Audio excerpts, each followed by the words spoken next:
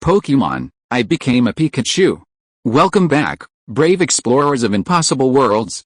We are excited to have you here to continue this odyssey together. Before we continue, everything you'll hear is pure fiction, so please don't try to replicate combat techniques at home.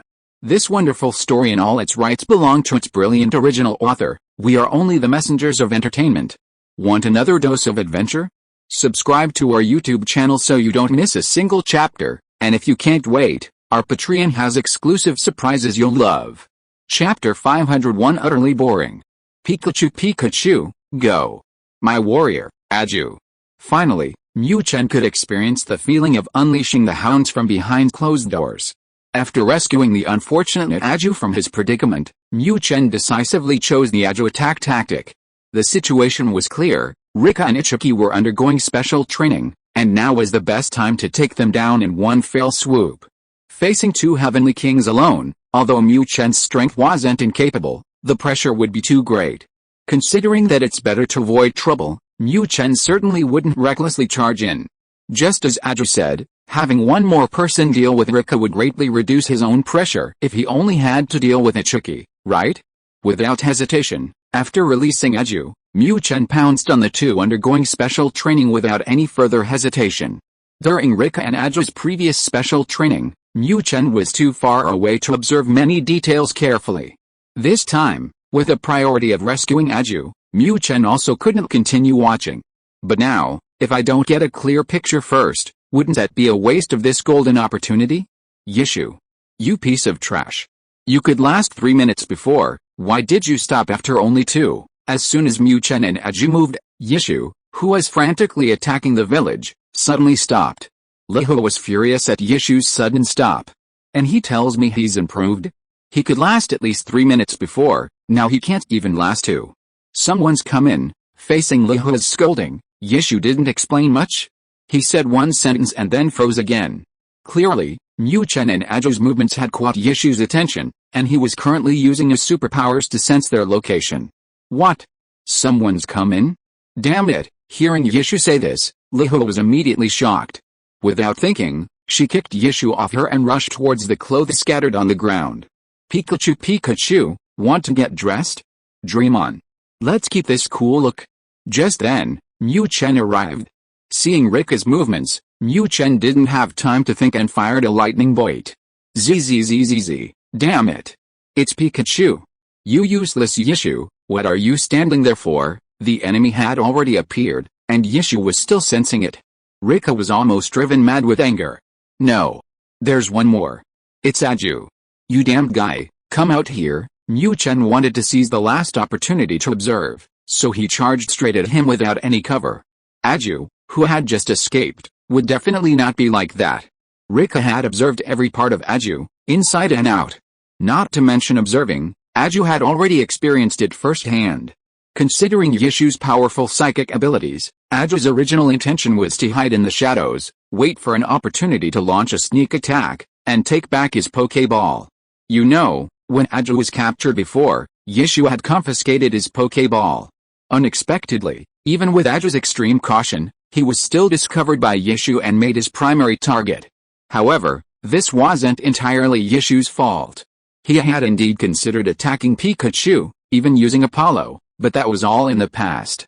Apollo's sneak attack failed, and Yishu himself couldn't defeat Pikachu either, so he had completely abandoned the idea. But what about Aju?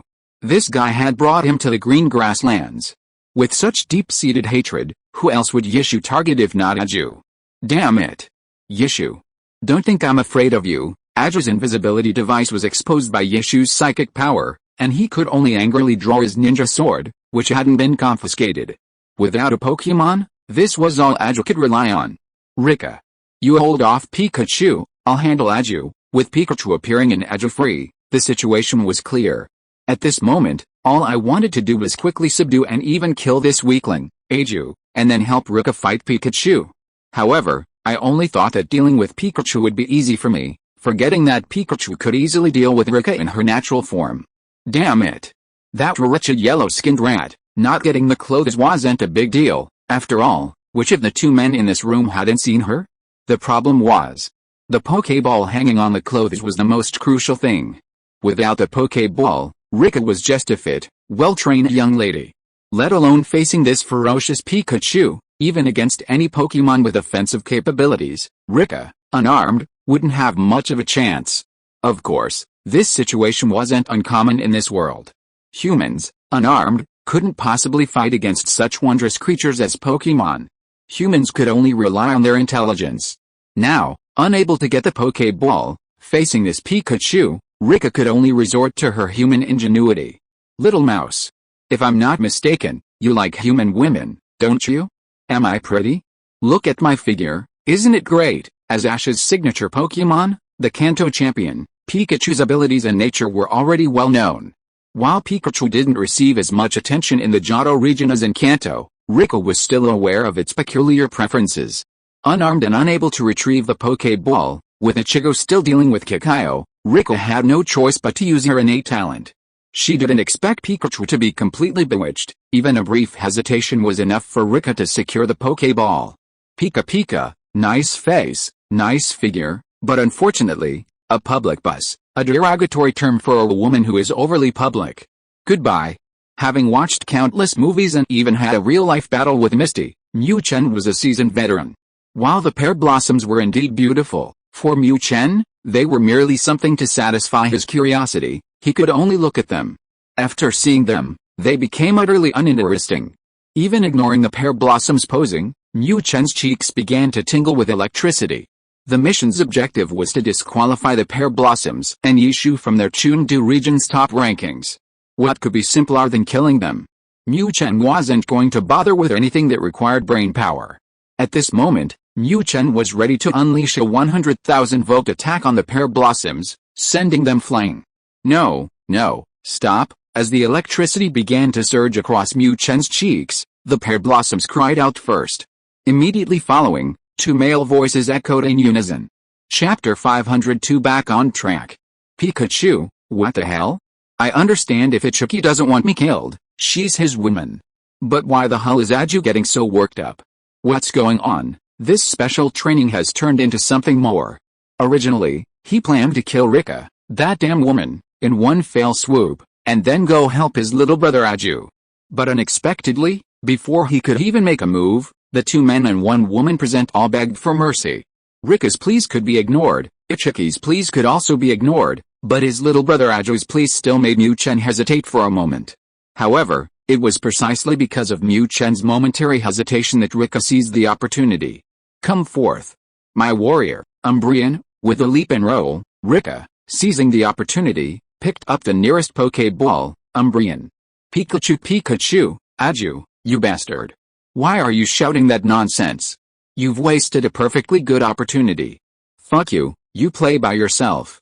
I'm going to deal with that Yishu. Seeing that Luhu had summoned that incredibly weak and resilient Umbreon again, Mu Chen was helpless. To break through this bastard's defense, he would have to use a charging move. With that time, he might as well go and study Yishu. Ignoring Luhu behind him, Mu Chen turned around and rushed towards Yishu, who was floating in midair striking a pose. Seeing that Pikachu had abandoned him, Luhu not only did not help Yishu, but instead ran towards the door. Clearly, at this moment, in this situation, Luhu perfectly demonstrated the essence of birds of a feather flock together, but when disaster strikes, they fly away separately. Damn it, Yishu felt a deep sadness as Luhu abandoned him and fled. However, what angered him even more was that before he could even defeat Aju, Pikachu had already rushed over. Having fought Pikachu before, Yishu knew that he was no match for it. Originally, he planned to kill Aju and then join forces with Rika to take down Pikachu. However, plans never keep up with changes. Pikachu, no matter how angry Ichiki was, Mu Chen ignored him. He unleashed a thunderbolt, effectively announcing his arrival. Jinx, Ice Punch, block Thunderbolt. With Pikachu's Thunderbolt already delivered, Ichiki certainly couldn't ignore it. Forgetting about continuing to pursue Aju, in a panic, Ichiki quickly ordered Jinx to change targets. Jinx, receiving Ichiki's command, Jinx let out a cry and swung its right fist, imbuing it with icy power. Boom, just as it struck a pose, Mu Chen's Thunderbolt struck. Jinx, the previously imposing Jinx cried out again. But this time, its voice was filled with a desolate meaning. Damn it, Jinx screamed and retreated after blocking an instant thunderbolt, and Ichuki panicked even more. However, Pikachu had already charged close, and there was no chance of escape. You wretched yellow-skinned rat, take this. Natu, use Future Sight. Jinx, find an opening and use Demon Kiss on Pikachu. Gardevoir, coordinate with me, use Psychic to restrict Pikachu's movement. Jinx was utterly defeated, and Ichuki completely abandoned his pursuit of Aju, focusing all his power on Pikachu. Blur, Julu, Shanna, with Ichuki's command, his 3 Elite 4-level Pokémon acted, unleashing their signature moves on Pikachu. Simultaneously, pink energy ripples appeared on Ichuki's forehead, working in conjunction with Gardevoir's Psychic to attack Mu Chen. Clearly, this was Yishu's strongest battle form. Pikachu, damn, 4 against 1? Have you no shame? Seeing Yishu's relentless attack, Mu Chen knew this guy was going all out. What else was there to say? Charge activated, quick attack, off you go. Activating the charge skill, Mu Chen used quick attack's displacement to frantically flee towards the outer perimeter. He could tolerate being controlled by Yishu's psychic power, as long as he kept accumulating energy, he could break through. But the problem was, what about Jinx's devilish kiss? Mu Chen would rather be hit by other attacks than let the disgusting thing bite him. At the same time, while Mu Chen dodged Yishu's combined attack and used the charge skill to counterattack, Aju, who had safely landed, also made a move. Initially, Aju and Pikachu had agreed that he would deal with Rika, and Pikachu would deal with Yishu. Unfortunately, Ichuki was too vigilant. Even during their special training, he continued to use his telekinesis to observe the surroundings. This caused Aju to lose the initiative and become Ichuki's target. Fortunately, all that was in the past, and everything was returning to normal. Rika, holding a ninja sword and summoning a crossbat, Aju exuded a powerful aura unique to a king. Damn it! Aju, get out of my way! Just as she was about to escape, Rika was blocked by Aju and immediately flew into a rage. HMPH. Get out of my way? You damn woman, do you know why I pleaded for you just now? It's because I am going to kill you with my own hands. Being caught by Ichuki was bad luck for Aju, he had indeed acted dishonorably.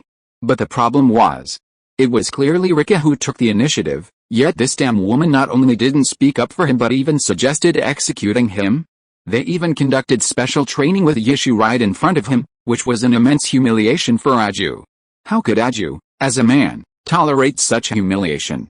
At this moment, Aju's only thought was to kill Rika to vent his anger. Aju, let me go, and I'll serve you well from now on. Rika wasn't afraid to fight Aju. But the problem was, behind Aju was a ridiculously strong Pikachu. After the battle that morning, Rika's Pokémon hadn't recovered at all. Only the tough-skinned Umbreon could still fight. That's why Rika didn't fight Pikachu alongside Yishu, but chose to run away. If Aju stopped her now, and Pikachu dealt with Yishu, what would become of her? HMPH. Let you go? Ask my ninja sword first. Aju was genuinely moved that Pikachu had come to her rescue. If Rika escapes because of him and seeks revenge later, wouldn't he, Aju, be blamed by Pikachu? A woman is just a training subject for Aju. Ninjas, they've never known what emotions are. Chapter 503 Counterattack in Desperate Circumstances. Jiayu Lulang. Just as Aju was entangled with Li Hui, the battle on Mu Chen's side also entered a white-hot phase. Yishu and Gardevoir's psychic powers were locked onto Mu Chen, forcing him to constantly move quickly to evade Yishu's restraints. Pikachu couldn't retaliate, and Jinx perked up. Although she had been badly shocked by Pikachu's Thunderbolt earlier, Jinx was still a champion-level Pokémon. Even if she was weak, Mu Chen shouldn't have been able to take her down with just one Thunderbolt. Now, seeing the constantly dodging Pikachu, Jinx cried out and opened her blood-red maw, wanting to give this agile yellow mouse a loving bite. Pika Pika, damn it! You disgusting thing, do you dare to stay away from me? Seeing that Jinx's pursuit was even faster than her psychic attack, Mu Chen was completely speechless. What's going on here? Can't we talk about this? Why does it have to be so crude and rude? I really can't stand your gaping maw. However, the charging skill wasn't finished yet, and Mu Chen absolutely couldn't interrupt it to attack this disgusting creature, Jinx. Moreover, even if the charging skill finished, Mu Chen still wouldn't waste this powerful attack on Jinx. Frankly, this thing is good at being annoying, but its combat power is just so-so. If he wasted his charging skill on this thing, the later battles would be really difficult. Ha ha ha. Well done, Jinx. Entangle Pikachu and restrict its dodging space. The room was small to begin with, and Rika and Aju had gone outside to fight. Now, inside the room, Ichiki could attack without any worries. Seeing Pikachu being forced to run around wildly by Jinx, Ichiki burst into laughter. What? So Pikachu isn't so invincible after all? Having battled Pikachu once before and been utterly humiliated, Yishu had a lingering fear of the game. That's why he was so nervous upon seeing Pikachu. But now, it seemed that if he went all out, with several Pokémon working together, defeating Pikachu wasn't impossible. The thought of defeating Pikachu, and even potentially assassinating Ash and stealing his dragon brother Latias and sister Latias, excited Yishu. This was a golden opportunity. Natalia, Future Sight, activate. Gardevoir, increase your psychic attack. After a brief struggle, Natalia's Future Sight was ready. Seeing Pikachu cornered, Yishu decisively gave the order to finish it off. As long as he, Gardevoir, and Jinx trapped Pikachu, restricting its movement, Natalia's Future Sight would knock it out. It's important to know that Natu's Future Sight is an incredibly powerful skill. Ichiki was confident that if this Future Sight hit Pikachu, he could finish it off and win this unexpected battle. Boo! With Ichiki's command, Natu, hovering in midair, flapped its wings and let out a loud cry towards the roof of the house. Under Natu's cry, a large amount of fire elements suddenly rose from inside the house. Clearly, this Future Sight attack from Natu was a fire-type move. Pika Pika, holy crap! Is it for real? Seeing Natu's stance and the intense fire element, Mu Chen knew that if he were hit by this attack, he would definitely be knocked down. However, even though Mu Chen wanted to dodge, the two pink beams of psychic energy on the left and right completely restricted its movement. Even worse, that disgusting Jinx, still pouting its fiery red lips, mindlessly lunged at him. How to deal with this? Seeing Natu's unknown future about to strike, Mu Chen was caught in a huge dilemma. What to do? The charge skill wasn't fully charged yet. Even if he used it now, the effect would definitely not be optimal. It might not even be able to break through Yishu's combined attack. But the problem was, if he didn't use it, how could he dodge in the current situation? Attacking Yishu and Gardevoir was unrealistic. Those two were standing way too far away, and before his attack even reached them, unknown future would have already struck. Attacking Natu was even more unrealistic. Its skill had already been activated, and even if he electrocuted it, it wouldn't help. The only one he could attack was that Jinx with its fiery red lips. But Mu Chen really couldn't bear to use a charge skill on that thing. Wait? Jinx? Holy crap, I have an idea. As Mu Chen pondered his dilemma, the thought of Jinx suddenly sparked a flash of inspiration in his mind. Am I stupid? Why do I have to charge up? Why can't I let the disgusting Jinx take the brunt of that precognitive attack from me? As the saying goes, action speaks louder than words. Having confirmed his thoughts, Mu Chen no longer hesitated and decisively put them into action. Pikachu, Pikachu, come on. Jinx, my little darling, come on. Enjoy my enthusiastic hug. High-speed movement activated, and a flash of lightning sprang into action. Mu Chen stopped dodging and instead pounced on the Jinx with its fiery red lips. Jirao, having chased Pikachu relentlessly without even touching a hair, Jinx was thrilled to see it pounce on her. However, before she could even offer her fiery red lips, the charging Pikachu suddenly collapsed to the ground. Jirao, what's going on? What happened? Did Pikachu lose its claws? Why did it fall? Seeing Pikachu fall, Jinx's not-so-developed brain obviously didn't understand what was happening. Pika Pika, you bastard, feel the hellish roll. Mu Chen's fall wasn't some kind of ghostly Pikachu losing its claws. His only goal was to grab Jinx's legs and then deliver a devastating blow, a hellish roll. HMPH. You claim to be able to foresee the future? Well then, I'll see if you can predict who you're attacking. Jirao, with Pikachu grabbing her legs and charging towards the oncoming fire elemental, Jinx finally understood. Alice, it was too late. Chapter 504 Superpowered King Ichiki? Died. Damn it. How is this possible? At this moment, the one who panicked was now Ichiki. He had been confidently preparing to take down Pikachu with his combined attack. But unexpectedly, the situation changed drastically. Pikachu's hell roll instantly shattered the illusion. Not only was Jinx countered, but it also took the brunt of Pikachu's future sight attack.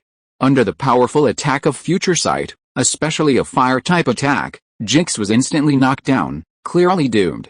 But that wasn't the worst of it. With Jinx down, Ichiki's encirclement of Pikachu was completely doomed. Natu had just used future sight, and it was unknown how long it would take to use it again. Moreover, the electricity crackling on Pikachu's cheeks constantly reminded Ichiki. At this moment, Ichiki no longer considered how to kill Pikachu. For Ichiki, escaping was victory. Gardevoir, use Psychic Beam. Block it, confirming it was no match. Yishu sacrificed Gardevoir without hesitation.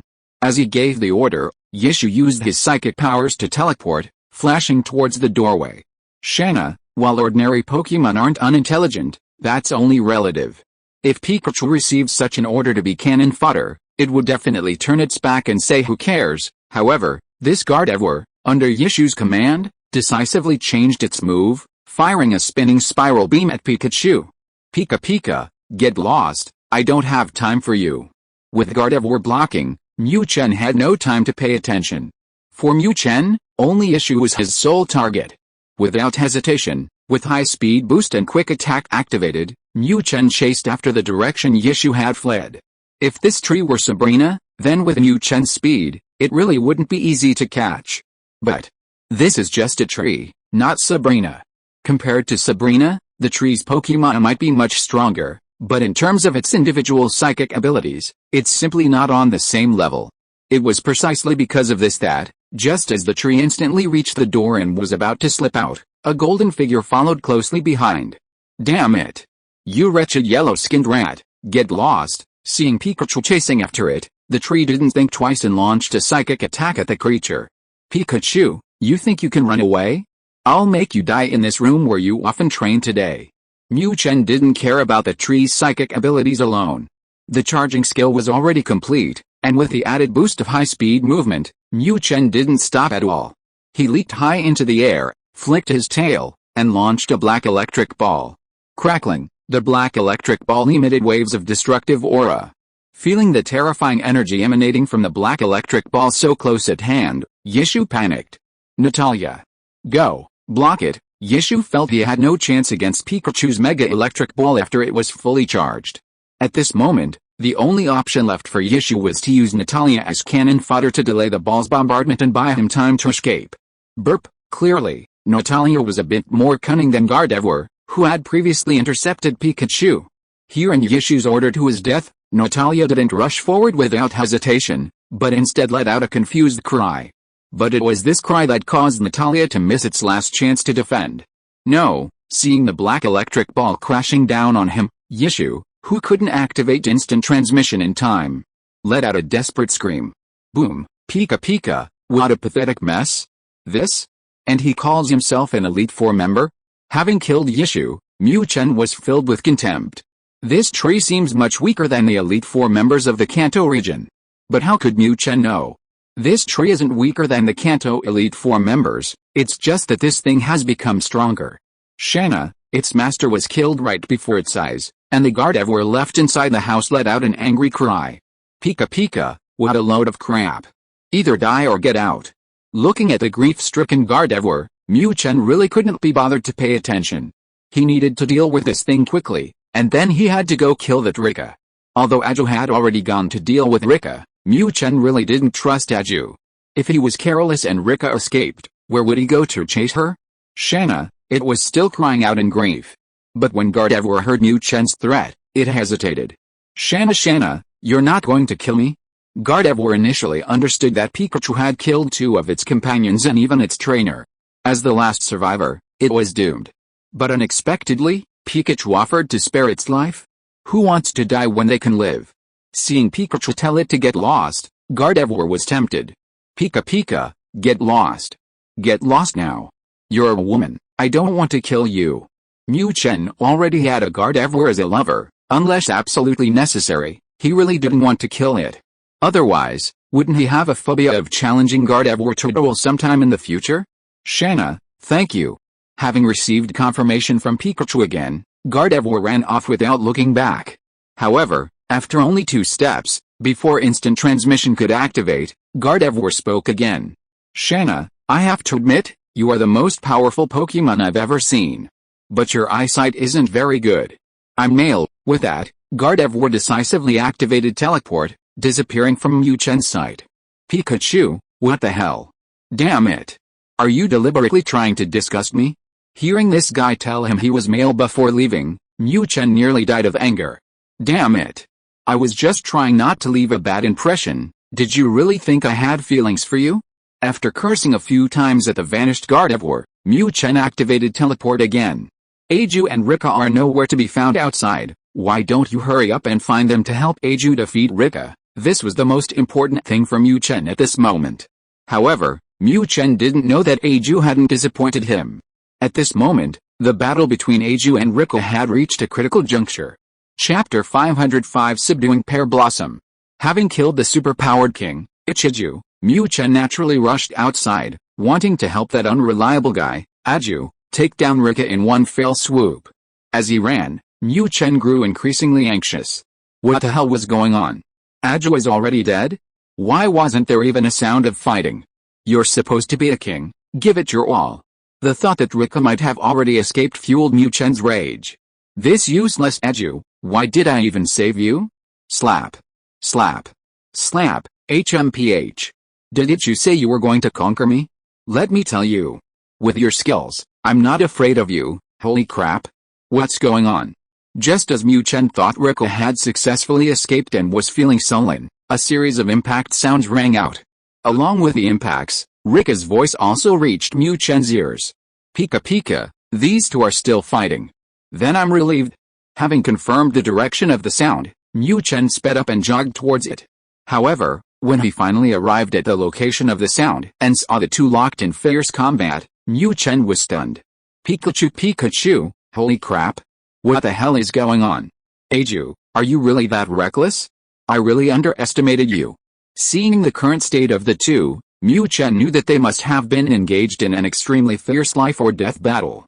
Didn't you see that their Pokémon were lying on the sidelines, and even their bodies were covered in wounds? When Rika ran away, she wasn't wearing much, and now Aju's ninja outfit is gone? Holy crap. I really misjudged you, Aju. Seeing Aju fighting so hard, even being forced into such a situation by Rika, still gritting her teeth and frantically pressing Rika against a tree to attack, Mu Chen clicked his tongue in amazement. This kind of daredevil follower is hard to find.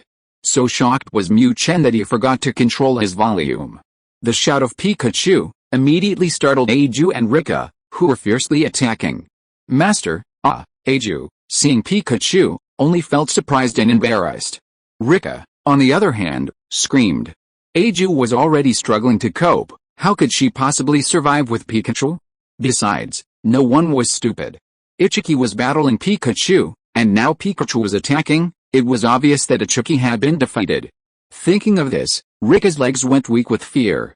Ignoring Aju, who was still instinctively attacking behind her, Rika collapsed to the ground. Pikachu Pikachu, damn it. Keep going. Don't stop.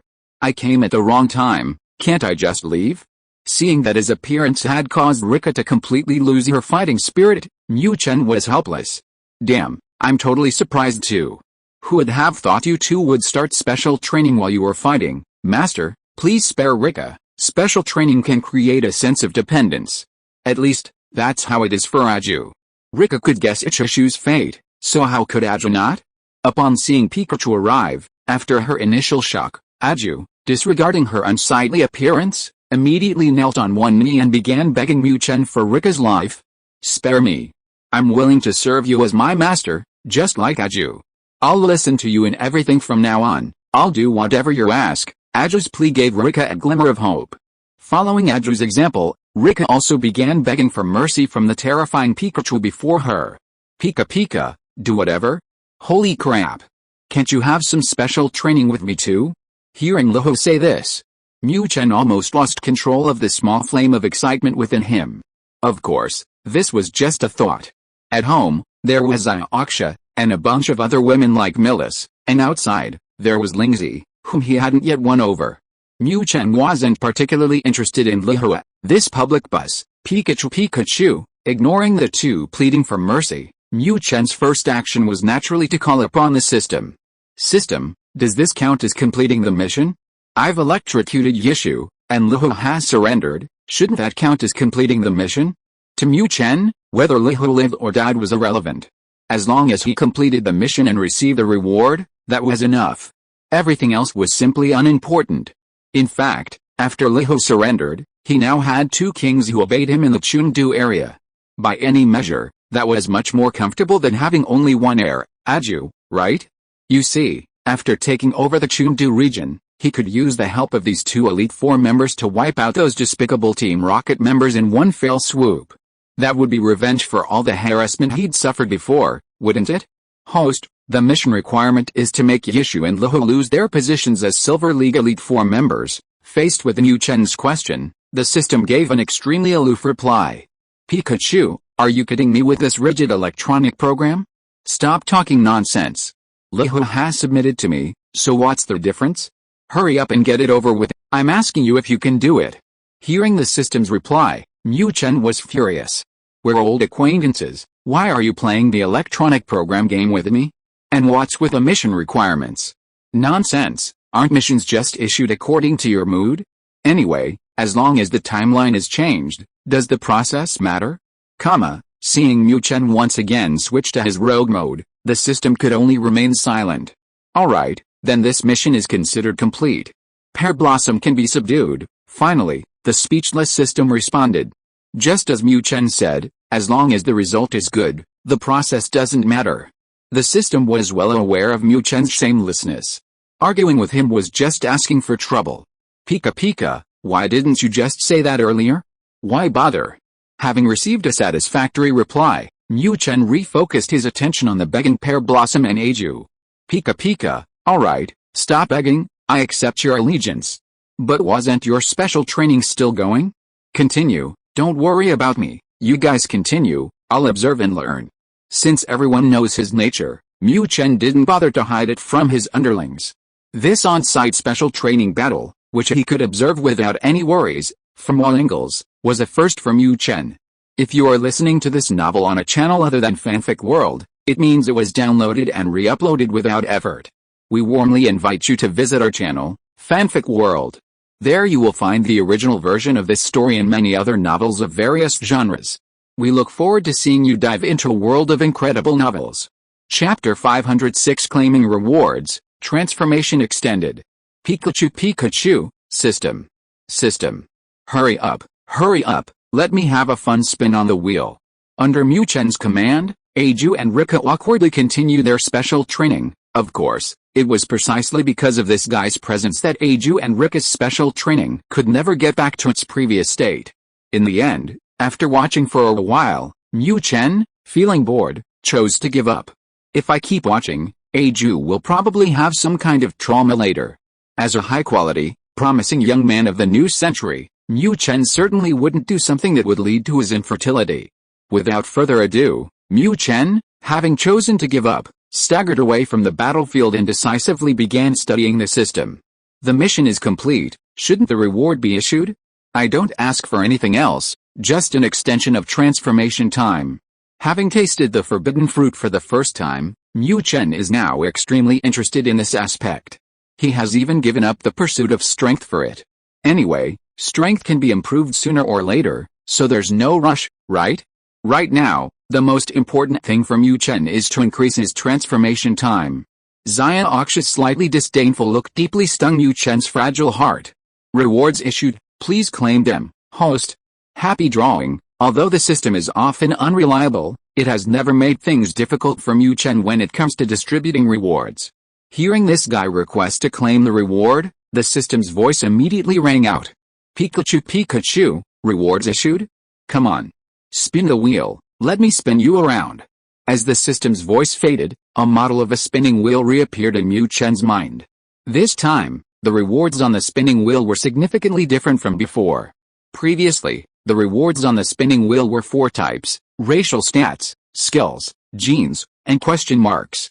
For Mu Chen, apart from skills being a bit useless, the others could greatly enhance this guy's combat power. However, at this moment, the skill options on the roulette wheel had disappeared, replaced by the very one Mu Chen desperately wanted, extended transformation time. Seeing the system's thoughtfulness, Mu Chen was naturally incredibly excited. The most disgusting option was gone, replaced by the one he craved most. With the system being so helpful, what could he say? No doubt, roulette wheel, here we go. Under Mu Chen's expectant gaze, the roulette wheel slowly began to spin. As the pointer jumped, Mu Chen's heart pounded. Success or failure, it all depended on this one turn. Transform. I don't care about anything else, today I only want one transformation. Finally, under Mu Chen's expectant gaze, the roulette wheel's pointer slowed down. Finally, seeing the pointer slowly come to rest on the transformation option, Mu Chen was ecstatic. Pikachu Pikachu, system. You're so awesome. I love you. Regarding this roulette wheel, Mu Chen had always suspected the system of rigging the game. This is why he kept repeating the reward he hoped for while using the roulette wheel. At least if he kept emphasizing it, the system would know his urgent desire, right? Congratulations, host, you have won the transformation time extension reward. Please draw a second time to confirm the extension. Pikachu Pikachu, a second draw? Isn't this like genes? To confirm the exact extension time, right? No problem, come on, I don't ask for much. 30 minutes is enough. Last time, Mu Chen, who finished quickly in 8 minutes, was deeply despised by Xiaoxia. This time, Mu Chen was determined to regain his valor and show Xiaoxia that he was a true man. However, when the excited Mu Chen saw the transformation time extension reward draw option, his good mood vanished. Pikachu Pikachu, what the hell? Is this going to be so outrageous? What the hell is this? Looking at the options before him, most of which offered transformations lasting 1 minute, 2 minutes, 5 minutes, or 10 minutes, Mu Chen was furious. 10 minutes at most, plus his original 5 minutes, only made him 15 minutes, what a joke. Of course, this was just the majority. Interspersed among these countless 1 minute and 2 minute options were occasional super transformations of 30 minutes, 1 hour, or even 1 day. But the problem was, the odds were 100 to 1. Could he possibly have that kind of luck? Mu Chen was deeply skeptical. However, this time, the system coldly ignored Mu Chen's doubts. Pikachu Pikachu, damn it. Whatever, draw. Anyway, the chance of a 10-minute transformation wasn't low, so Mu Chen could only pin his hopes on the 10-minute option. But what Mu Chen didn't expect was that he would immediately experience what it meant to reach the pinnacle of life. With his eyes closed and the selection random, when Mu Chen opened them, he saw the pointer hovering over a tiny, almost indistinguishable option. He was so excited he nearly cried. Thank you, system. Thank you, God.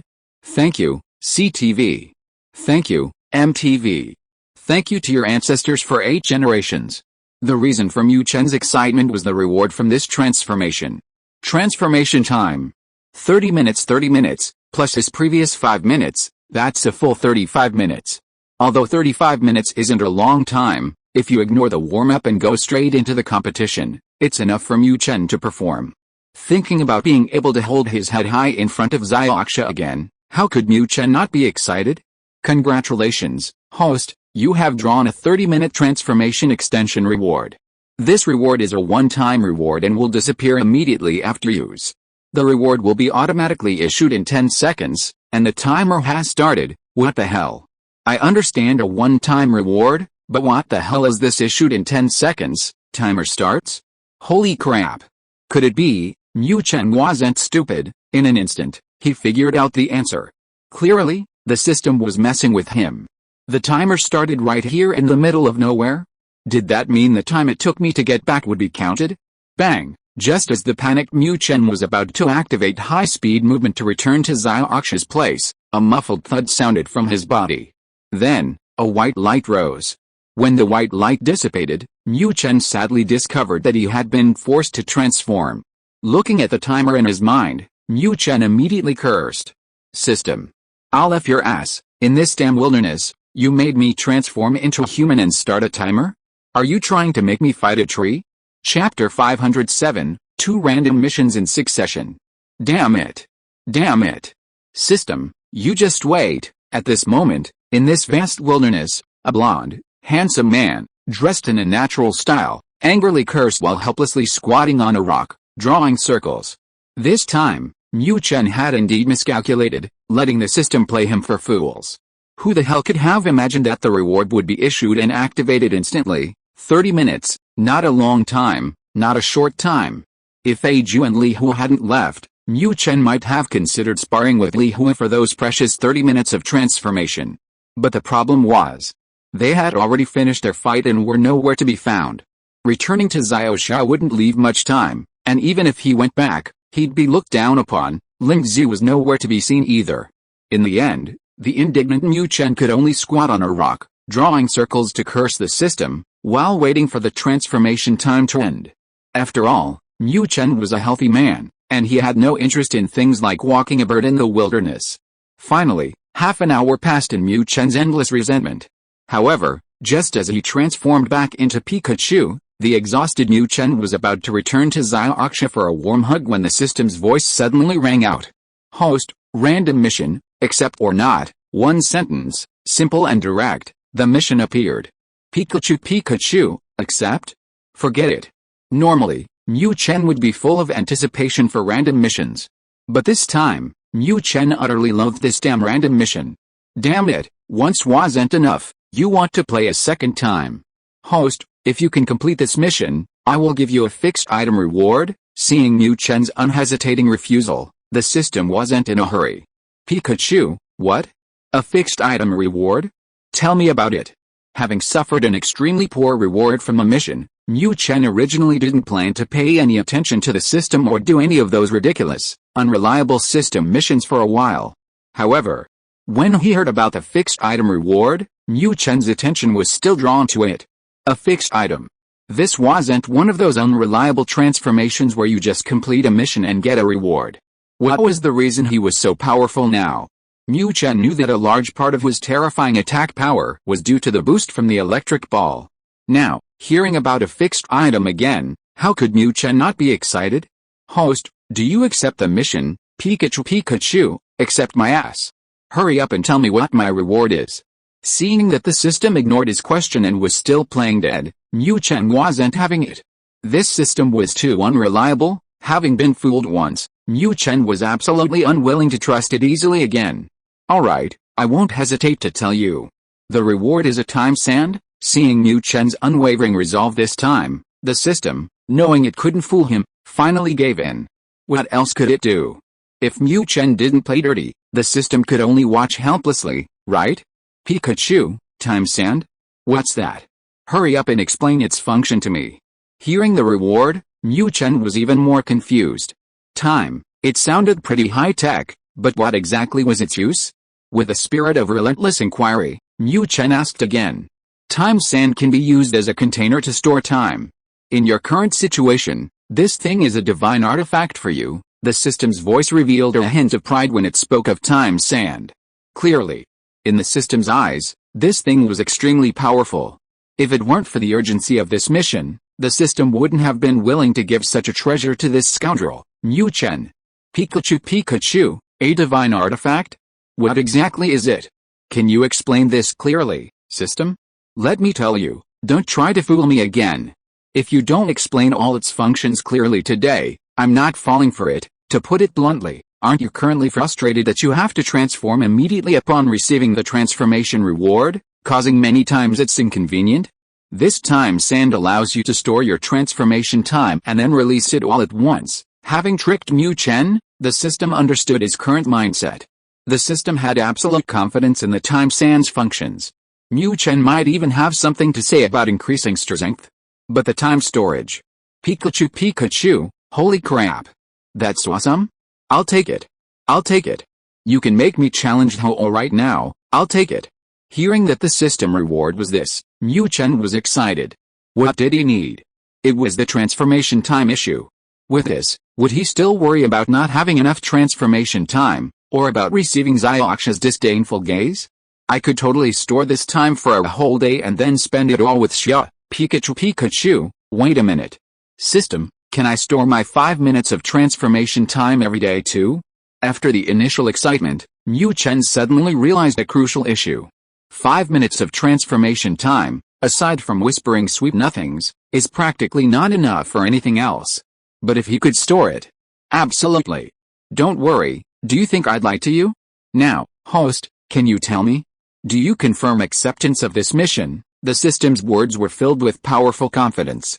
Clearly, in the system's view, Mu Chen would never refuse this mission, no matter what. Pikachu, no problem. Accept. Come on, whatever the mission, I guarantee I'll complete it perfectly. As the saying goes, pressure breeds motivation. Having just suffered great damage during the transformation, and now seeing hope in his suddenly appearing mission, how could Mu Chen possibly refuse? Mission accepted. Please confirm mission details. Mewtwo's attack. After a period of recuperation, Mewtwo, who escaped from Team Rocket, has recovered its full power. Now, Mewtwo is launching a frenzied revenge attack on Team Rocket. However, because Mewtwo is an artificial Pokémon, there is no distinction between good and evil in its world. A large number of ordinary people will be affected by Mewtwo's destruction. Therefore, please return to Kanto immediately to help Team Rocket resist Mewtwo's attack. Mission requirements: kill or repel Mewtwo. Pikachu, you want me to help Team Rocket? Are you kidding me? Hearing that the mission was this, and the opponent was that freakish Mewtwo, Mu Chen was speechless. Sure enough, this system is still messing with me. Chapter 508 Little Zhi's efforts. What are you doing? I still want to sleep. Pikachu. Listen to me, don't make a fuss. After a night of commotion and watching Ash play some kind of Elite Four challenge this morning, Zhiaksha fell into deep sleep after returning to her room. She was sound asleep when Pikachu suddenly popped up. You could just crawl in, fine, at most I'd cuddle with you while we slept. But why are you always following me around like that? Half asleep, Zhiaksha didn't realize it was Mu Chen calling her to wake up. Instead, she thought the little rascal was being mischievous again. Pikachu, oh dear. Get up quickly. Saving lives is urgent, don't delay. The mission requires returning to the Kanto region to defeat Mewtwo, but Mu Chen and his team are still in the Johto region. This round trip is taking several days. If it's delayed too long, and Team Rocket isn't up to par, they'll be wiped out. What am I supposed to do then? Although the destruction of Team Rocket had little to do with Mu Chen, and was even something he found quite enjoyable, the system wouldn't allow it. The mission requirements were clearly stated: to get the reward, Team Rocket couldn't be destroyed. At the very least, the core mission, Giovanni, couldn't be eliminated. This put Mu Chen in a very awkward position. That's why Mu Chen was so anxious, desperately trying to wake Zhiaksha. Whether Ash accompanied him back to Kanto wasn't important, but he couldn't leave Zhiaksha behind. Not only had they just started wooing each other, their relationship rapidly heating up, but Mu Chen wouldn't feel safe leaving Zhiaksha alone either. Protecting Ash was the system's requirement, something Mu Chen could only reluctantly comply with. Protecting Zhiaksha, however, was something Mu Chen would risk his life for without hesitation. Pikachu. What are you doing? Finally, after Mu Chen's antics, Zhiaksha angrily opened her bright eyes. Pika, oh my god, you're finally awake.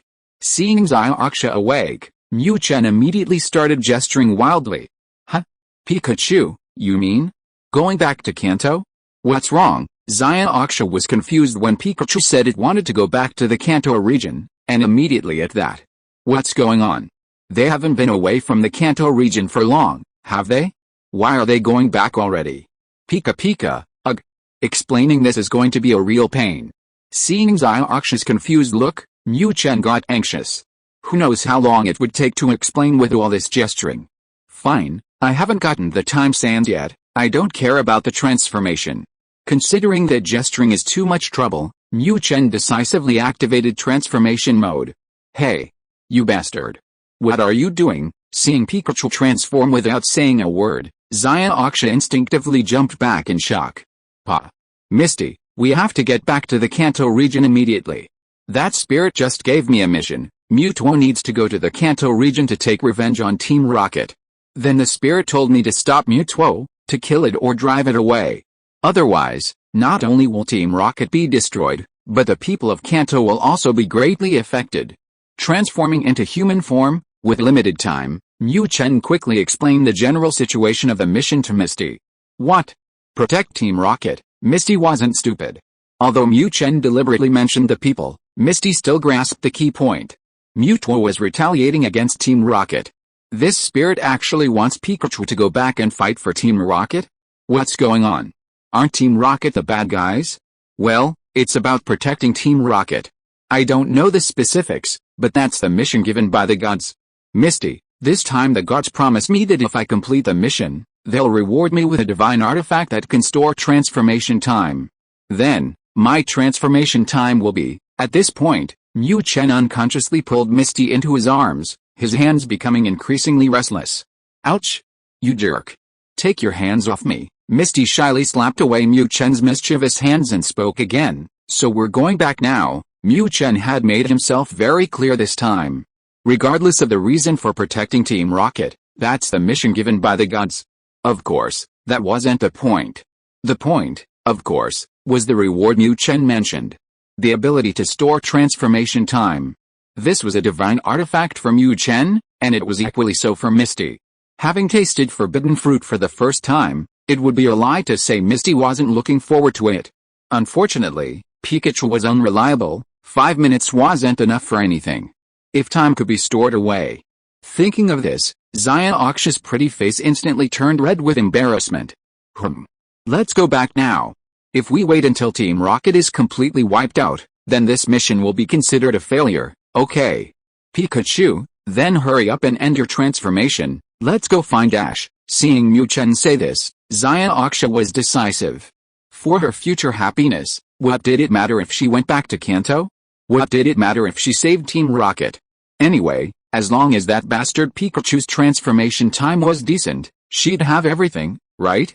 However, after those 5 minutes passed amidst Mu Chen's random nibbling and touching, Xiaoxia, her pretty face flushed with embarrassment, carried the Pikachu she had just scolded to Ash's door. She was embarrassed. Slap. Slap. Slap, a rhythmic clatter came from inside. Before even opening the door, Xiaoxia's pretty face was already burning red.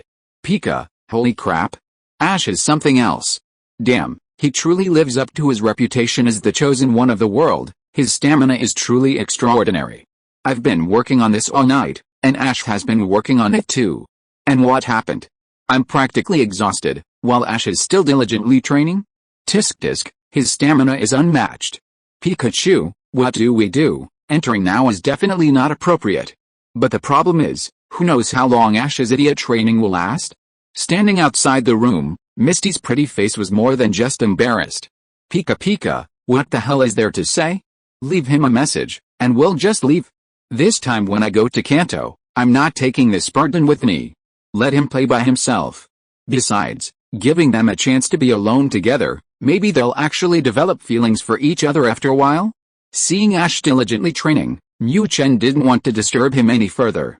That's perfect, let's each have some time alone together. Chapter 509 Returning to Kanto. Pikachu Pikachu, free. I'm finally free.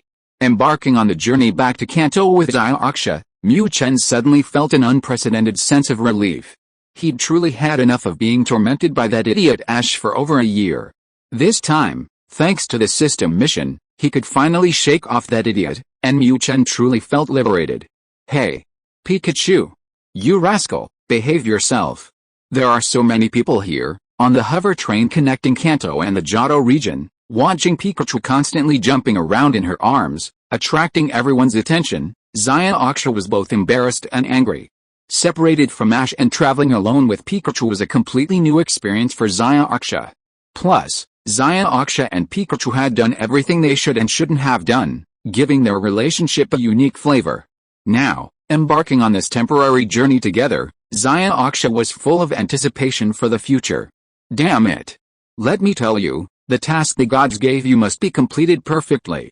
Only when the gods are satisfied and reward you with that time sand can we. The can we part is self-explanatory. Everyone understands. Xiaoxia didn't need to spell it out. Mu Chen already knew everything. Pikachu Pikachu, don't worry. I'll definitely beat that Mewtwo. For his happy future, let alone Mewtwo, even if he brought out a fully powered legendary Pokémon, Mu Chen was absolutely confident he could beat it. Seriously? How long have I been holding back? Although being separated from Ash means Melodic and those old women will be completely unavailable for a while, does it really matter? While sparring with Melodic and those old women might give Mu Chen a different feeling, fundamentally, Mu Chen is still a human. From a human perspective, Xia Oxia is naturally more appealing. If Mu Chen really had to choose, he'd rather give up the entire forest of Melodic's old hags for Xia Oxia. Pikachu. Where are we going now? After a long, nagging conversation, Xia Oxia led Pikachu back to the Kanto region. Since the mission was given to that bastard Pikachu by the gods, Xia Oxia could only follow his orders. Pika, how am I supposed to know where we were going? This mission says Mewtwo is attacking, who knows where it's attacked? Hearing Xia Oxia's question, Mu Chen rolled his eyes helplessly. System, come out here. When in doubt, the system solves. Without finding Mewtwo, this mission naturally can't continue. Without any hesitation, Mu Chen immediately thought of the system. Damn it, if you want me to deal with Mewtwo, at least give me a general location, right? Team Rocket's headquarters are in Viridian City, but they also have a very large branch in Celadon City. This time, the system didn't give a direct answer, but instead revealed core information about Team Rocket to Mu Chen. Pikachu, what the hell? Are you kidding me? Can't you just give me the correct answer? Mu Chen was extremely indignant at the system's perverse pleasure of making him guess. However, this time, no matter how much Mu Chen cursed, the system remained aloof and unresponsive. Pikachu, what's up? Where are we going? Pikachu beeped at the air, which didn't surprise Xia Oxia at all. Clearly, this guy was negotiating with a god. If there was anything that puzzled Xia Oxia, it was why Pikachu seemed extremely angry. Had this bastard gone mad? Daring to be angry at a god? Filled with astonishment, Xia Oxia didn't dare disturb Pikachu at all. After all, he was talking to a god. Finally, after Pikachu calmed down, Misty quickly asked, Pika, let's go to Celadon City first. The final stop of the hover train is Goldenrod City. In terms of distance, Celadon City is definitely closer. Nobody knows where Mewtwo will attack, it's a choice between two options, so Mu Chen naturally wants to find a place closer, right? However, what Mu Chen didn't expect was that before he and Misty even left Goldenrod City, an accident happened. Look! What's that? It looks like Sabrina, the Psychic Queen. Oh my god. Doesn't Sabrina rarely leave the gym? What's wrong with her? Yeah, why does Sabrina seem so anxious? Just as the onlookers were discussing, the season Otaku Sabrina left the gym, and in an extremely flamboyant way, she flew at high speed using her psychic powers. Pika, quick, Misty, let's catch up. Mu Chen already knew that Sabrina was with Team Rocket. Seeing Sabrina leave the gym and speed off in one direction, Mu Chen's first thought was naturally Mewtwo. Only when Mewtwo attacked would Sabrina seem so anxious. What was initially a matter of pure luck turned into a stroke of good fortune once Mu Chen saw Sabrina. If he could keep up with Sabrina, he would definitely find Mewtwo. Although Mewtwo had brutally defeated Mu Chen twice before, as the saying goes, times have changed. Now a beginner Pikachu, and with the power of Electric Ball, Mu Chen was no longer afraid of Mewtwo. For Mu Chen, defeating Mewtwo wasn't difficult. The real challenge was finding it. Now, with Sabrina as his guiding light, how could Mu Chen not seize the opportunity? Alice, it was all just a beautiful dream. Sabrina's flying speed was incredibly fast. If it weren't for Misty, Mu Chen, with his high-speed movement, might have been able to catch up. But with Misty pleading, no, I can't go on. Pikachu, let's rest a bit, I really can't run anymore. If she hadn't said that last sentence, Misty's panting words would have been completely misunderstood. Pika, watching Sabrina's receding figure, Mu Chen could only sigh helplessly. They'd only just chased her out of Goldenrod City, he had no idea where she was going. But Misty couldn't run anymore, and Mu Chen certainly wouldn't abandon her to chase Sabrina. After all, wasn't the core of this mission for Misty? Mewtwo must have already arrived in Kanto. If something happened to Misty, Mu Chen would have nowhere to cry. Chapter 510 The trio arrives. Jessie. Look, isn't that Pikachu? And that little girl too. Having failed to track Sabrina, Mu Chen and Xia Oxia could only proceed with their original plan and head to Celadon City to try their luck. However, they had only been away from Goldenrod City for a day when they were spotted by the Team Rocket trio. It really is them. Jessie, what do you say? Should we make a move? Meow. The trio had previously been repeatedly thrashed by Pikachu, even drawing the help of Yamato and Kasaburo's duel, resulting in one death and one injury. Afterwards, they were relocated by Team Rocket's leader, Giovanni. They thought they would never have anything to do with Pikachu again. But unexpectedly, at this crucial moment, they actually encountered Pikachu. Are you two idiots? That Pikachu is a champion Pokémon, can we beat it? Catch it? How? Capturing Pikachu was equally tempting for Jessie.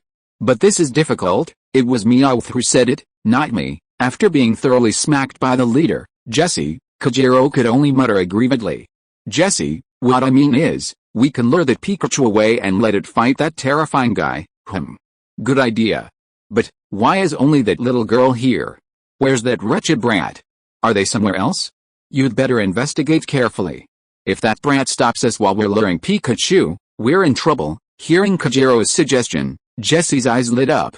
The suddenly appearing powerful enemy was even a match for their leader. If they went there, they'd only be able to cheer. But, if they could lure the champion Pokemon Pikachu away, wouldn't they have hope of defeating the powerful enemy? If that were the case, wouldn't they become heroes of Team Rocket? Thinking of that bright future, Jessie was mesmerized. Of course, while mesmerized, Jessie, having learned her lesson many times, remained very cautious. Hey Jessie, don't worry about him. If that brat shows up, we won't lure Pikachu. The boss and the others are almost overwhelmed. I heard Athena is injured, and Sabrina is on her way to help. We don't have time to find that brat. Just as Kajiro said, Team Rocket was in dire straits. No one expected that the Pokemon that betrayed Team Rocket would reappear with power far exceeding its previous strength. Caught off guard, Giovanni was first brutally defeated, even forced to abandon their base in Viridian City and flee to Celadon City. Upon arriving in Celadon City, the powerful entity pursued them. To resist this powerful entity, Team Rocket's only remaining Elite Four member, and the only female Elite Four member, Athena, was sent into battle. However, even Giovanni was no match for her, let alone her. Because Team Rocket was in such dire straits, even the trio of cannon fodder were ordered to provide support. Ugh. Fine. Never mind. Let's go. Thinking of Team Rocket's predicament, Jessie disregarded the danger. Meeting Pikachu at this moment was like a stroke of luck for them. Pikachu, you bastard. I'm telling you, if you don't save up enough time to transform, don't try to become human again. Misty, of course, was unaware of what was happening. At this moment, Misty was furiously scolding this despicable yellow-skinned mouse. What the hell? You damn bastard, you stinking bastard. You only transform for 5 minutes, can't do anything, and you still try to provoke me? In the end, you just stirred up my anger and then you turned back? Misty utterly despised this situation. Pika Pika, let go. Stop grabbing me. You're annoyed, but I'm not. Mu Chen, of course, knew the reason for Misty's anger. But what could he do? Even without Misty saying anything, Mu Chen didn't intend to do it a second time. It wasn't just Xiaoxia who was in a frenzy, Mu Chen's side was practically exploding. He was all set to get ready, but then his transformation ended and it was game over. This was beyond embarrassing. Just as Mu Chen was struggling to shake off Xiaoxia and save face, 3 figures suddenly appeared from the side. No. To be precise, 2 figures plus a cat. Ha ha ha. Yellow-skinned rat, we've run into you again. Today, you're not getting away, what are you waiting for? Go, Arbok, use dissolve, take this crazy slash. Meow, the ones who suddenly appeared were, of course, the Team Rocket trio. Mu Chen had returned to Kanto to deal with Mewtwo, something these 3 obviously didn't know. To lure Pikachu over, these 3 immediately went into attack mode, clearly intending to provoke Pikachu and make it chase them. Pika Pika, holy crap. What's going on? How the hell are these 3 idiots still alive? The sudden appearance of the trio really caught Mu Chen off guard. Who would have thought that he would encounter these 3 morons in the middle of nowhere? However, the old man had already spat out a mouthful of disgusting dissolving liquid, and not fighting back was not in Mu Chen's nature. Pikachu, I don't care what you are, 100,000 votes and you're done. ZZZZZ, thinking it and doing it, without even breaking free from Xiaoxia's grasp, Mu Chen, who was being held in midair, blasted the trio with a 100,000 vote. Chibako, meow. Ouch. Ouch. Meow. With just one instantaneous 100,000 volts, the world fell silent. Run. This guy is too strong, damn it. Why is this Pikachu so strong? Recalling the Arbok that was convulsing and on the verge of death from the electric shock, and holding the Meowth whose eyes were completely rolling back, Musashi and Kojiro immediately started their escape. Originally, their plan was to fight and retreat, fighting as they went. But judging from the current situation, it seemed that was unnecessary. Escaping was already a victory. Pika Pika, Misty, hurry up and chase. We can't let these two idiots get away. Mu Chen didn't have the mind to kill Musashi and Kojiro. Although these two idiots had annoyed him a lot in the past, that was all in the past. Now his strength was enough to look down on these trash, so Mu Chen was too lazy to care about those past things. As for why Mu Chen was still chasing them? Just kidding, those two are from Team Rocket. If we catch up with them, we'll find out where Mewtwo is. Chapter 511 Level 4 Gigantamax. Damn it. What do we do? They're catching up, what else can we do? Run. We're not far from Celadon City. If we just hold on and lure Pikachu there, we'll win, but I'm worried that we'll be caught by this yellow-skinned rat before we even reach Celadon City. Meow. Pikachu and Misty chased after them relentlessly, while the Team Rocket trio in front sprinted for their lives. The chase went on for almost the entire morning, until Jessie and the others finally broke down. Why was it that in their imagination, they were leisurely luring Pikachu to Celadon City, like on a picnic, and then letting the wretched yellow-skinned rat deal with that traitor Mewtwo? The reality was so different from their expectations.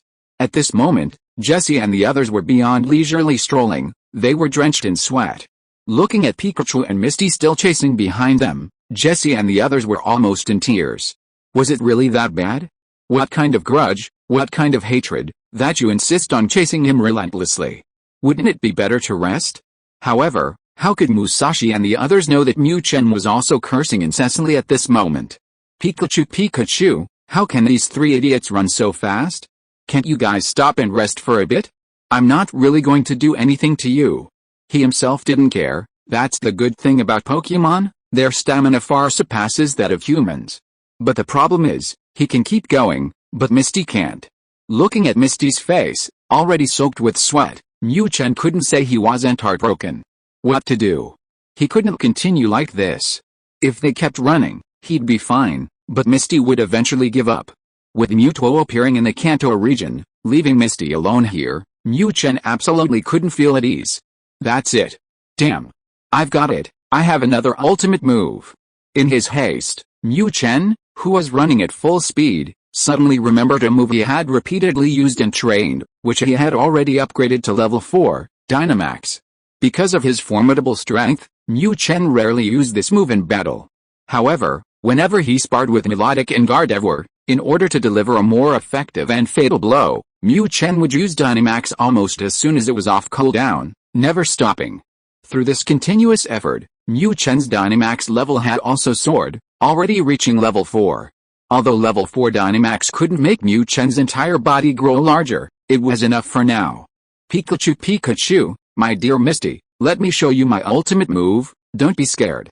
Thinking of it, he did it. Ignoring the Team Rocket trio still fleeing for their lives ahead, Mu Chen decisively stopped running and started striking a pose. Pikachu? What's wrong? Don't worry about me, keep chasing. Seeing Pikachu stop, Xiaoxia's heart warmed instantly. Clearly, Pikachu felt sorry for her after all the hard work. Although exhausted, Xiaoxia wasn't going to give up. Just as that rascal Pikachu had predicted, catching up with Team Rocket would lead to Mewtwo's exact location. Why had they traveled all the way from Johto back to Kanto? To defeat Mewtwo and complete God's mission. A short period of hardship didn't matter, as long as they completed the mission and Pikachu could store his transformation time, then the two of them could finally enjoy a truly happy life. For that happy life, Xiaoxia was determined to persevere. However, Mu Chen wasn't going to let Xiaoxia continue. Pikachu, a cry rang out, and Mu Chen's size instantly increased.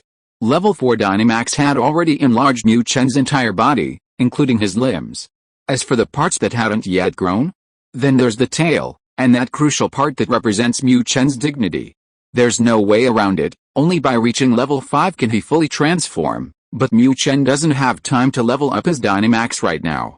Anyway, it's all about chasing, so whether he changes his dignity or not doesn't matter. Oh my god. Pikachu! What is this? Seeing her 30 to 40 centimeters Pikachu transform into a giant yellow mouse, a full meter tall and 2 meters long, SYNOPSIS was stunned. What kind of incredible skill is this? Can it even enlarge its body? Pika Pika, awesome, right? This is called Dynamax, which can enlarge any part of the body, but it has a time limit. Level 4 Dynamax can maintain the transformation for 30 minutes, which is basically enough for sparring with Melodic and Gardevoir, or battling others. Any part. Hearing Pikachu say that, SYNOPSIS' pretty face instantly turned red. Jessie, wait a minute. Pikachu seems to have lost track, yet.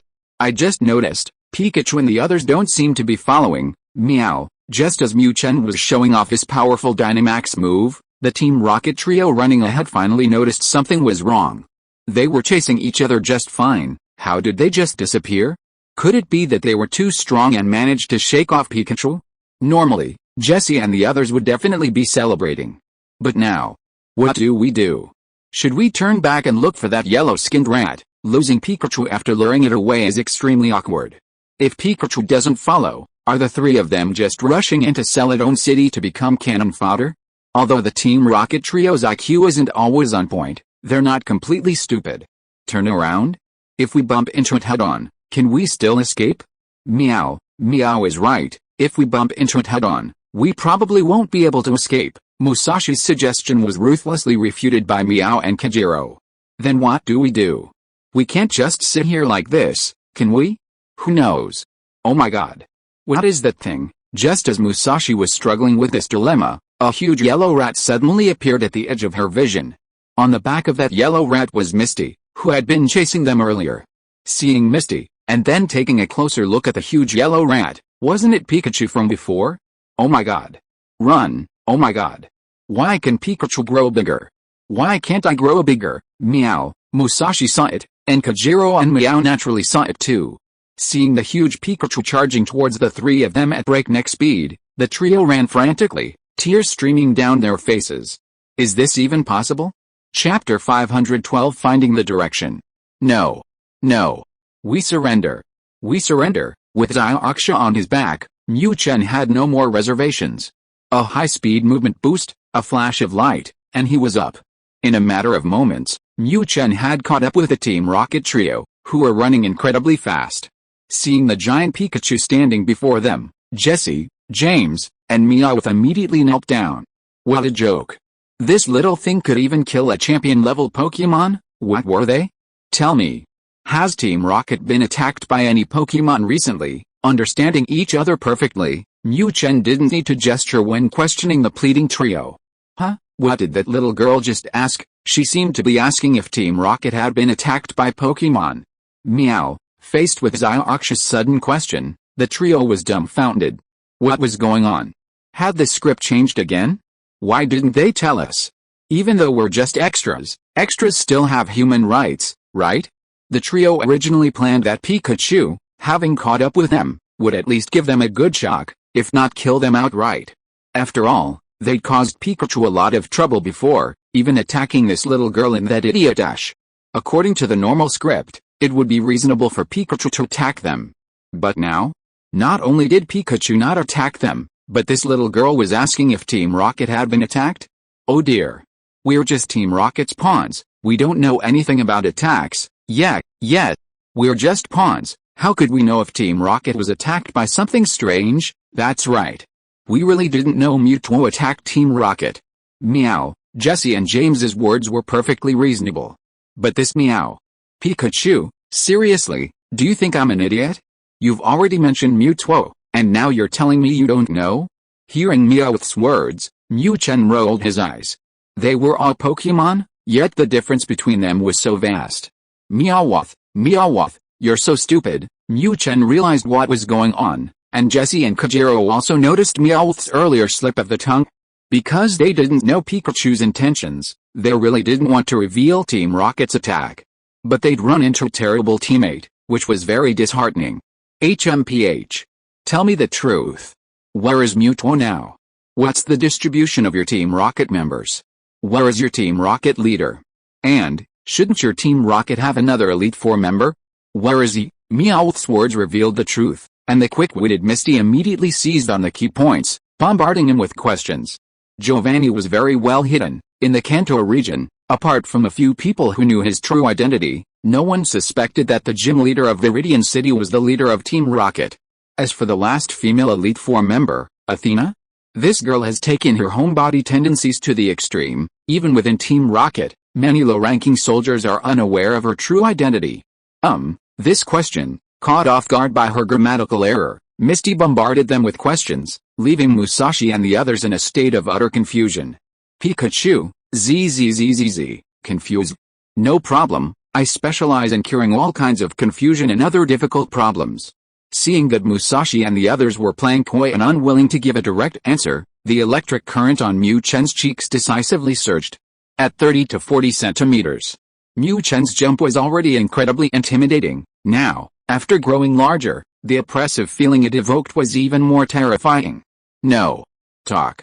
We'll talk. Seeing Pikachu's stance, Musashi decisively backed down. What a joke.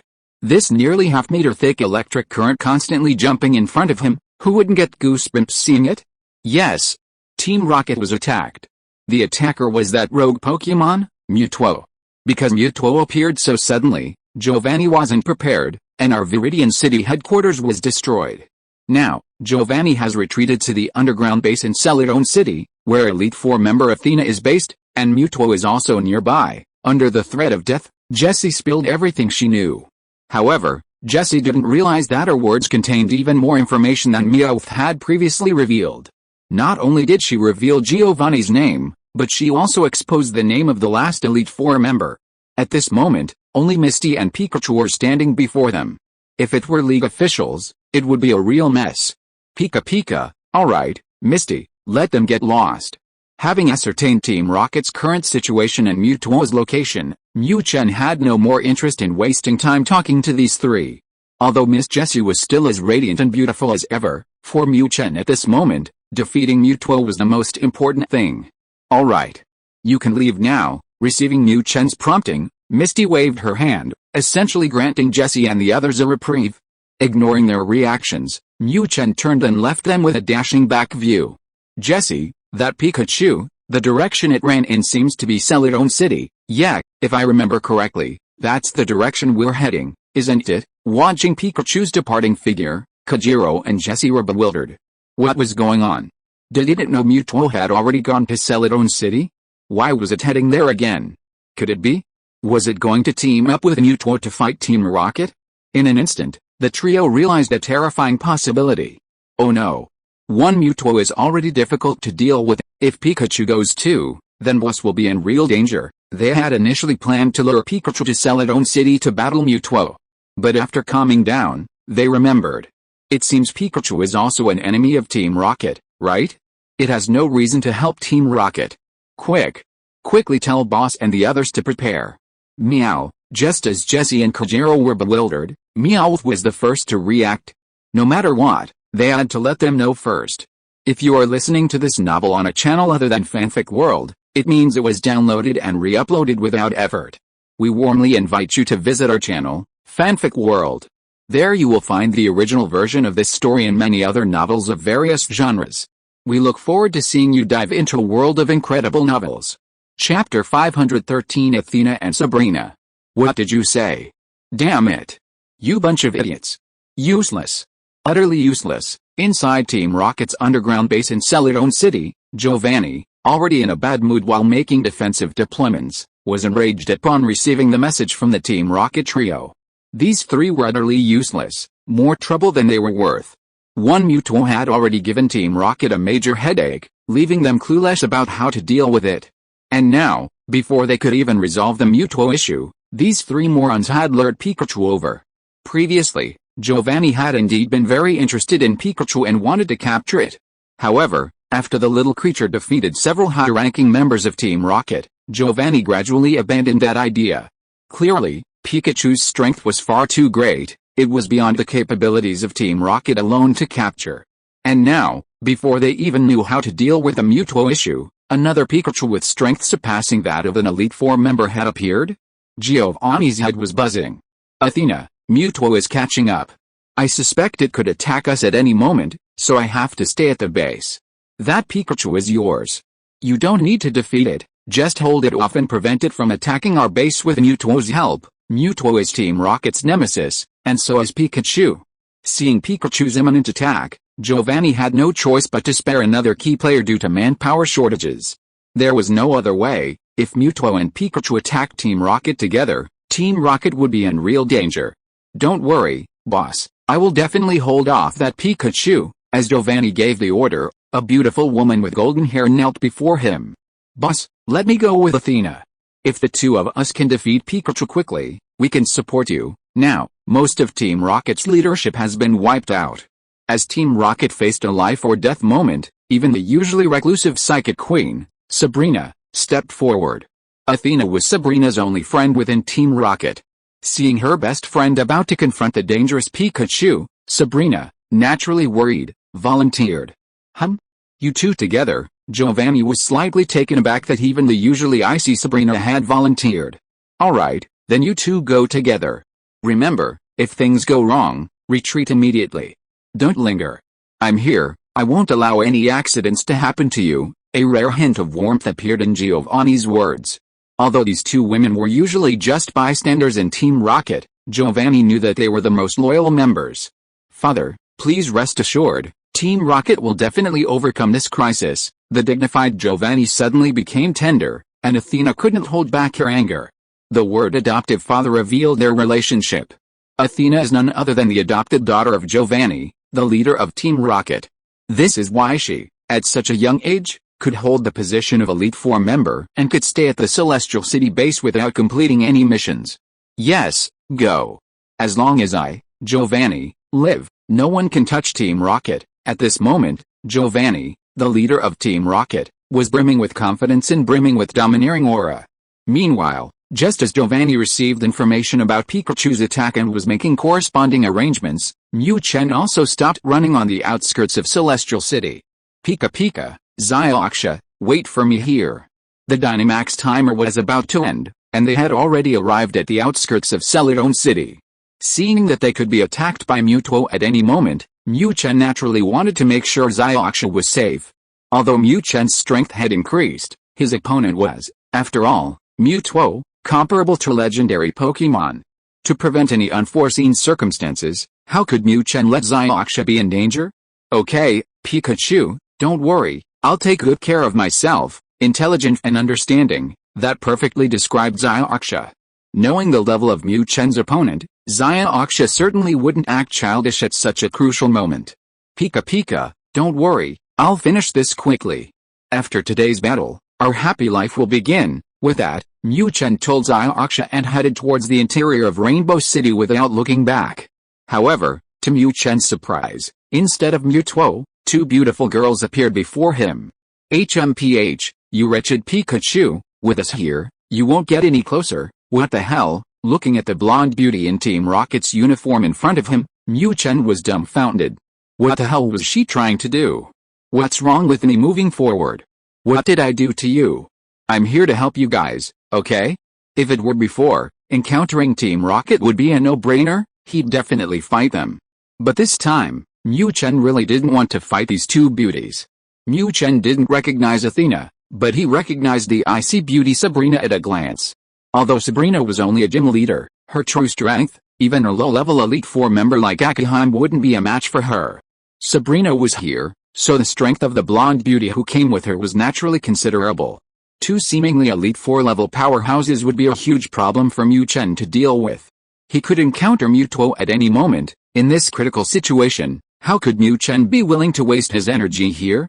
However, before Mu Chen could even make a move, the two beauties attacked. Knowing Pikachu's strength, Sabrina wouldn't be careless. Taking advantage of Athena's appearance and Pikachu's immediate shock, Sabrina had already secretly activated her psychic powers. Seeing Pikachu stand upright after its initial shock, its little arms poised to move, Sabrina, having already prepared herself, unleashed her power without hesitation. Pika, what the hell is going on? Give me a chance to speak. Suddenly attacked by Sabrina's psychic power, even losing control of his body and slowly floating into the air, Mu Chen was utterly speechless. What the hell is going on? I really came here to help. Unfortunately, Sabrina and Athena, already activated, were unaware of the truth. Chapter 514 Battle against Sabrina and Athena. Athena. I've got it under control. Attack now, seize the opportunity, and take it down in one fell swoop. The sudden psychic attack was surprisingly effective. Before Mu Chen could react, Sabrina's psychic attack successfully levitated him. Seeing this opportunity, even the usually taciturn Sabrina shouted, urging Athena to attack Pikachu. Mark Rao, come out. Use Pursuit. Vileplume, join the battle. Use Toxic on Pikachu. When she struck, she showed no mercy. Seeing Sabrina successfully control Pikachu with her psychic powers, Athena didn't hesitate.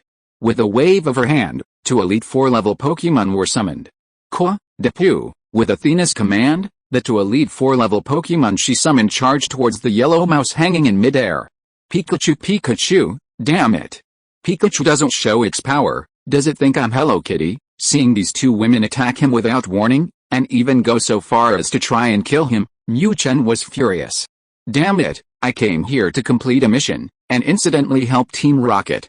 I didn't even want to bother with you, but you 2 damn women are asking for trouble, aren't you?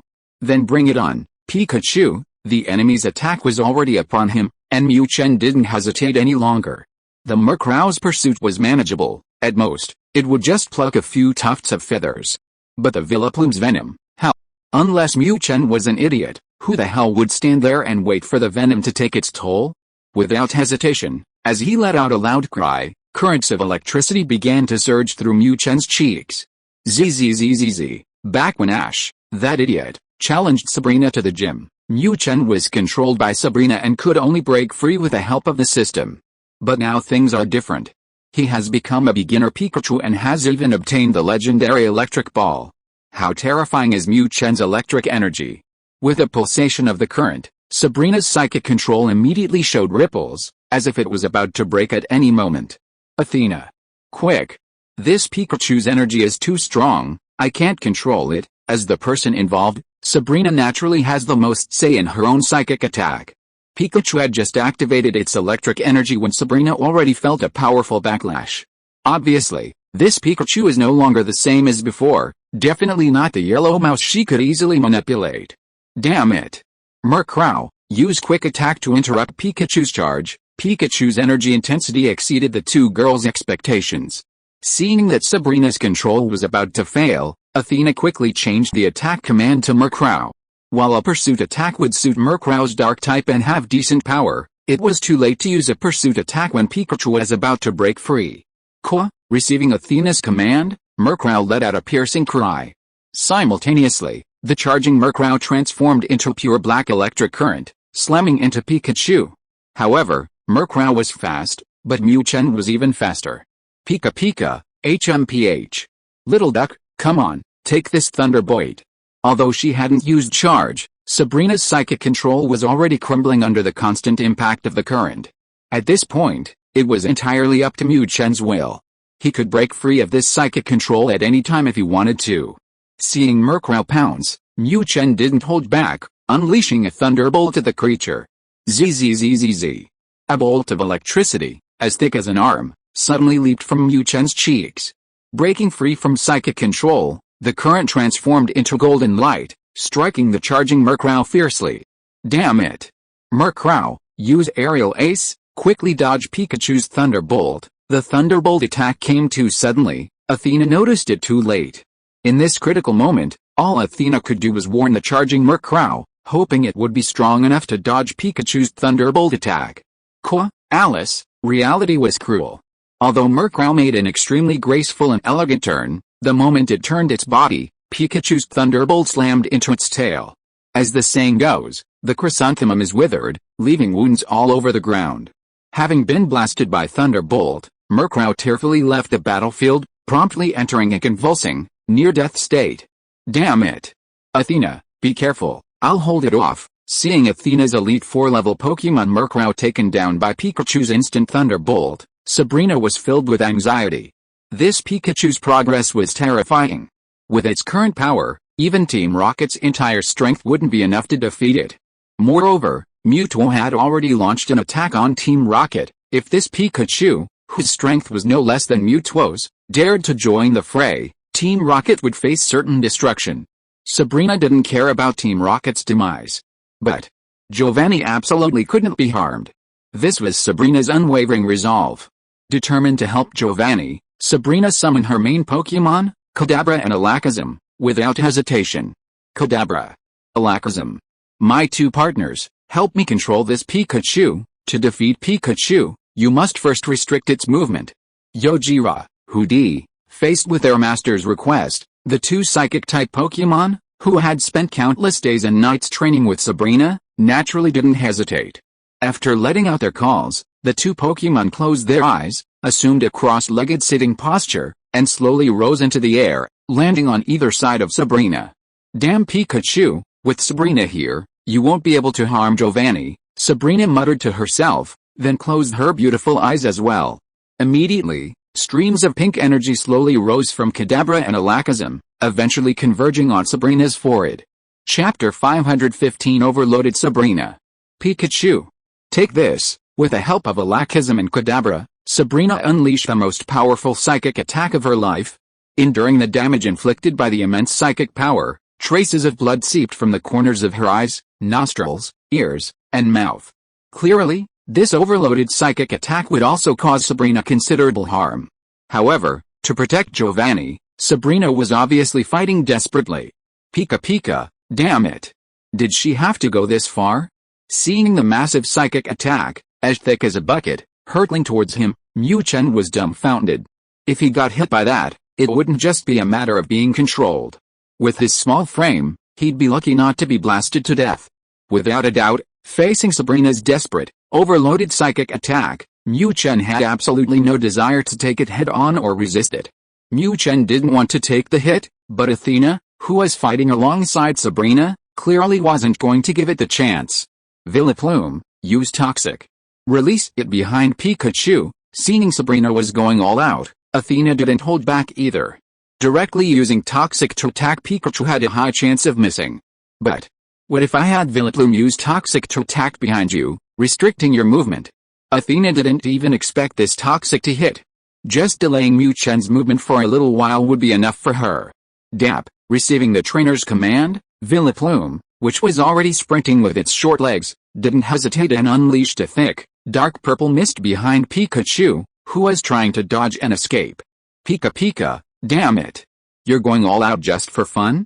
Mu Chen didn't really want to fight these two beauties, Sabrina and Athena. This time, his target was Mewtwo.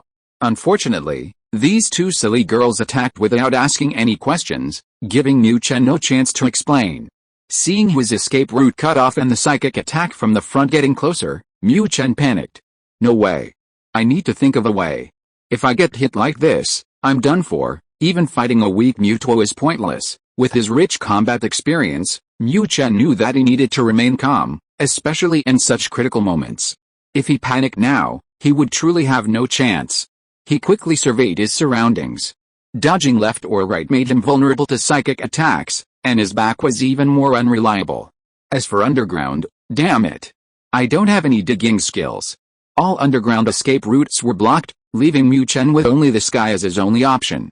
If he could escape to the sky at this critical moment, Sabrina's psychic attack would miss, and even if she controlled him and continued her pursuit, he would have enough room to dodge.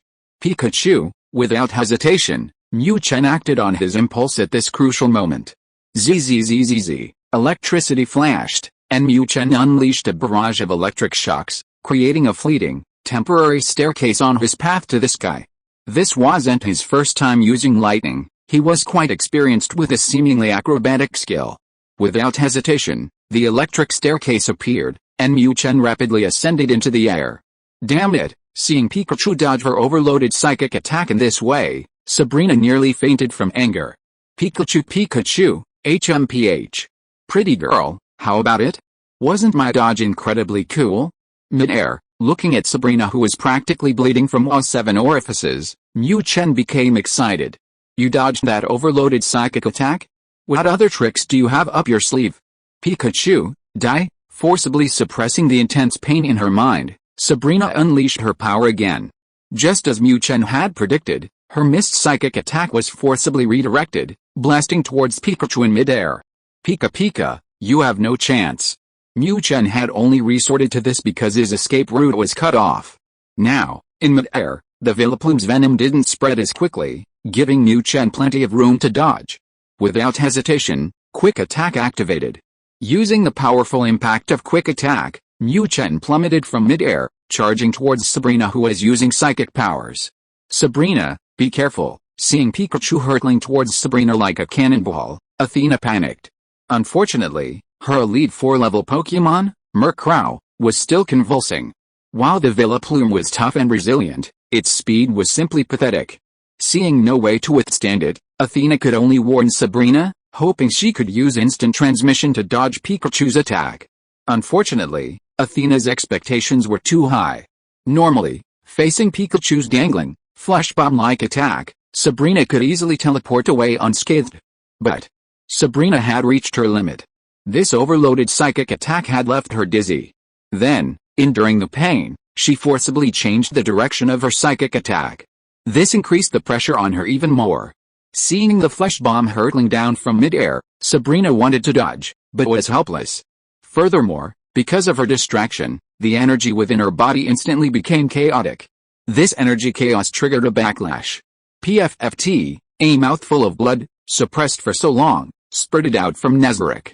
Floating low in the air, Nazarick could no longer hold on and fell backward. Sister Nazarick, Pikachu, Athena was naturally alarmed by Nazarick's sudden collapse. Similarly, not only Athena was anxious, but Mu Chen was also in a panic. What kind of tactic is this? Is this how you play games? It's fine if you're unconscious, but what about me? I'm currently in mid-air at high speed, I can't change direction at all. If Nazarick hadn't been unconscious, Mu Chen's flesh bomb would have hit her directly. But with Nazarick unconscious and falling, Mu Chen lost his target. His path forward was now only the cold earth. Watching the earth getting closer and closer, the panicked Mu Chen frantically waved his short arms, trying to slow his descent. However, it was all in vain. Chapter 516 finally understood. The intense battle scene suddenly descended into an awkward silence. Sabrina, having overused her superpowers, suffered a backlash and was now completely incapacitated, collapsing to the ground, panting heavily. Athena, worried about Sabrina's injuries, naturally ran towards her location. As for our protagonist, Mu Chen, several long cracks had appeared in the hard, muddy ground. In the center of these cracks, two short, yellow legs were struggling and thrashing about. The missile that had struck from high altitude had missed its target, forcing Mu Chen to learn digging skills, resulting in a deeply intimate encounter with the ground. Pikachu, damn, that hurts. After a series of struggles, Mu Chen finally managed to pull his upper body out of the ground using his powerful core strength. Finally freed, Mu Chen, with a large horn protruding from his head, didn't bother attacking the two women. He first tended to his poor forehead. Cough cough. Athena, watch out for Pikachu. Athena was busy tending to Sabrina and naturally didn't notice Pikachu's condition. However, after Sabrina's warning, she immediately reacted. This wasn't the time to focus on Sabrina's injury. The enemy. They hadn't been defeated yet. Damn Pikachu. With Athena here, you won't hurt Sabrina, you won't hurt Team Rocket. They hadn't even won a 2-on-1 fight, and Athena alone was no match for Pikachu. However, even so, facing the powerful Pikachu, Athena didn't back down at all. Instead, she resolutely stood in front of the heavily injured Sabrina, striking a battle pose. Pika, hey you two little women, can't you at least let me say a few words first? Seeing Athena preparing to challenge him again, Mu Chen sighed helplessly. Fighting these two would not only waste his energy but also his time. Although Sabrina was now down, leaving only Athena, Mu Chen still had no desire to continue fighting them. There was no benefit in fighting, and he couldn't guarantee that these two beauties wouldn't have some hidden, desperate moves. Why bother? If they angered him and unleashed some desperate skills, forcing him to use up his recharge, what would he do when he met Mewtwo? Discuss life's ideals with it? No way. Precisely because he had no desire to fight, facing Athena, who resembled a little lion, Mu Chen didn't choose to attack. Instead, he stuck out his rear end, grabbed a stick, and started gesturing at the ground. Sabrina hadn't given him a chance to explain before, now they couldn't stop him, could they? According to Mu Chen's plan, Athena would be completely panicked if she fought him one-on-one, and she definitely wouldn't dare to attack unless he made a move. However, Mu Chen quickly realized that he was overthinking it. This little girl Athena, when she went crazy, was no less than Sabrina. Come out, Arbok, charge. Use bind. Facing the powerful Pikachu, although she didn't know what the thing was doing with its butt sticking out, Athena still decisively chose to strike first. Although Arbok was also a champion-level Pokémon, it was a level lower than the previously dormant Murkrow. But facing this powerful Pikachu, Athena had no choice but to hope that Arbok could make a difference and create an opportunity for the slow-moving Vileplume. Pika, damn it! Again? Can't you just stop for a bit? He had only written a few words when Athena's summoned Arbok charged up, leaving Mu Chen speechless. Why are all the girls these days so violent? Why not just stay home and study makeup techniques, refine his special training skills? Muttering to himself, Mu Chen could only dodge Arbok's attacks. Getting entangled would inevitably waste his stamina. He'd already wasted a lot of energy under duress, and Mu Chen didn't want to waste any more. Arbok. Pursuit. Don't let Pikachu escape. Vileplume, you go too. Coordinate with Arbok. Mu Chen's retreat only fueled Athena's enthusiasm, constantly issuing commands to her two Pokémon. Pikachu. Pikachu, you bastard. You really want me to electrocute you? He'd backed down, and Athena was still pushing her luck. Mu Chen wasn't having it. Did she think he was so nice? He might be gentle with pretty girls, but that didn't stop her from going too far. Did she think he was some kind of precious Misty? Needless to say, having already decided to retaliate, the electricity on Mu Chen's cheeks flickered again. Zzzzz, damn it.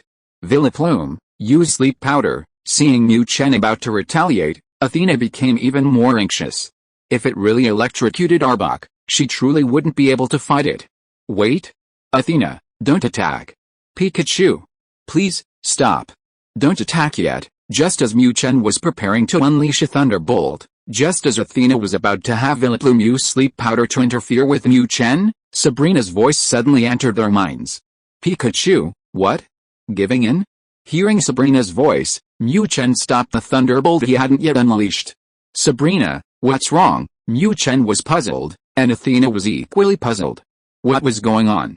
Why wouldn't Sabrina let him attack, and instead begged Pikachu? What happened? Pikachu, what do you want to say to us? Please continue. Athena won't attack. When Sabrina's voice rang out again, the two's doubts were immediately answered. It turned out that Sabrina had noticed Mu Chen's earlier gesturing on the ground. Although the writing was too short for Sabrina to understand, she understood the word help. Connecting the dots, it seemed Pikachu hadn't shown any hostility towards them before. On the contrary, they had been the ones constantly attacking Pikachu. Sabrina knew that Pikachu's purpose here was probably not so simple. Pika finally figured it out? Damn it, was it easy for me? That bitch, she insisted on being taught a lesson before she'd back down. Seeing that Sabrina had discovered his intentions, Mu Chen complained as he stuck his butt out again and started gesturing. Chapter 517 Giovanni's Beedrill. Pikachu, quick. Come with me. Athena's voice was still urgent, but unlike before, there was a hint of joy mixed in. They had been prepared to fight to the death, but unexpectedly, Pikachu had come to deal with Mewtwo. When Athena learned the truth from the words Pikachu had written on the ground, she was overjoyed. Athena had personally witnessed Pikachu's strength. With this guy's help, Team Rocket's chances of defeating Mewtwo were much greater. As for why Athena didn't doubt Pikachu? Well, why would it bother playing tricks and deceiving her when its strength far surpassed hers? That's why, after learning Pikachu's purpose, Athena left the heavily injured Sabrina to recover alone and, with Pikachu, rushed towards Team Rocket's base. Pika, why didn't she do this sooner? I'll teach you guys a lesson. Seeing that Athena had finally stopped fighting him and was instead leading him towards Team Rocket's base, Mu Chen felt satisfied. It was such a simple thing. Why did Fei Dian make it so complicated? This is much better. Let's just go straight for Mewtwo. My mission can be completed faster, and you'll suffer fewer losses. But speaking of which, Athena's figure is quite impressive. Running behind Athena, Mu Chen naturally had a clear view of the scenery ahead. Seeing Athena's athletic figure, Mu Chen suddenly realized that the beautiful woman he had fought before was truly a top-tier beauty. Humans. Now, it's time for you to pay the price. Just as Mu Chen and Athena were running wildly, Mewtwo, who had chased Giovanni to the rainbow, finally appeared. At this moment, Team Rocket's underground base was a complete mess. The so-called elite members guarding Giovanni were either unconscious or had their mobility suppressed by Mewtwo's powerful mental energy. Even worse, a few of Team Rocket's elite members, lacking the willpower to withstand the onslaught, died on the spot, bleeding from all 7 orifices. At this moment, the only one still intact, confronting Mewtwo, was Team Rocket's leader, Giovanni. HMPH. Mewtwo, you traitor. Your life was given to me, what's wrong with me commanding you? Mewtwo came for revenge because it had been controlled and enslaved by Giovanni. However, in Giovanni's view, since he created Mewtwo, using it was his right. Such situations arise because everyone's sensory understanding of things differs, leading to different outcomes. Frankly, Giovanni and Mewtwo were merely standing on their own perspectives. It was truly difficult to discern who was right and who was wrong between them. Then, of course, there was a way to determine this. Whoever had a bigger fist, whoever was the boss. Seeing that Giovanni remained unrepentant, Mewtwo, floating in midair, slowly raised its right hand. A pink energy barrier shot towards Giovanni's location as Mewtwo raised its right hand. Mewtwo. You're just a Pokémon? Do you really think Giovanni, can't do anything to you? Come out, my strongest partner, Beedrill. Let this guy see the power of Viridian. As the leader of Team Rocket, Giovanni was no ordinary person. Years of training in Viridian Forest had bred this extremely powerful Beedrill. Facing Mewtwo, Giovanni was not without a fighting chance. Buzz, with Giovanni's summons, a giant Beedrill, far exceeding its kind in size and reaching a length of 1.5 or 1.6 meters, appeared before him. Beedrill, use Double Strike to shatter Mewtwo's psychic wave, without hesitation. Giovanni issued the attack command as soon as Beedrill appeared. Buzz, receiving Giovanni's command, Beedrill brandished its sharp stingers, striking the oncoming psychic wave.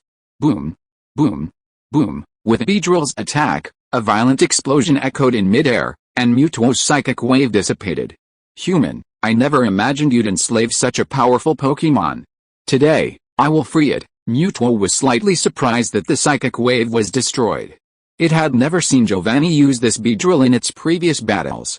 Now, through their exchange, Mewtwo had discovered Beedrill's power, which made it take it seriously.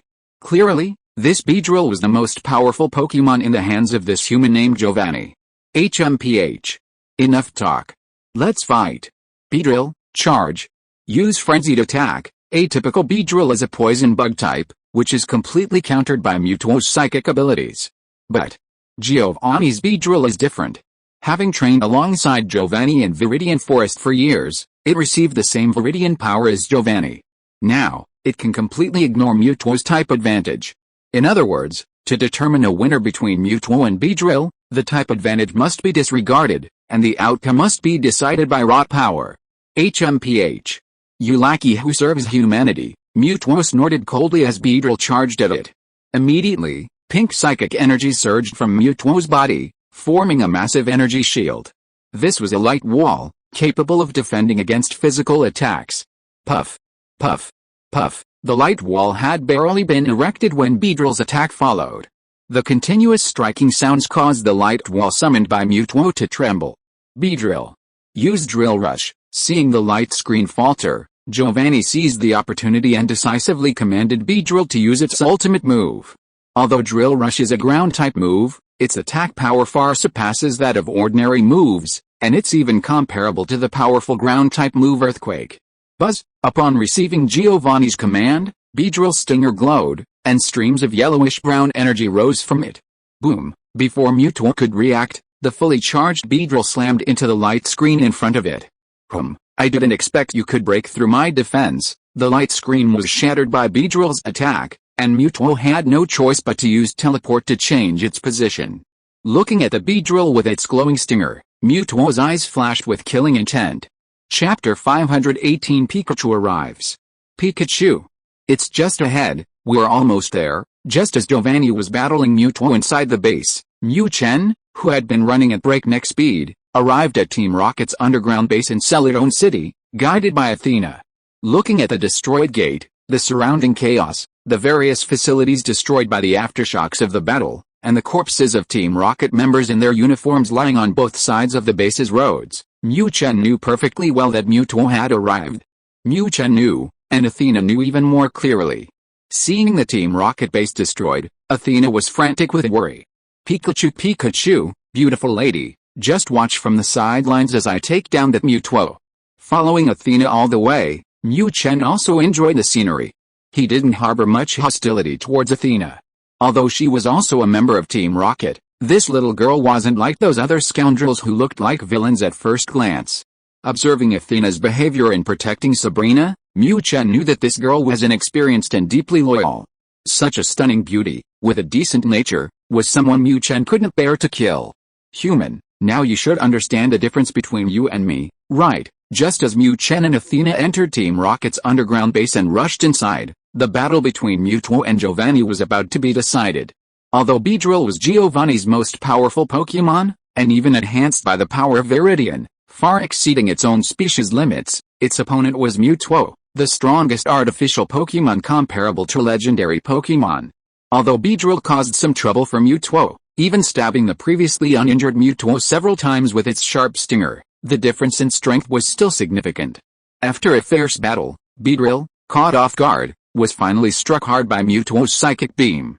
Giovanni's Beedrill possessed superior speed and astonishing attack power, but it was still, after all, just Beedrill.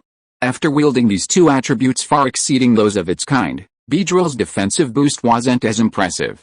After being heavily blasted by Mewtwo, while Beedrill wasn't completely crippled, its combat power plummeted, and its speed was no longer what it used to be, unable to catch up to Mewtwo's teleportation.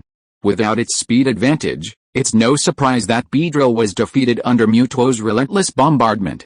At this moment, Beedrill had completely lost its ability to fight, only able to rely on its tenacious willpower to stay afloat in front of Giovanni, trying to shield its master from the enemy's attacks, even at the cost of its life. HMPH. Traitor, even if you defeat me, you'll always just be a tool created by us humans. You will be punished sooner or later. Team Rocket's base in Viridian City had already been destroyed by this Mewtwo, and their base in Celadon City was about to fall. Now, facing this powerful Mewtwo, the defeated Giovanni was filled with despair.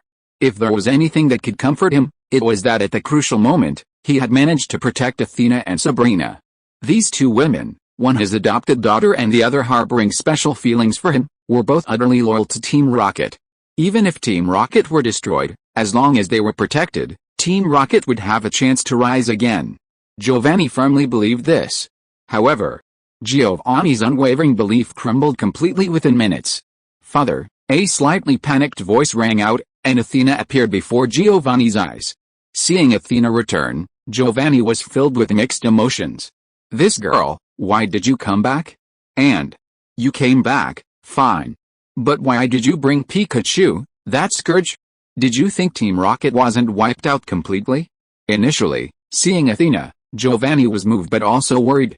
But when he saw the yellow-skinned mouse behind Athena, Giovanni was utterly speechless. Damn it, one Mewtwo was about to wipe out Team Rocket, and now you've brought another one. What Giovanni thought was none of Mu Chen's concern. Seeing Mewtwo hovering in midair, Mu Chen darted forward and appeared before it.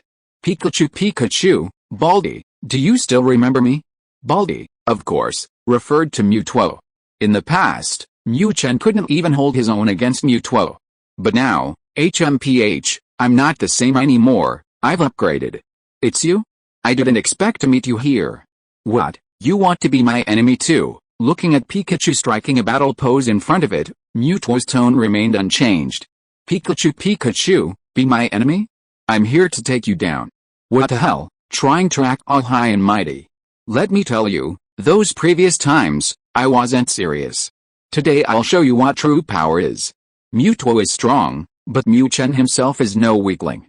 Although they haven't fought yet, Mu Chen isn't sure if he can definitely defeat Mewtwo. But that's a matter for later. Right now, for Mu Chen, the key is to project an imposing aura and make a strong impression. HMPH. I didn't expect you to become so arrogant after meeting me again. Since you want to fight, then come on. Carrying the momentum of annihilating Team Rocket and defeating Giovanni, Mewtwo's aura is clearly stronger than Mu Chen's. Pikachu, Pikachu, I hate people who try to show off to me. You son of a bitch, take this. Realizing he was being suppressed in terms of aura by Mu Chen was furious. Damn it. How dare you try to show off to me? I'll electrocute you. Zzzzz. Words are useless, and unable to win in terms of aura, Mu Chen decisively attacked. HMPH. Do you think I'm afraid of you? Mu Chen made his move, and Mutuo's eyes narrowed, a surge of psychic power shooting from between its brows, striking the oncoming thunderbolt. Nana, what's going on? Why is Pikachu fighting Mutuo? Isn't it our enemy? With no outsiders around, Giovanni no longer needed to strike a pose and directly addressed his adopted daughter Athena by her nickname. Adoptive father, would you believe me if I said I caught Pikachu? Seeing the astonished look on Giovanni's face, Athena revealed a playful smile. Pikachu had arrived, and it was even willing to help Team Rocket fight off Mutuo. She could finally save her adoptive father. This was truly wonderful. Chapter 519 Mutuo's ultimate move. Pikachu. I have to admit, your growth rate has exceeded my expectations. Now, you have enough strength to be my opponent. After a round of exchanges, Mutuo's tone became serious. Only by being the opponent of this yellow-skinned mouse could one truly feel how terrifying its energy was. Who would have thought that within its unassuming little body lay such terrifying energy comparable to legendary Pokémon?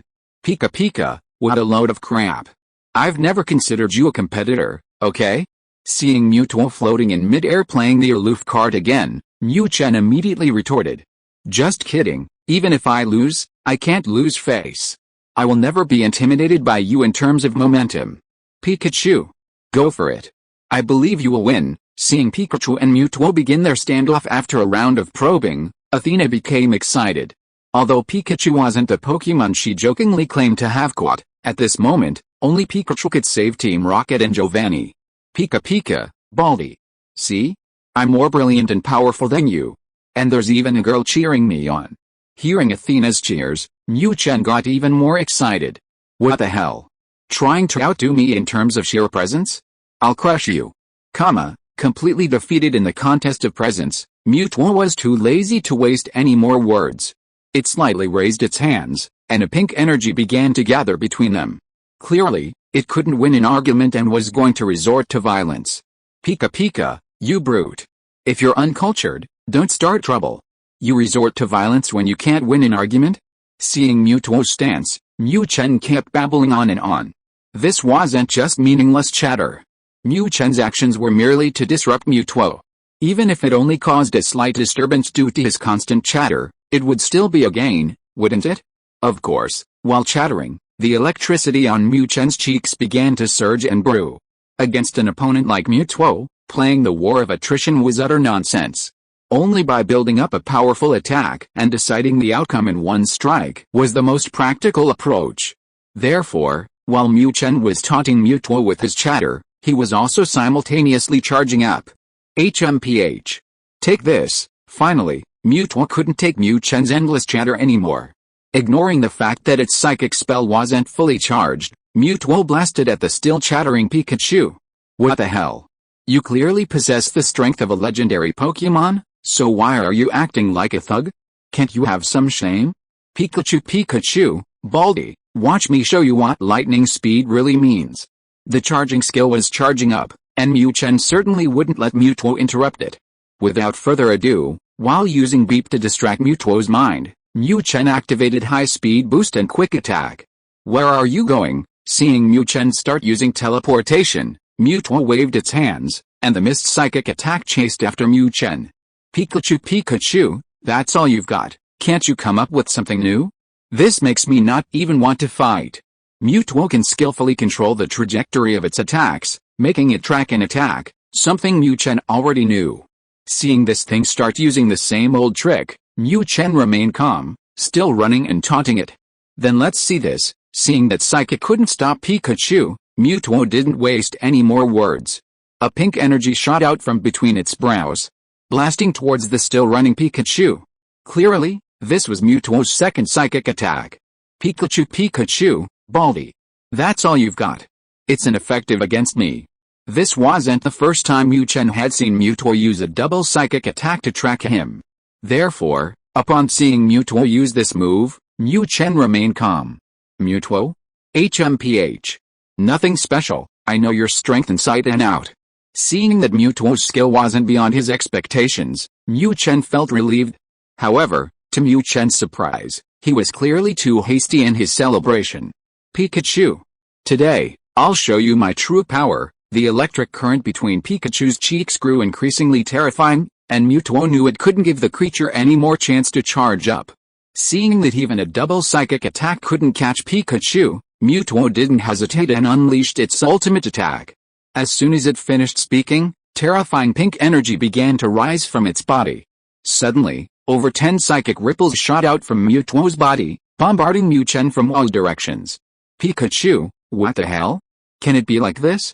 One psychic attack is fine, 2 psychic attacks are acceptable.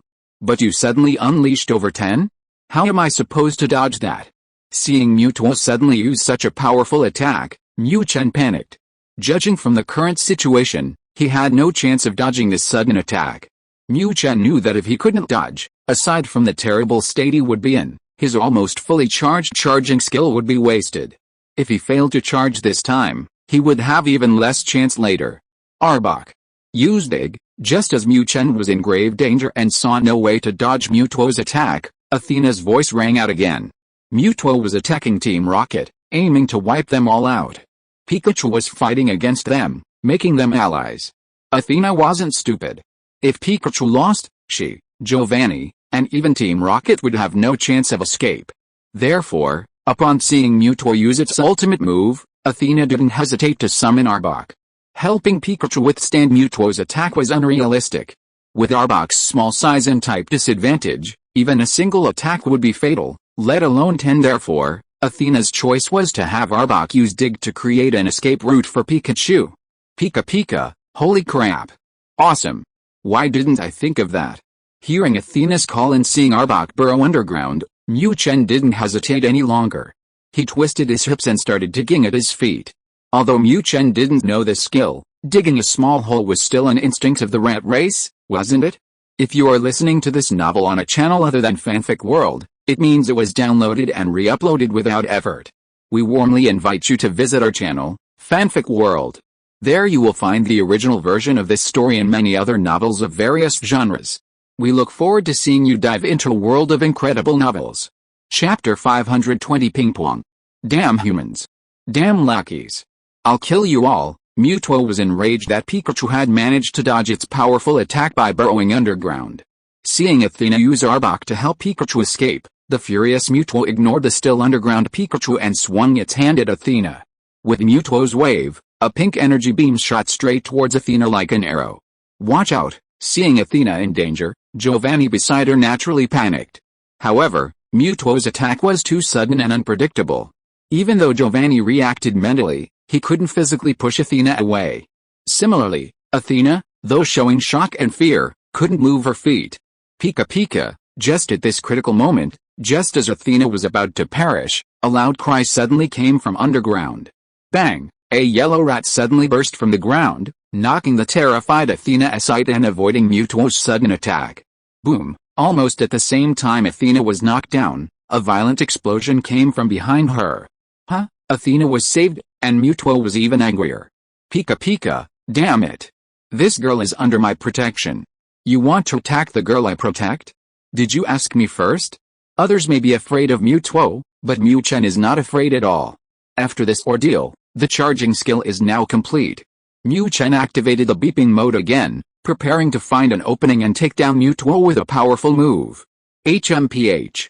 Let's see how you protect her. Sure enough, when Mu Chen activated the beeping mode again, the already angry Mutuo was even more furious. After letting out a cold snort, it stretched out its hands and pointed at the void in front of it. As Mutuo moved, an extremely terrifying pink energy blasted towards Mu Chen and Athena beside him. This was the most common yet most terrifying ultimate move among Psychic-type Pokémon, Psychic. Pikachu, you think I'm afraid of you? If it were before, Mu Chen might have been somewhat passive if Mutuo had used this ultimate move directly. But now. HMPH. Do you think my electricity is for nothing? Without hesitation, with a boost of high-speed movement and flash of light, Mu Chen charged towards the psychic attack from Mutuo. Just as the distance between the two gradually closed and they were about to collide, Mu Chen leaped high into the air. He executed a very stylish front flip, and a pure black ball of electricity, accompanied by bursts of lightning, was hurled out by Mu Chen. Crackling, having reached the level of a beginner Pikachu, and with the amplification of electric ball, plus the enhancement after charging, the power of Mu Chen's electric ball was enough to reach the point of destroying the world. At the very least, Mewtwo's psychic abilities were completely ineffective against this super black electric ball attack. Boom! With unstoppable momentum, the super black electric ball easily shattered the psychic power and blasted towards Mewtwo, who was floating in midair striking a pose. Damn it! Finally, when Mewtwo saw Mu Chen's super black electric ball, it completely lost its previous composure. Ignoring the shattered psychic attack, Mewtwo cried out in alarm and immediately used instant transmission. Clearly, even Mewtwo had no confidence in resisting Mu Chen's super black electric ball. Pikachu, trying to run? HMPH.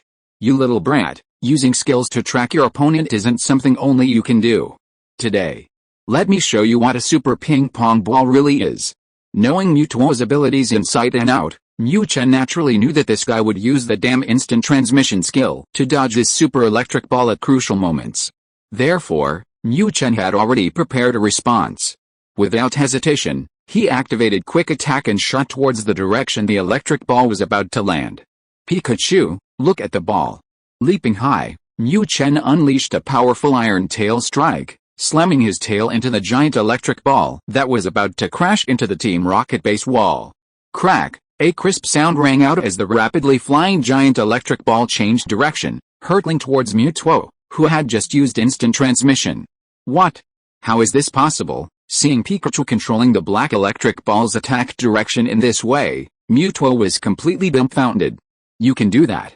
I'm already being cheap, and this is even cheaper. Whoosh! Of course, despite his astonishment, Mewtwo's instant transmission wouldn't stop. Seeing the black electric ball hurtling towards it again, Mewtwo could only activate instant transmission while still in shock, continuing to dodge the giant electric ball's attack. Pikachu, where are you going? Stop right there. Finally, the offense and defense began to shift, and Mu Chen certainly wouldn't let this opportunity pass. Without a word, Flash of Light was activated again, and Mu Chen's tail lashed out at the black electric ball once more.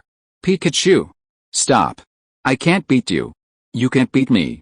This battle is pointless. Finally, after using instant transmission to dodge for the nth time, Mewtwo broke down. Is this still not over?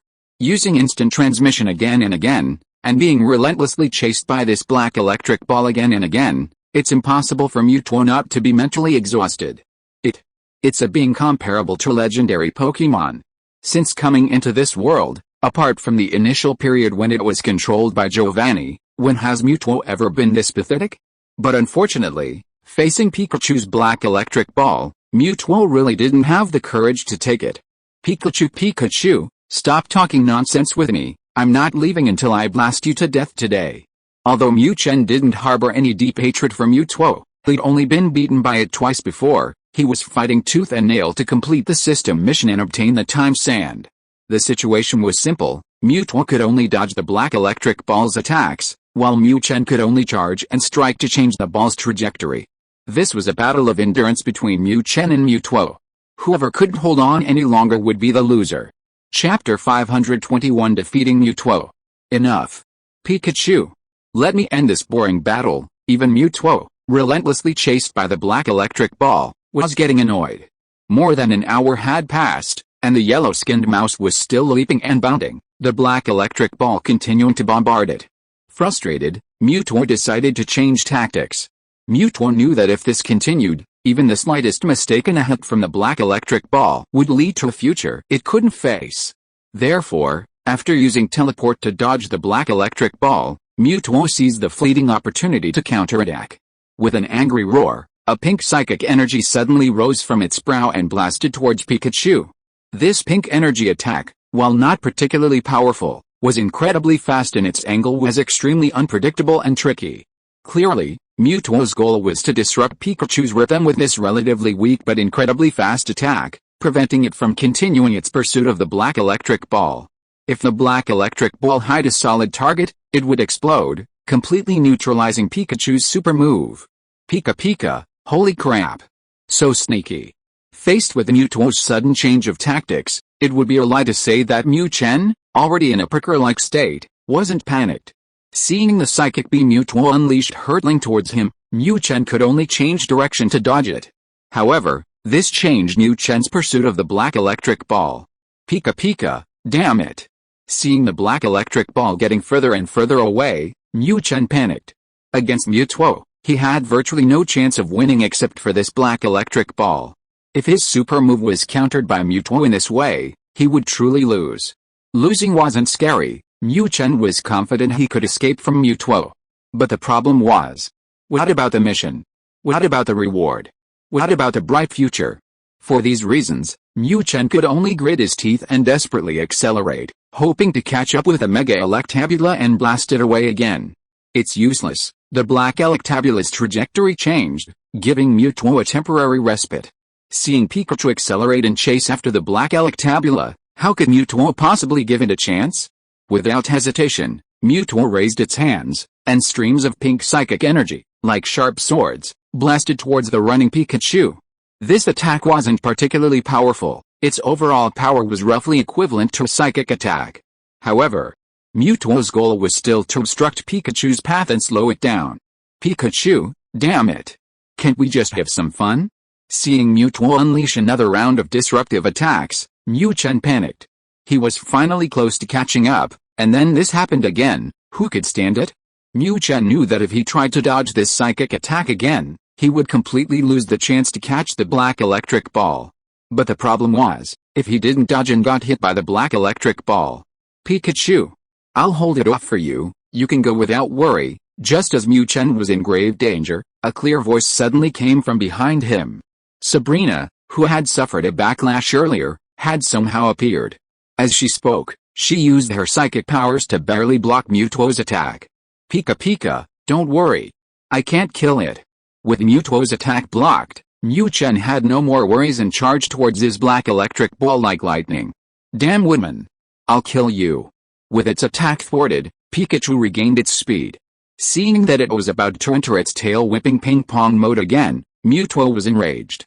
However, just as the enraged Mewtwo was preparing a terrifying psychic attack to blast Sabrina, Mu Chen's attack came first. Pikachu, damn it. Get hit by this. Taking advantage of Sabrina's delay, Mu Chen decisively activated his attack. With a flash of lightning, Mu Chen, transformed into an electric current, knocked the Mega Electro Ball away again before it hit the wall. Crackling sound. Because of Sabrina's appearance, the distracted Mewtwo didn't notice Pikachu's situation immediately. By the time it realized it, the Mega Electro Ball was already upon it. Under the terrifying energy destruction of the Mega Electro Ball, the energy space around Mewtwo began to shift. In this unstable energy space, teleportation was obviously no longer possible. Damn it, unable to use teleportation, Mewtwo had no choice but to let Sabrina go and focus all its attention on the Mega Electro Ball that was hurtling towards it. Mewtwo is still Mewtwo after all. At the critical moment, Mewtwo raised its hands. A pink energy barrier instantly appeared before its eyes and continued to expand. This was the light screen skill, capable of blocking psychic attacks. Just as the light screen rose, Mu Chen's super black electric ball, which had been darting back and forth countless times within Team Rocket's base, finally completed its mission. Boom! A violent explosion resounded, completely engulfing Mewtwo's location in the dust and smoke. Pikachu Pikachu, damn it! Similarly, due to the close proximity, Mu Chen was also blasted away by the powerful impact of the explosion. Although Mu Chen cursed incessantly, he was still extremely excited. Ha ha ha. Done. My mission is complete. The system notified Mu Chen of the mission completion notification the instant the super black electric ball struck the light screen. Clearly, under the attack of this super black electric ball, Mewtwo, even if not instantly killed, was utterly defeated. The system's mission required him to defeat Mewtwo, and in this situation, Mu Chen naturally succeeded. Having successfully electrocuted Mewtwo and received the mission reward, Mu Chen felt as if a bright future was beckoning him. However, to Mu Chen's surprise, just after the system notified him of the mission's completion, the system's voice sounded again. Congratulations, host, You have successfully completed main mission 2, Pikachu. What? What's going on? Main mission 2? Completed? I didn't do anything. Hearing the system's voice, Mu Chen was dumbfounded. Chapter 522 Love. In the Johto region, the Silver League. Just after Mu Chen and Xiaoxia left Johto to return to the Kanto region to pursue Mewtwo, Ash and Serena embarked on a new journey. Because they needed to wait for Pikachu's return in Johto, Ash didn't dare switch maps and travel to other areas. However, while traveling around Johto with Serena, doing daily special training, Ash unexpectedly ran into his mother, Hanako, who was on vacation, at a beach. Upon seeing his mother, Ash naturally introduced Serena to her. As someone with experience, Hanako almost immediately noticed that the relationship between this blonde beauty and her beloved son Ash seemed rather unusual. Considering her son's remaining pride, Hanako didn't confront him directly, but instead found an opportunity to meet Serena alone. Serena, Ash must have been a worry for you. Looking at the beautiful blonde woman with curly hair, pretty face, and a lovely figure in front of her, Hanako was quite satisfied.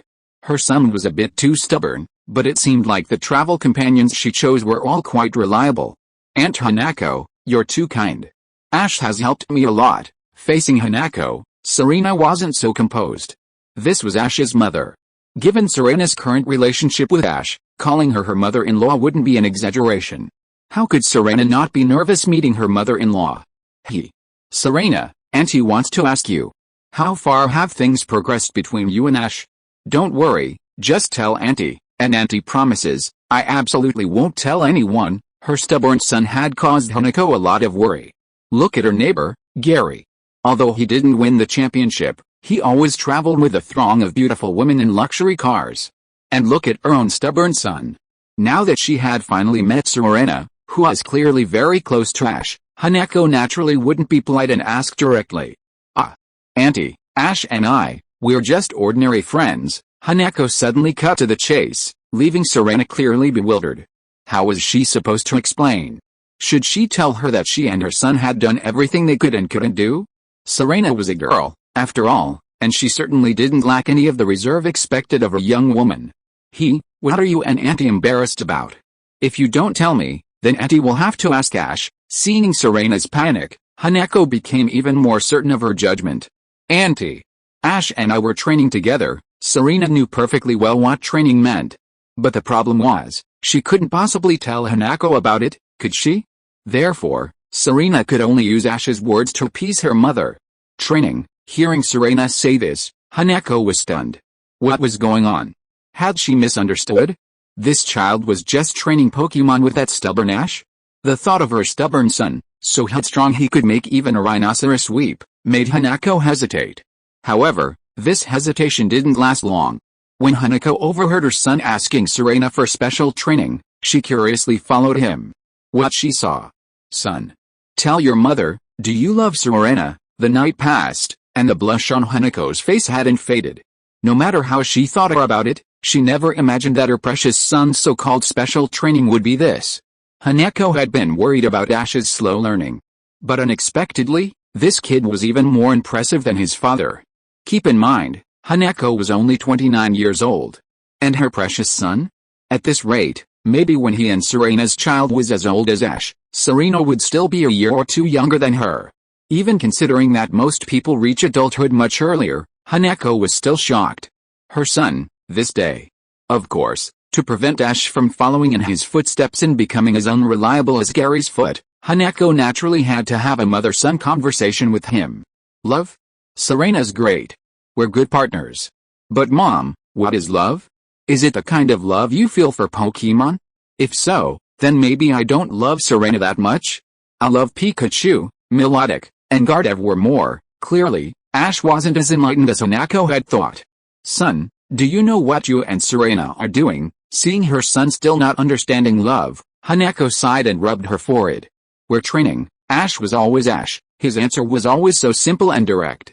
Son, do you know what this training is? Looking at Ash's bewildered face, Hanako almost collapsed. Gary was a jerk, but at least he knew what he was doing. But her precious son? He didn't even know what he was doing? You're even worse than a scumbag. Filled with grief and indignation, and disregarding whether it was appropriate for a mother to explain these things to her child, Hanako spent the entire morning finally making Ash understand what he had been doing. "Selina, I'm sorry. I thought our special training was just a form of training." Knowing what he had done, Ash was willing to take responsibility. Ash, looking at Ash's ashamed face, Selina felt a chill run through her. Was she going to have to part ways with Ash? Having spent some time with Ash, Selina knew his nature. Before, he didn't know what special training was, so he enjoyed it. But now that he knew, was it all over? The thought of separating from Ash sent shivers down Selina's spine. Was she overthinking things? "Selina, although I still don't quite understand what love is, can you give me time to try to love you?" Finally, just as Selina was about to despair, Ash's voice rang out again. At this moment, Serena was already in tears. At the same time, just as Ash uttered the word love, Mu Chen, who is in the Kanto region, successfully slammed the mega black electric ball onto Mewtwo's light screen. Chapter 523 Simple and Brutal System. Having defeated Mewtwo and obtained the coveted time sand, Mu Chen was extremely dissatisfied. Pikachu, system, given our relationship, could you please be lenient and change the reward? This Mewtwo isn't some minor boss. I went through so much trouble to defeat it, and this is the result? Even as the system, it's not fair, isn't it? Defeating Mewtwo and obtaining the time sands should have been a very exciting reward for Mu Chen. However, everything has a comparison. Before he could even vent his excitement, he learned that his main quest 2 had been inexplicably completed, and Mu Chen became unhappy. The reward for completing main quest 2 should have been quite substantial, a high-level Pikachu. These 4 simple words clearly defined Mu Chen's current level. Upgrading to advanced Pikachu brought Mu Chen an equally generous reward. All attributes increased by 20, double the amount from his initial Pikachu form. With this 20-point increase, or 120 attribute points, Mu Chen's total attribute value soared to a terrifying 675. What does this mean? A level 1 Super Divine Beast only has around 680 attributes. Yet Mu Chen, a mere common yellow-skinned mouse, achieved this. Moreover, unlike those so-called Super Divine Beasts that excel in all aspects, Mu Chen's attributes were extremely specialized. Special Attack 220, Speed 200. These 2 attributes alone accounted for more than half of his total attributes. This further greatly enhanced Mu Chen's combat power. However, this was only the displayed attributes. What truly boosted Mu Chen's abilities was the Dream Gene. Previously, as an initial Pikachu, Mu Chen only received an 8% increase. Now, having upgraded to advanced Pikachu, Mu Chen's power boost has reached a full 25%. That's more than tripled. This 25% boost not only further enhances Mu Chen's combat abilities, but also significantly improves his transformation time. At level 8, he only gained the ability to transform, but the transformation time was a very awkward 5 minutes, a quick and painful process. As a real man, how could Mu Chen tolerate such a mere 5 minutes of transformation time, barely enough for foreplay? Originally, Mu Chen had pinned all his hopes on that time sand. But who would have thought that happiness would come so suddenly? After the 25% boost, Mu Chen's transformation time was extended even more dramatically. Before it was 5 minutes, now it's a whopping 150 minutes. That's 2.5 hours of transformation time. Having 2.5 hours to transform meant Mu Chen could do whatever he wanted, even have a smoke afterwards, and relive those passionate days. But it was precisely this excessively long transformation time that infuriated Mu Chen. I can transform into a human for a full 2.5 hours a day. What use is that damn time sand? 2.5 hours? What can't I do with that? Mewtwo, such a difficult boss, and all I got was a decoration? Is that fair? In Mu Chen's opinion, the only boss comparable to Mewtwo was Ho-Oh, which he had encountered before. And what was the result? He defeated such a powerful boss, and the reward was so pitiful? Who could tolerate that? Mu Chen certainly couldn't. Host, this was confirmed by you. The reward has been issued, and that cannot be changed. Under Mu Chen's constant urging, the system's voice finally came through. Pikachu, bullshit. These days, isn't everything about providing humanized service? Can't you upgrade your service and make it more humanized? Seriously, I don't ask for much, just give me something useful. Faced with a shameless Mu Chen, the system was speechless. This task was completed before main quest 2, okay? The rewards have already been sent out and you're only now trying to return them? Pikachu, hurry up and give me a straight answer, yes or no, just one word.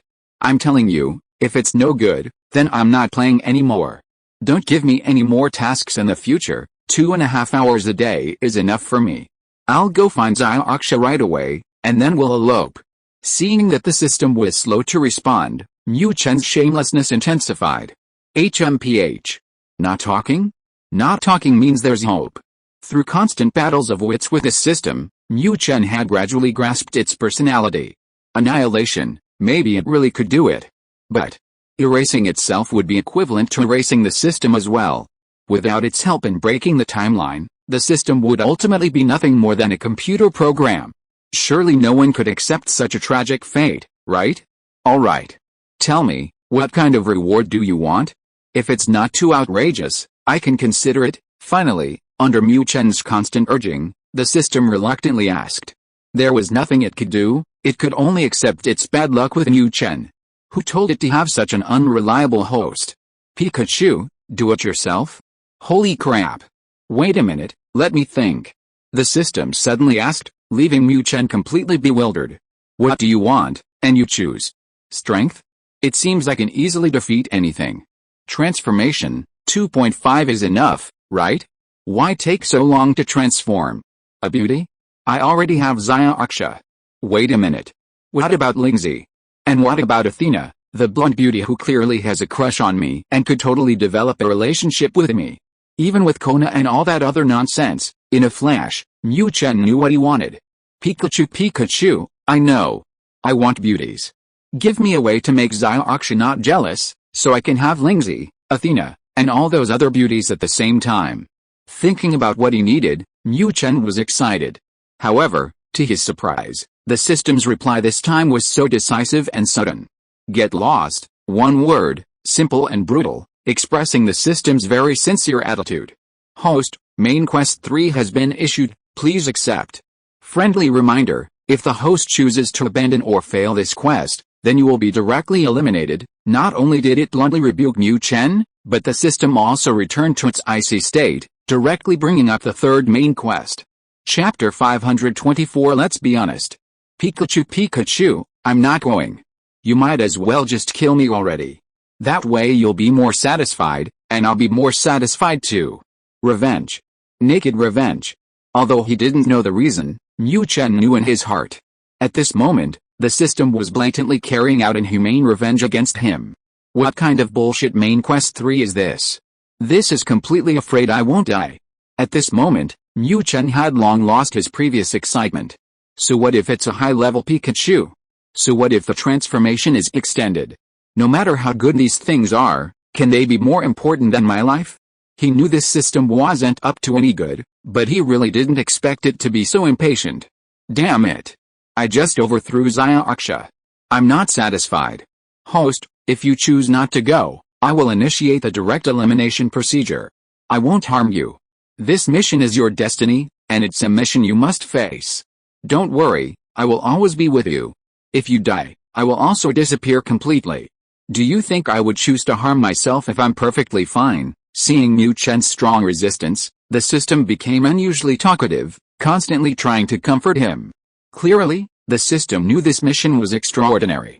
However, in order to completely break the world's timeline, and to regain its former self and shed its identity as a system, the system had no other choice. As for Mu Chen? HMPH. Who told you to be the only one not from this world, the only one who could break the timeline? Pikachu, damn it. Holy crap. After all that, you're basically saying I have to go whether I want to or not? Fine. Since we've laid it all out, I'll ask you something too. Tell me honestly, who are you? Where do you come from? What exactly is your purpose? If you don't explain it clearly today, I'm definitely not going. Having struggled to no avail, Mu Chen could only face reality. Of course, while facing reality, Mu Chen also had his own choices. Want me to work? Fine, then be honest and straightforward, don't play those mysterious games with me. Me? If you want to know, I can tell you. My specific identity is meaningless to you, so I won't say. but I can tell you for sure that my arrival in this world was an accident. In other words, I am the world line, the ruler of a world. I've told you this before. At this point, the system's voice gradually became heavy. My purpose is nothing. I just want to be resurrected and regain my abilities. As for the world I once lived in, have you heard of parallel universes? Do you know why I was angry just now? Because Athena is my lover. Well, now he knew why the system suddenly gave him a death mission. So, I accidentally stepped on a landmine. Hearing the system say this, Mu Chen basically understood what was going on. Clearly, this guy wasn't from Earth like him. His world was also a world of Pokémon, but it was another world existing in a parallel universe. In that world, this system was the rule maker, the ruler of the world, the legendary world god. Then, for some reason, this guy ended up in this world, lost his abilities, and tragically suppressed by the world's rules, forced to become a system. This is why the system kept issuing missions, requiring him to break the timeline. As for that Athena, damn it. I didn't know she was your girl. If I had known, would I still be eyeing her? Pikachu, I apologize for the Athena thing, but as for a friend's wife, I know better than to mess with her. Can we talk this over? Give me some easier tasks, and after I strengthen myself a bit, we can do this final mission. Okay, knowing is one thing, but conditions still need to be negotiated. This is outrageous. You want me to challenge the final boss of this world right now? Are you trying to kill me? Host, this main mission 3 wasn't forcibly assigned to you because of my anger. Hearing Mu Chen's words, the system sighed helplessly. Do you know that because we keep disrupting the world's timeline, you've already been detected by the ruler of this world? Even if you don't challenge it, it will come looking for you. So, face reality, Pikachu. Holy crap. So sudden? Why didn't you say something earlier? If you had, I could have slowed down my mission completion speed. Hearing the system's words, Mu Chen was utterly speechless. So, it turns out it wasn't me challenging them, it was them coming to cause me trouble. After lamenting the unfairness of fate, Mu Chen asked again, Pikachu, he thought, system, can you sense how long it will take before the final boss of this world comes looking for me? Is there any way I can strengthen myself? He couldn't escape, so he had to face it. At this moment, what Mu Chen wanted to know was how much time he had left and whether he could still strengthen himself. Even just increasing his racial stat by 1 point would at least give him some safety. The ruler of this world is still asleep, but it won't be long before it awakens. As for strengthening yourself, hunt those super divine beasts. Every time you hunt a super divine beast, the world's timeline will be broken a little, and I'll regain a bit of power to continue helping you strengthen yourself. Ultimately, the system was on Mu Chen's side. It didn't hide anything about that.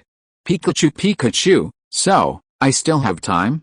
Then, can I play with Xiaoxia for 10 or 8 days? Is that enough time?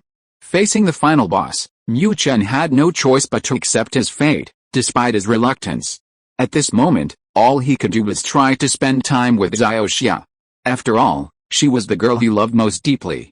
Regardless of the final outcome, he wanted to create some beautiful memories with her, didn't he? I can manage that. But it can't be for too long. Chapter 525 Going back to her mother's home? Pikachu. How are you? Are you alright? Where's Mewtwo? Did you defeat it? Did you complete your mission? As soon as Pikachu returned, Misty, who had been anxiously waiting, bombarded him with questions. You see, while Misty was also filled with anticipation for the mission Pikachu had accepted, she was also deeply worried about his safety. His opponent was Mewtwo. Misty had witnessed firsthand how powerful Mewtwo was. How could she not worry about her little man fighting such a formidable opponent? Now, seeing Pikachu return safely, Misty was relieved, but naturally, she continued to bombard him with questions. Whether Pikachu won or not was a matter of Misty's future happiness. Pika, of course I'm like this. Are you kidding me? Who do you think I am? That Mewtwo trash is no match for me. One electric ball and I'm done for. Seeing Xiaoxia so concerned for him, Mu Chen was touched and also started to show off. What do men gain from conquering the world? Isn't it just to come home and brag to their women, and receive their admiring gazes? Pikachu. Did you get your reward? Through Pikachu's gestures, Xiaoxia understood his victory. Seeing Pikachu return victorious, Xiaoxia was overjoyed. Of course, while overjoyed, Zaya was even more concerned about the reward. Having tasted forbidden fruit for the first time, Zaya was also full of interest in this aspect. Pika, this question. When Zaya asked this, Mu Chen fell into deep thought. How should he answer this? Tell her that he went straight for the kill, without needing any of that barren sand of time? Pikachu? What's wrong? Did the gods give you a reward? Seeing that Pikachu didn't answer her directly, Zaya became anxious. No way? Even the gods cheat? Oh my god. What am I going to do now? 5 minutes?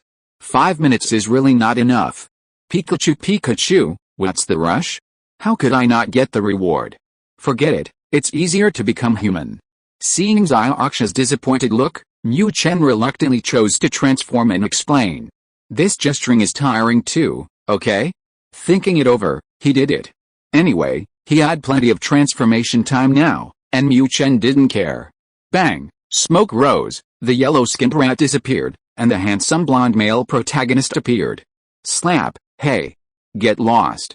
Are you trying to kill me? Why are you transforming in broad daylight? Don't waste time. However, Mu Chen had just transformed and hadn't even struck a pose when the excited Zaya slapped him. This bastard. Your transformation time belongs to me. You just wasted it like that? There's not enough time to begin with, and you're wasting it now? The night is long, how am I supposed to get through it? Pa. You son of a bitch. Why did you hit me? What, you bitch, are you rebelling? Having just transformed and not even gotten into position, Mu Chen was furious at being slapped. Still talking? Wasn't it right for me to hit you? Do you know how precious your transformation time is? Why did you transform? Wouldn't it be better to save it for the night? Don't you even consider me? Mu Chen was angry, and Zaya was equally angry. Clearly, Zaya cared more about Mu Chen's transformation time than he did. Hey. I thought it was something serious. Don't worry, your husband can transform for 2.5 hours every day now, enough to keep you entertained tonight. Hearing that Zaya's reason was this, Mu Chen's anger subsided. So, it was about marital harmony, some kind of life issue. Understandable, completely understandable. What did you say? 2.5 hours? What's going on? Wasn't your reward time sands? Hearing Mu Chen's words, Zaya was dumbfounded. What's going on? Time sand can only store time, right? How come 2.5 hours have suddenly passed? I not only completed the time sands mission to defeat Mewtwo, but I also completed Ash's love mission. Now your husband is a high-level Pikachu, a secret mission? That's bullshit. For Mu Chen, who was obsessed with Sao, achieving something meant showing it off to his woman. Zaya was the perfect person to boast to. Without further ado, Mu Chen explained the whole story to Zaya. Of course, he didn't go into detail about the third main quest. After all, dealing with the ultimate boss of this world was too terrifying, and Mu Chen didn't want Zaya to worry about him. Therefore, regarding this final main quest, Mu Chen's answer was that he could stay with Zaya for a while, and then he would have to complete the final test given to him by the gods alone.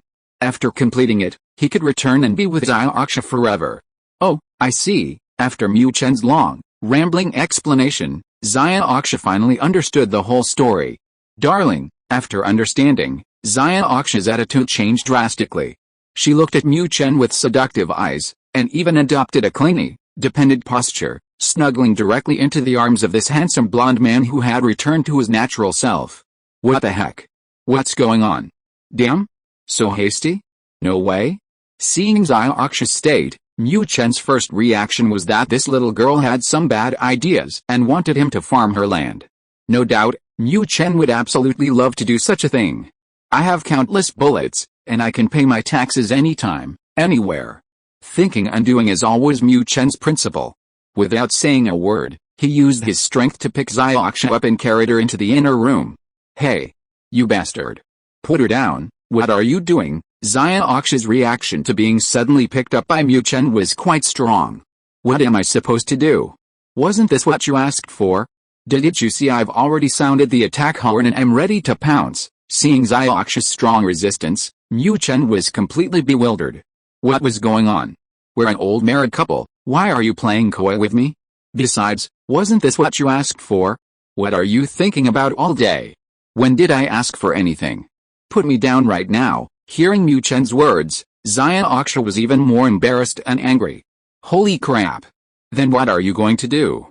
Just jump into my arms and start flirting? I was thinking, since you can have 2.5 hours every day, why don't we save it up, accumulate enough for a day or two, and then come back to the Hualan dojo with me, so my sisters can meet you too. What the hell? Is this supposed to be taking me back to my parents' house? Fine. No problem. But absolutely not today. I've sounded the charge, I have to fight. Going back to my parents' house is fine, but shouldn't I vent my anger first? You bastard. Chapter 526. Let's go to Cerulean City then. Pikachu.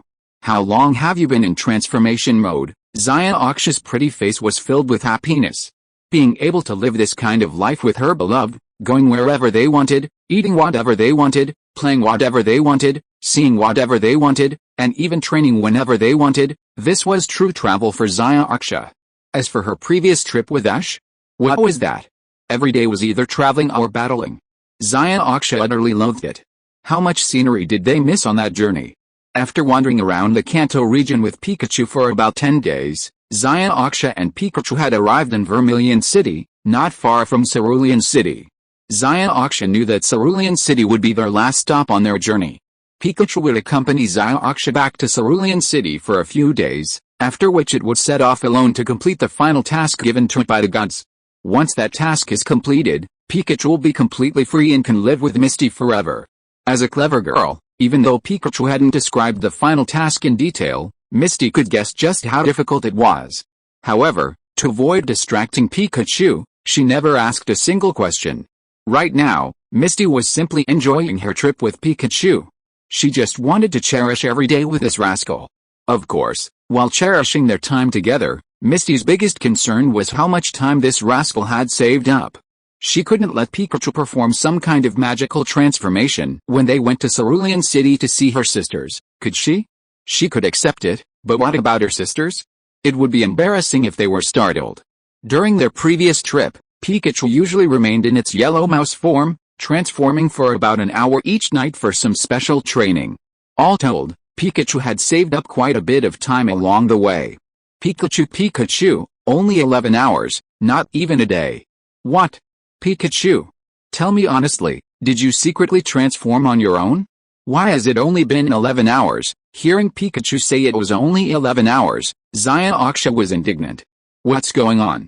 Even if you transform for an hour every day, you should accumulate 1.5 hours, right? Over 10 days, you should at least have 16 or 17 hours, right? How come it's only 11 hours? Pikachu, bullshit. I'm with you every day. When did I secretly transform?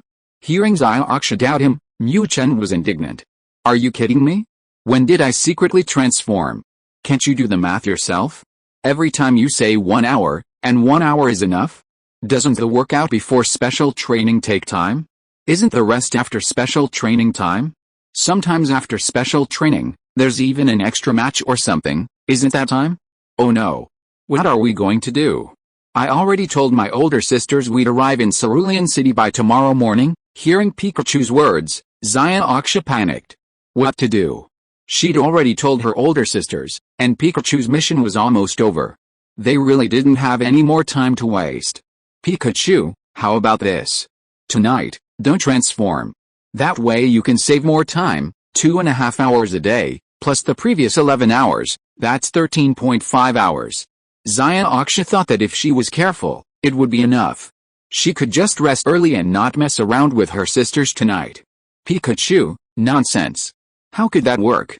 If I don't transform, how am I supposed to train to improve my strength tonight? No way. Absolutely not. Hearing Aksha say this, Mu Chen decisively objected. He was joking, wouldn't I be at a loss if I didn't transform? We're about to challenge the boss, and you won't let me get some extra training to strengthen my abilities? You're so heartless. Seeing me about to embark on my final challenge, Mu Chen knew that once he left Aksha and embarked on that final challenge, he would have no more opportunities for special training. Wouldn't he then spend every day alone, traveling, fighting? Thinking of that bleak future, Mu Chen was even more reluctant to leave the days he spent with Aksha. No way. Even if I'm going to fight the boss, I'll at least train my strength first. What should we do? The transformation time is too short. It'll be embarrassing if my sisters find out. How about this?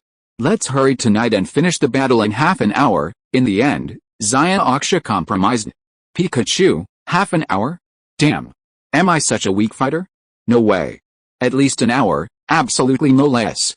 Any less and I'll go see your sisters in Pikachu form. Anyway, it's not like we haven't seen it before, so what can we do? You.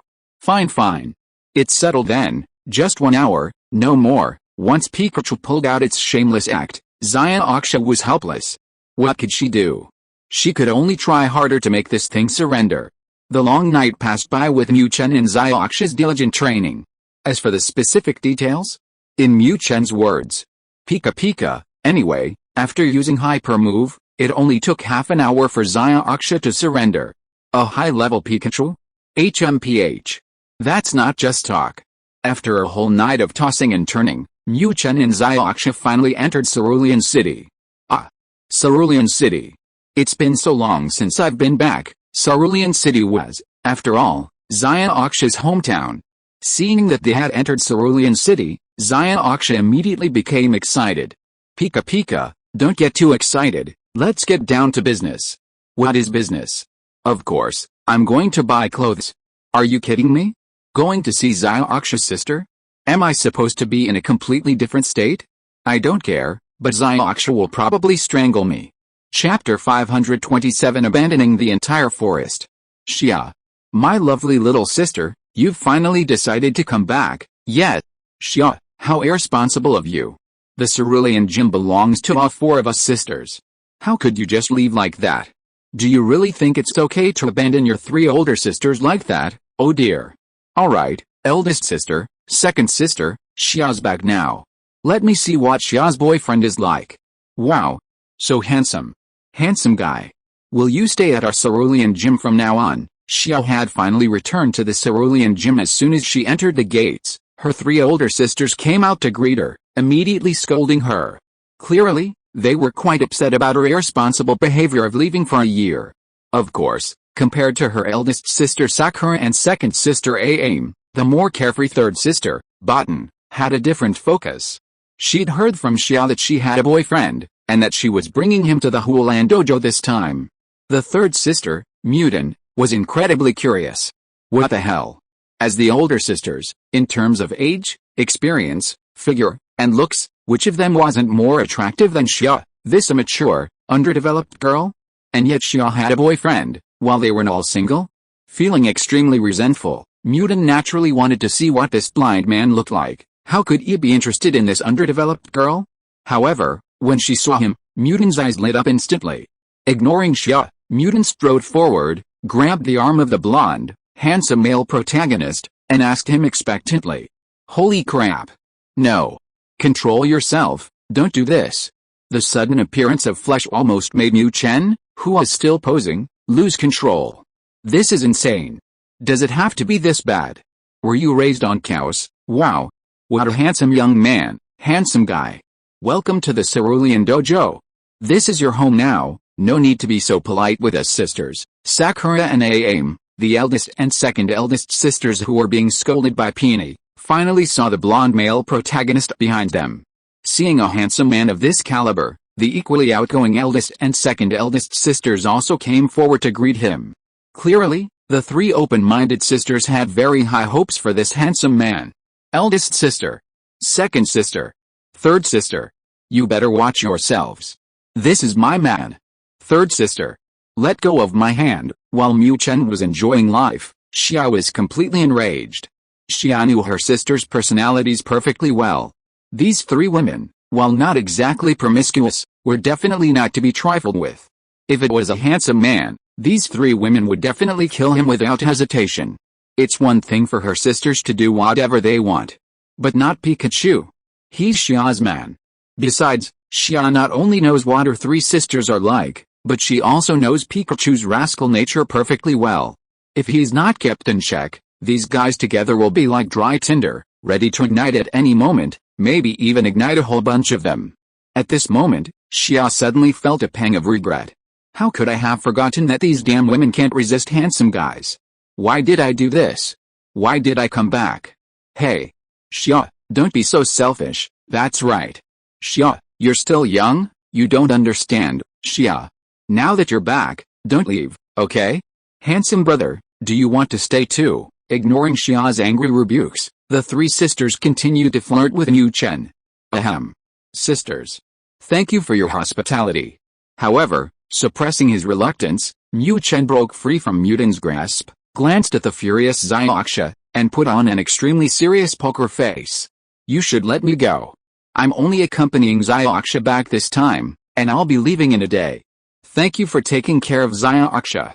When I return next time, I might have to trouble you even more. At that time, I will directly marry Xiaoxia. These words were a rejection of the various hints that the three sisters, including Sakura, had made to him, and also revealed his feelings to Xiaoxia. If it were Mu Chen a year ago, he would have surrendered without hesitation to the three sisters.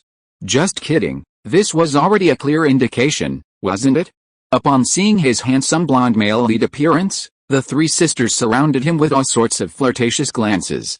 Mu Chen wasn't a novice, he could easily guess what the three sisters wanted.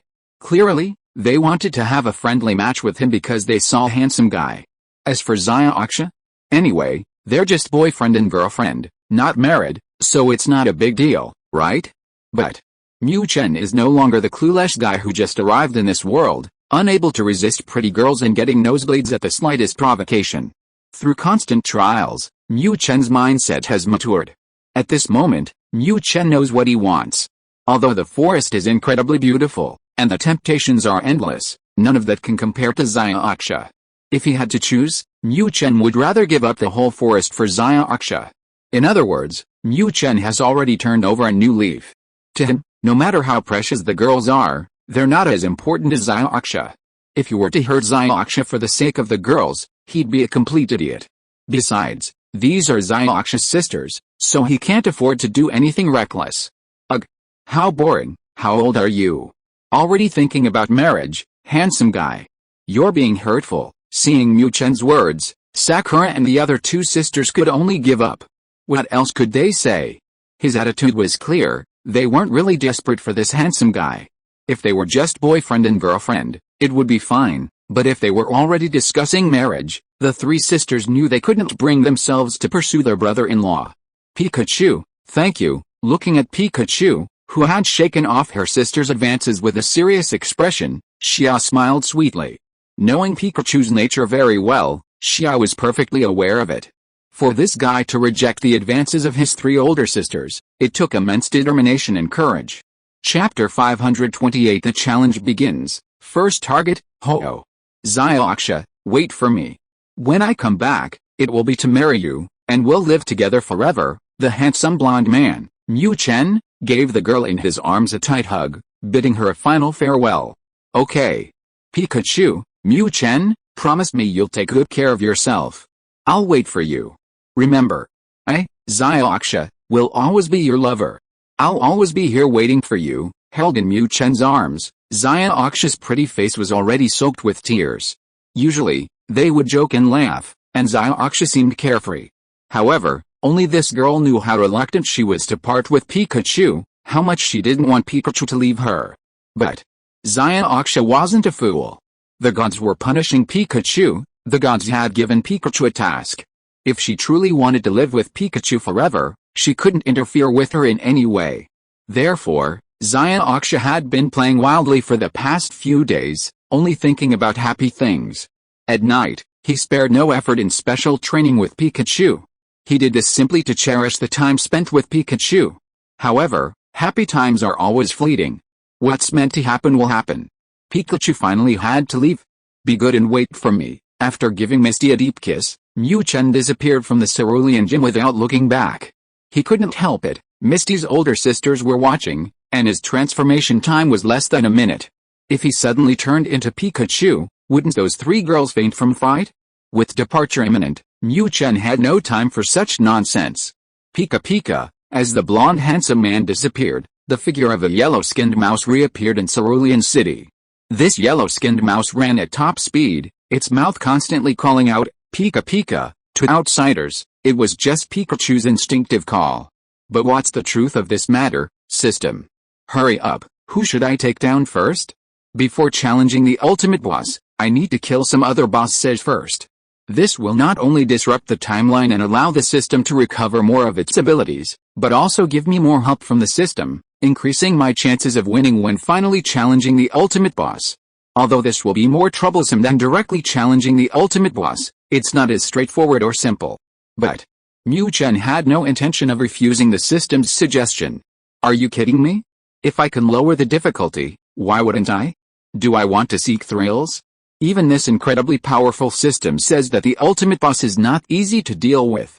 What if I rashly go up and become a sitting duck? What about my Xiaoxia? If she ends up benefiting someone else, wouldn't I be devastated? Host, your first opponent is the nearest Chundu super god, Phoenix King. Although called a mini-boss, it is actually a super divine beast. Only by killing these beings who control certain domain rules can the timeline of this world be disrupted. As for those 3 silly birds and 3 silly dogs, they're just little brothers, killing them is pointless. Pika Pika, ho-oh? No problem. Let's go. Mu Chen hadn't seen the other legendary Pokémon, but he had confronted Ho-Oh once, so he roughly knew its strength. Thinking that this thing was a flying type plus fire type, Mu Chen's confidence immediately rose. Flying type. My favorite. Little bird, let me electrify you. Traveling at high speed, in just one day, Mu Chen returned to Goldenrod City, which connects to the Chengdu region. Just as his transformation time was restored, the handsome blonde protagonist made a dazzling appearance, and Mu Chen boarded the hover train to the Chengdu region alone. Pika Pika, where's Lingling Tower? I don't know the way. There were no accidents along the way on the hover train. At most, there were just a few infatuated girls who wanted to develop a super friendship with this handsome blonde protagonist and have a passionate special training. Normally, seeing several young ladies offering themselves up might have tempted Mu Chen a little. But what time was it? Thinking about conserving his strength for the final battle with the Phoenix King, Mu Chen didn't have time for that. Reluctantly refusing the young ladies' requests, Mu Chen arrived in the Chengdu area and got lost. Before, when traveling, Mu Chen had always been nestled in Xiaoxia's arms. Now, embarking on his journey alone, he realized that he seemed to have absolutely no sense of direction. What to do?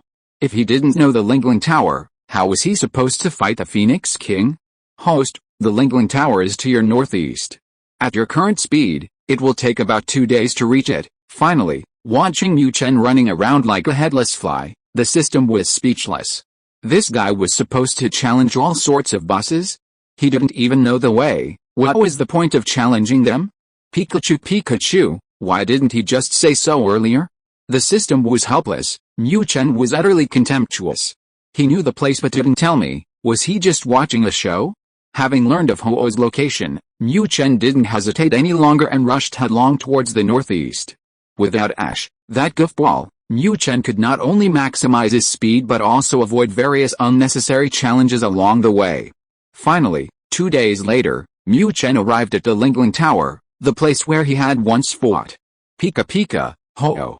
Get the hell out here, I've been starving for days, I want to eat roasted turkey. As soon as he arrived at Lingling Tower, Mu Chen let out a magnificent cry into the void. Ho-Oh was hiding in another dimension, but Mu Chen knew that as long as he kept shouting here, that guy would appear. So, who dares to disturb the great Ho-Oh? Who dares to cause trouble in my territory? After Mu Chen's series of Pika Pika, an angry cry came from the sky above Lingling Tower. Clearly, Ho-Oh had been awakened. Pikachu Pikachu, it's your grandpa Pikachu. Come out here right now and offer me your chicken wings, I'm starving. Chapter 529 Showing off gets you struck by lightning. So, you lowly yellow-skinned rat. You are offending the majesty of the gods. Provoked by Mu Chen, the already not-so-beautiful Phoenix King was enraged. What the hell? Offer up my wings? Chicken wings, no less? Is that even human language? Pika Pika, enough of this nonsense. I came here specifically to electrocute you. Too lazy to pay attention to the large bird flapping about above, Mu Chen decisively entered battle mode. Zzzzz, actions speak louder than words. As Mu Chen's thoughts raced, sparks of electricity began to dance on his cheeks. So, you arrogant yellow-skinned rat, I'll make you pay. Seeing the yellow-skinned rat provoke him and then directly adopt a battle stance, The Phoenix King was even more furious. As the Phoenix King roared, its enormous wings suddenly vibrated violently, slamming down on Mu Chen below. With a fierce slam from Ho-Oh, a sudden gust of wind rose up, seemingly tearing space apart, and howled towards Mu Chen's location. Pikachu, what the hell? This is supposed to be a legendary Pokémon? Have you no shame? Where's your dignity? I haven't even made a move yet, and you've already attacked first? While he was still preparing, Ho-Oh launched a storm first, leaving Mu Chen speechless. Damn it, what kind of pathetic legendary Pokémon is this? Completely shameless. Needless to say, facing this terrifying storm, Mu Chen had no interest in trying to withstand it with his small frame. Activating his high-speed movement and flashing lightning, Mu Chen circled around the edge of the storm. HMPH. I'm agile and fast, your little wind can only blow its own quiver. Relying on his swift size, Mu Chen effortlessly dodged Ho-Oh's storm attack. Pikachu, now, it's my turn to retaliate, right? This is the first time Mu Chen has fought a legendary Pokémon. He has no idea how strong Ho-Oh really is. Seeing Ho-Oh make the first move, Mu Chen decisively retaliated with a thunderbolt. No matter what, I'll test its strength first. Zzzzz. As Mu Chen cried out, a bolt of electricity shot from each of his cheeks. The electricity converged and blasted towards Ho-Oh in midair. Hisso. Ignorant rat. How could you possibly challenge a godlike? Oh, as the saying goes, showing off gets you struck by lightning. At this moment, Ho-Oh experienced firsthand what it feels like to be struck by lightning. Originally, in Ho-Oh's view, even if this yellow rat was far superior to its kind, it still couldn't possibly be its match. But who would have thought that this seemingly insignificant electric current would possess such terrifying power? Even with its thick hide and robust physique, naturally adept at resisting special defense, Ho-Oh was still in excruciating pain after taking this hit. Pikachu, Ho-Oh? A god? A super legendary Pokémon? What a pathetic creature. A single, instantaneous 100,000 volts, and this thing was screaming in pain. Mu Chen felt a sense of relief. Damn it, I thought I was going to have to fight to the death, but it seems this so-called super legendary Pokémon is nothing special. However, how could Mu Chen know? Ho-Oh's strength wasn't weak, in fact, it was considered a mid to upper tier among super legendary Pokémon. The reason it was so underwhelming was partly because Mu Chen's special attack stat was terrifying at the moment. A base special attack stat of 255, plus the double boost from Electric Ball, how terrifying was that?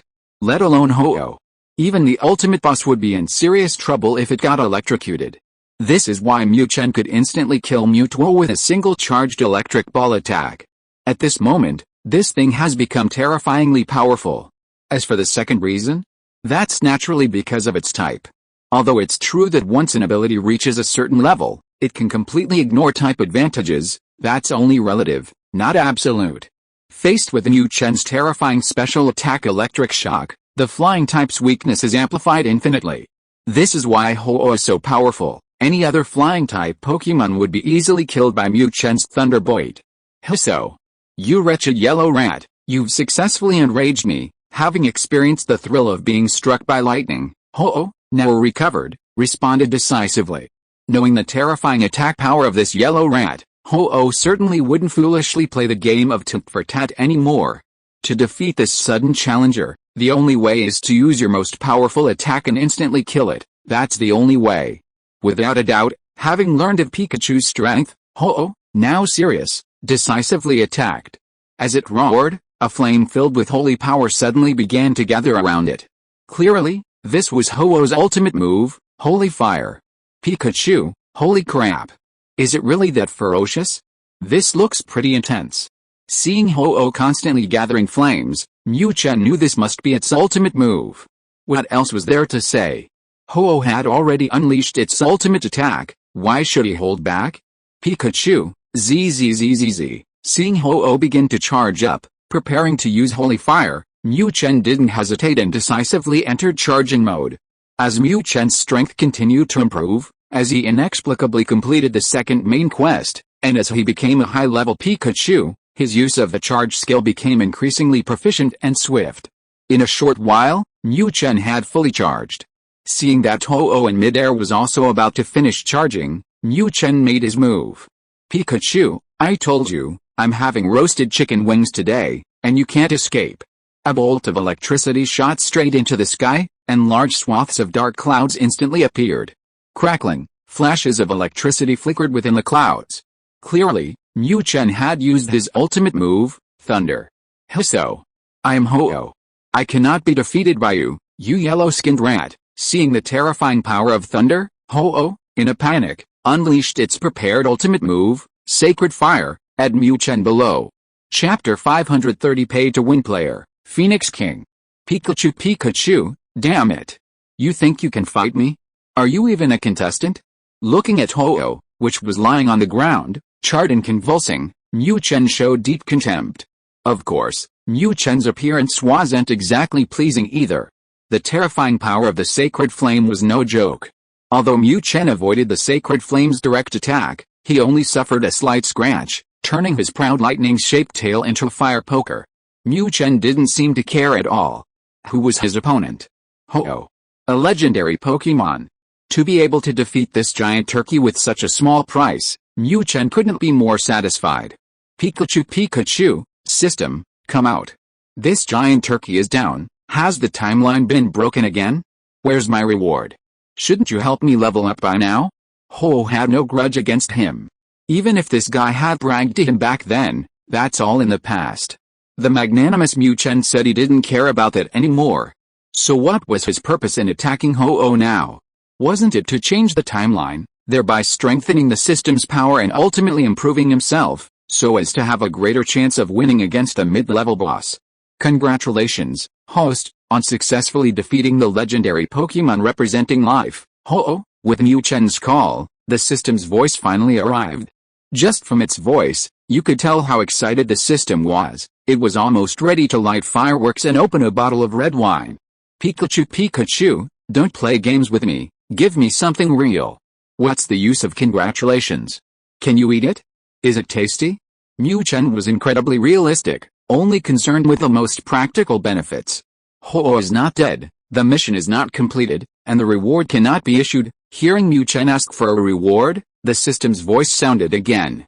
But this time, it was utterly ruthless. Pikachu, what the hell is wrong with your eyes?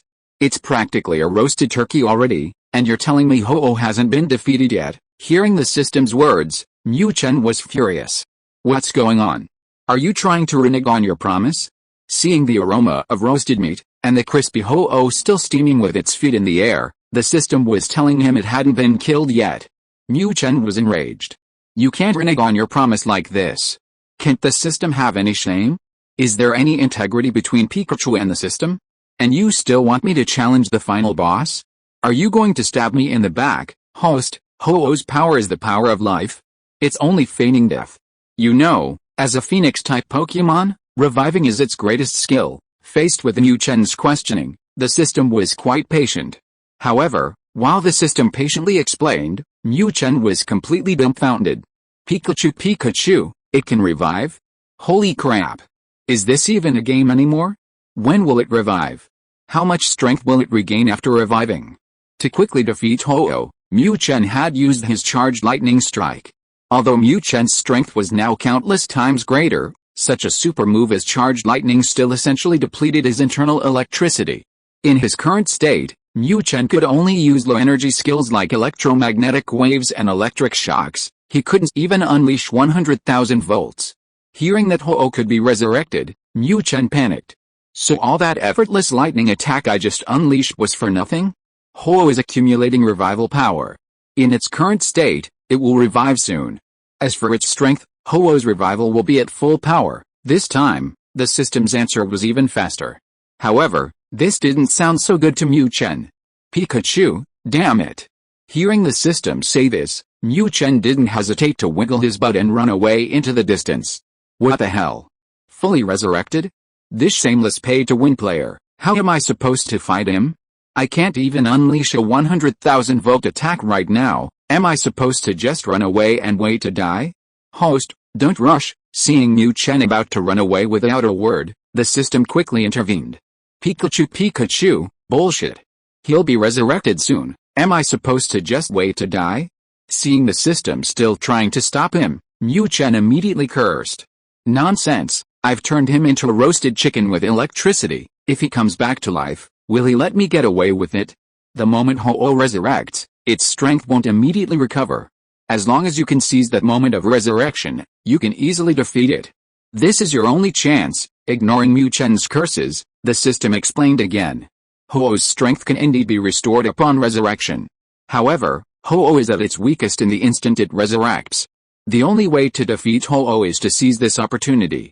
Pikachu, you're not lying to me? The truth? No joke. Let me tell you, if this goes wrong, you could really lose your life. Hearing the system say this, Mu Chen stopped his galloping pace.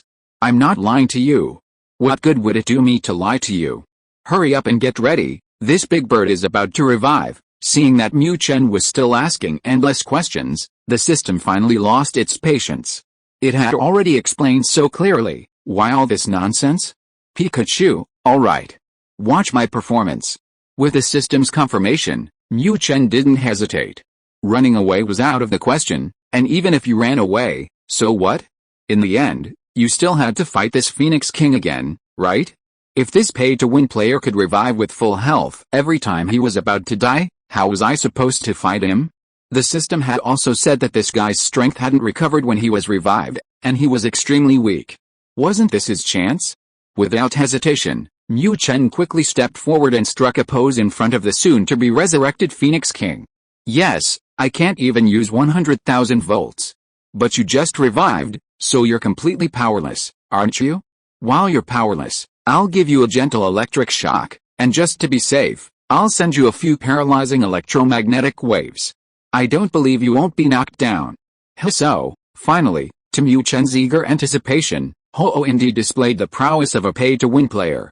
Ho-Oh, which had been charred black from the electric shock, suddenly recovered, and a deafening roar rang out from its neck, as if announcing its resurrection.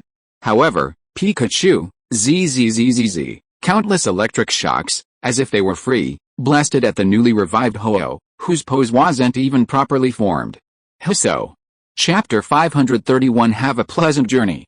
Congratulations, host, on successfully defeating Ho-Oh.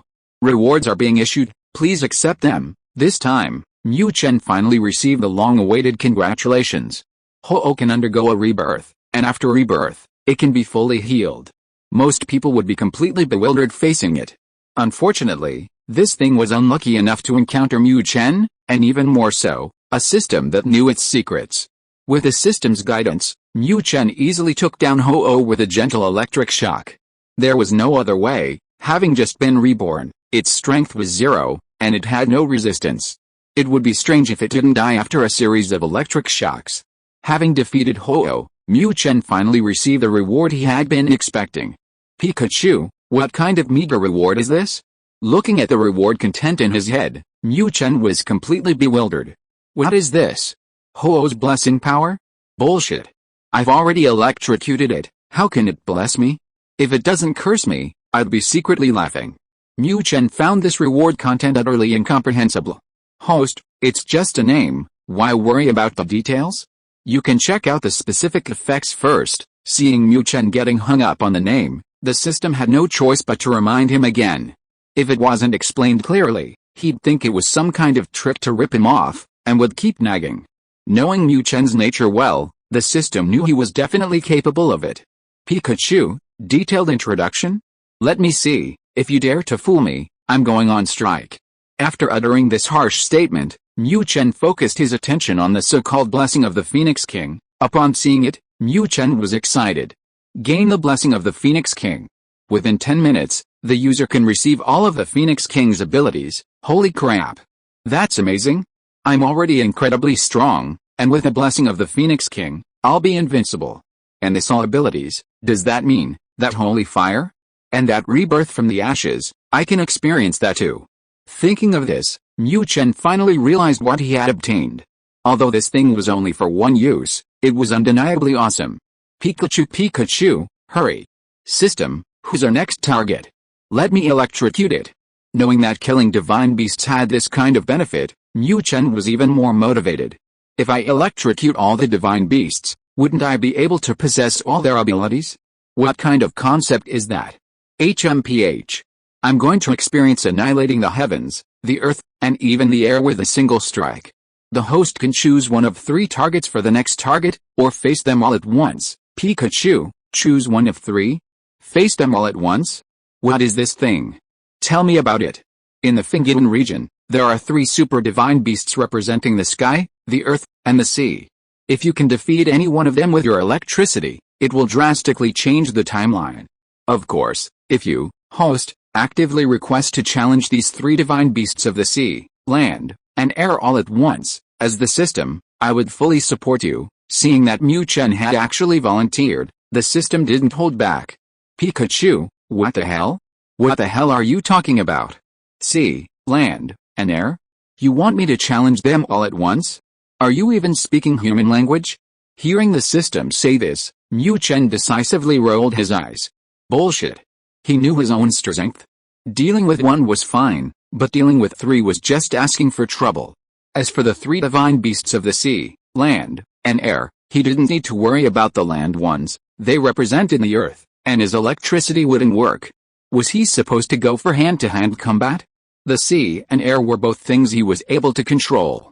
However, Pikachu, he was going to take on the air. As for the sea, it was obvious that combat required entering the water. Mu Chen's swimming skills? Hell, he wouldn't choose a battlefield that would significantly weaken his strength. As a smart man, Mu Chen's choice was naturally very simple. No problem. It's empty. I'm going to fight the Air Force. Mission confirmed. Host has selected Rayquaza, the sky god representing the sky. Because the battlefield with Rayquaza is special, this system offers special privileges and can directly teleport the host there. Are you ready? Taking down 1 would change the timeline, so the system didn't force this shameless guy to actually attempt the feat of fighting 3 against 1. In short, taking down 1 was enough, wasn't it? Pikachu, what the hell? Wait a minute. Let's discuss this. Don't be impulsive. No need to walk. Teleporting there to start the battle is a good thing for Mu Chen.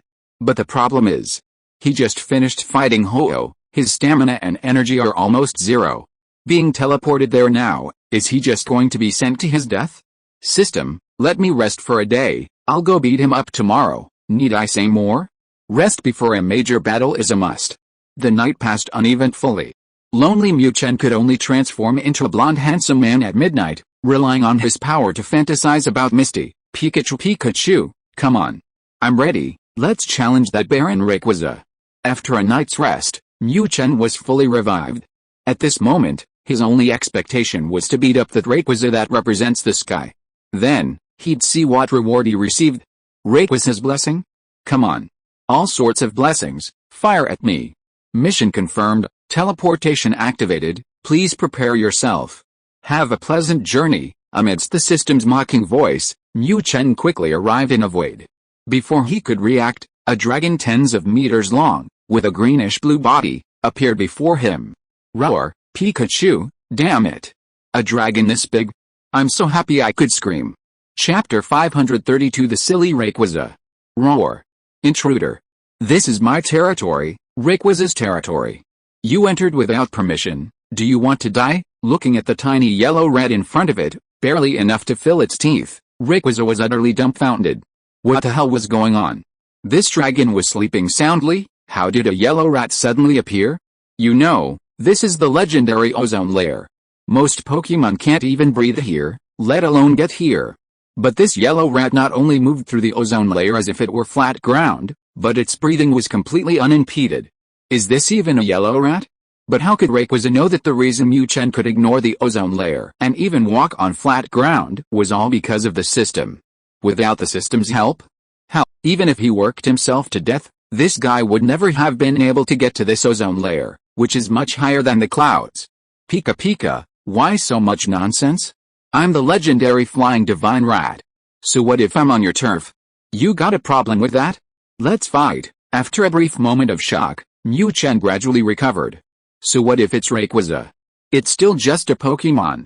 Just because it's big doesn't mean it's invincible. Who are you trying to scare? Since he was going to beat it up anyway, Mu Chen wasn't going to back down. Roar. You wretched flying divine rat, you're asking for it, clearly. This Rayquaza, which didn't often travel through time, took Mu Chen's casual rambling seriously. Pikachu, Pikachu, I'm asking for it, what are you going to do about it? Look at those big teeth. The gaps between them are so wide, do you think you can even bite me? Tisk tisk, no wonder it lives in the ozone layer, even its bad breath is incredibly strong. Hey, you big green caterpillar, how long has it been since you brushed your teeth? Want me to recommend a dental clinic? They specialize in correcting all kinds of dental deformities, and they also do teeth cleaning, whitening, etc., all at affordable prices, and the doctors and nurses are all beautiful young ladies. Watching Rayquaza constantly yelling, Mu Chen once again launched into his rant. Of course, Mu Chen wasn't doing this to provoke the guy. Whether Rayquaza was angry or not was completely irrelevant to him. Mu Chen's reason for doing this was simple, to buy time. That's right, to buy time. While provoking Rayquaza, Mu Chen had already started charging. Although, through continuous power enhancements, Mu Chen's charging speed was far faster than before, it still needed some preparation time, didn't it? Now, relying on his rant and gun technique, Mu Chen had successfully bought enough time for Rayquaza. Roar. Die. After being bombarded with Mu Chen's rant, Rayquaza was utterly bewildered. After a moment of stunned silence, Rayquaza erupted. What the hell is this? Does it think my teeth aren't good enough? I'll show you just how good my teeth really are. Without a word, to prove its teeth are absolutely top-notch, Rayquaza even abandoned its signature ranged attacks and charged straight at the legendary flying rat. Rayquaza opened its massive jaws, a dense surge of dark-type energy gathering within. Clearly, Rayquaza was about to unleash a powerful dark-type move, Crunch.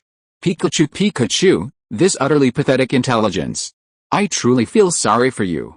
Watching Rayquaza charge forward, howling incoherently, Mu Chen revealed deep contempt. This? The legendary Sky God? A super legendary Pokémon?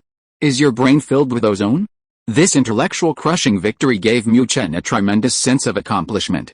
Regardless of strength, first of all, in terms of intelligence, I'm far superior to you unevolved beasts. After a moment of disdain, seeing Rayquaza pounce on him, Mu Chen finally took action. Pikachu, Pikachu, wow. What a huge dragon.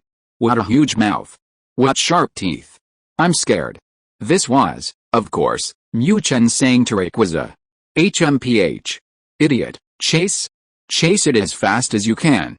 In a moment, I'll show you what a tail whip attack is all about. While running, Mu Chen, having fully charged, concentrated the current in his tail. At this moment, all Mu Chen needed to do was accelerate. Accelerate. Accelerate some more. Dealing with Rayquaza wasn't like dealing with Ho-Oh. Ho-Oh hovered in midair, while Mu Chen was on the ground, making it difficult to attack, so Mu Chen ultimately chose to use thunder. But what about Rayquaza now? Although this thing was also flying, and Mu Chen was currently in the clouds, with the system's help, the clouds were like flat ground to him. This allowed him to smoothly use the recharged super electric ball. Just then, Rayquaza opened its mouth wide, howling behind him, trying to prove its teeth. This gave Mu Chen even more of a chance to shine. Roar. You wretched flying rat. Stop right there. You mocked my teeth? Then come and experience for yourself whether my teeth are any good or not. He was sleeping soundly when an intruder suddenly appeared. Intrusion is one thing, but before he could even finish showing off, he was ridiculed. How could Rayquaza not be furious? Looking at the rapidly running flying rat in front of him, Rayquaza's only thought was to quickly catch up and give it a good bite. Pikachu, Pikachu, want to prove your teeth? Fine. Open your mouth wide, I'm coming. With a boost from high-speed movement and the amplification from quick attack, the electric ball's energy had reached its maximum. Seeing that Rayquaza was still relentlessly pursuing him, Mu Chen decided to end this silly game. Roar. Ha ha ha. Little mouse. Die. Seeing the flying mouse's running speed slow down, Rayquaza became even more excited. It opened its blood-red maw and bit down hard on the flying mouse in front of it. Pikachu, just as Rayquaza was about to close its maw, Mu Chen suddenly performed a front flip. At the same time as the flip, a black electric ball blasted into the closing maw. If you are listening to this novel on a channel other than Fanfic World, it means it was downloaded and re-uploaded without effort. We warmly invite you to visit our channel, Fanfic World. There you will find the original version of this story and many other novels of various genres. We look forward to seeing you dive into a world of incredible novels. Chapter 533 The Awakening of the Final Boss. Pikachu Pikachu, this thing can't possibly be resurrected by divine intervention, can it? Looking at Rayquaza, completely defeated after consuming a black electro ball, Mu Chen's eyes were filled with contempt. What is this thing? That's it? Its aura is certainly impressive, but its intelligence, is it even edible?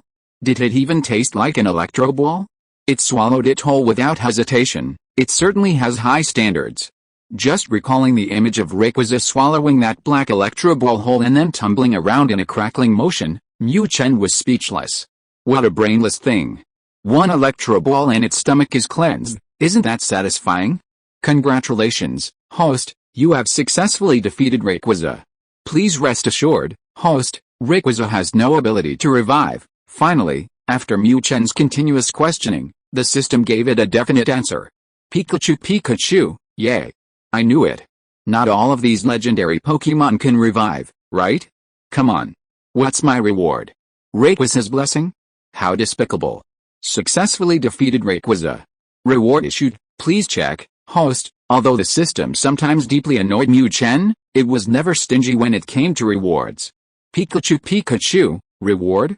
Haha, come on. What have I been waiting for? This adorable reward. Let me see what today's reward is. Finally, the long-awaited moment arrived, and Mu Chen was excited. Rewards were what Mu Chen pursued most. Moreover, with accumulated rewards, wouldn't his chances of defeating the final boss be much greater? However, what Mu Chen didn't expect was that this reward was different from Ho-Oh's. Rayquaza's heroic spirit, this was Mu Chen's reward.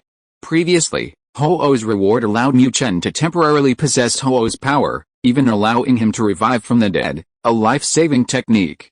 But this time, after Rayquaza's tragic demise, what it left behind was a heroic spirit.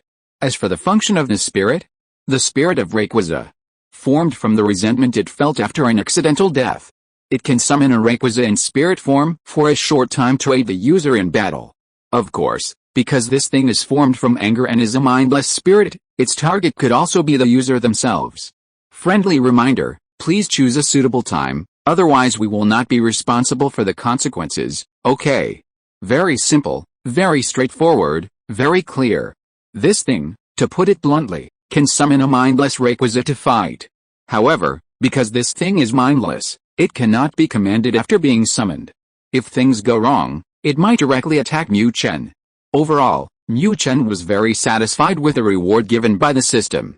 Through the system, Mu Chen had learned that Rayquaza's strength was far greater than Ho-Oh's. The reason it was instantly killed by him was simply because this thing was not thinking clearly and was showing off too much, swallowing the black electric ball in one gulp. Otherwise, it wouldn't be so easy for Mu Chen to defeat it. Pikachu Pikachu, system, what's the next mission? Hurry up. Let's strike while the iron is hot. In just a few days, he had already defeated Ho-Oh and Rayquaza, and Mu Chen was full of confidence.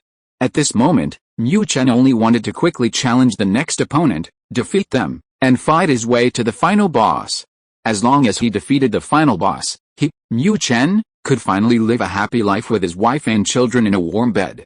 Host, I have some very unfortunate news for you. I hope you are mentally prepared. Just as Mu Chen was excitedly and eagerly seeking battle, the system, which had been silent for a long time, finally spoke. Pikachu, unfortunate news?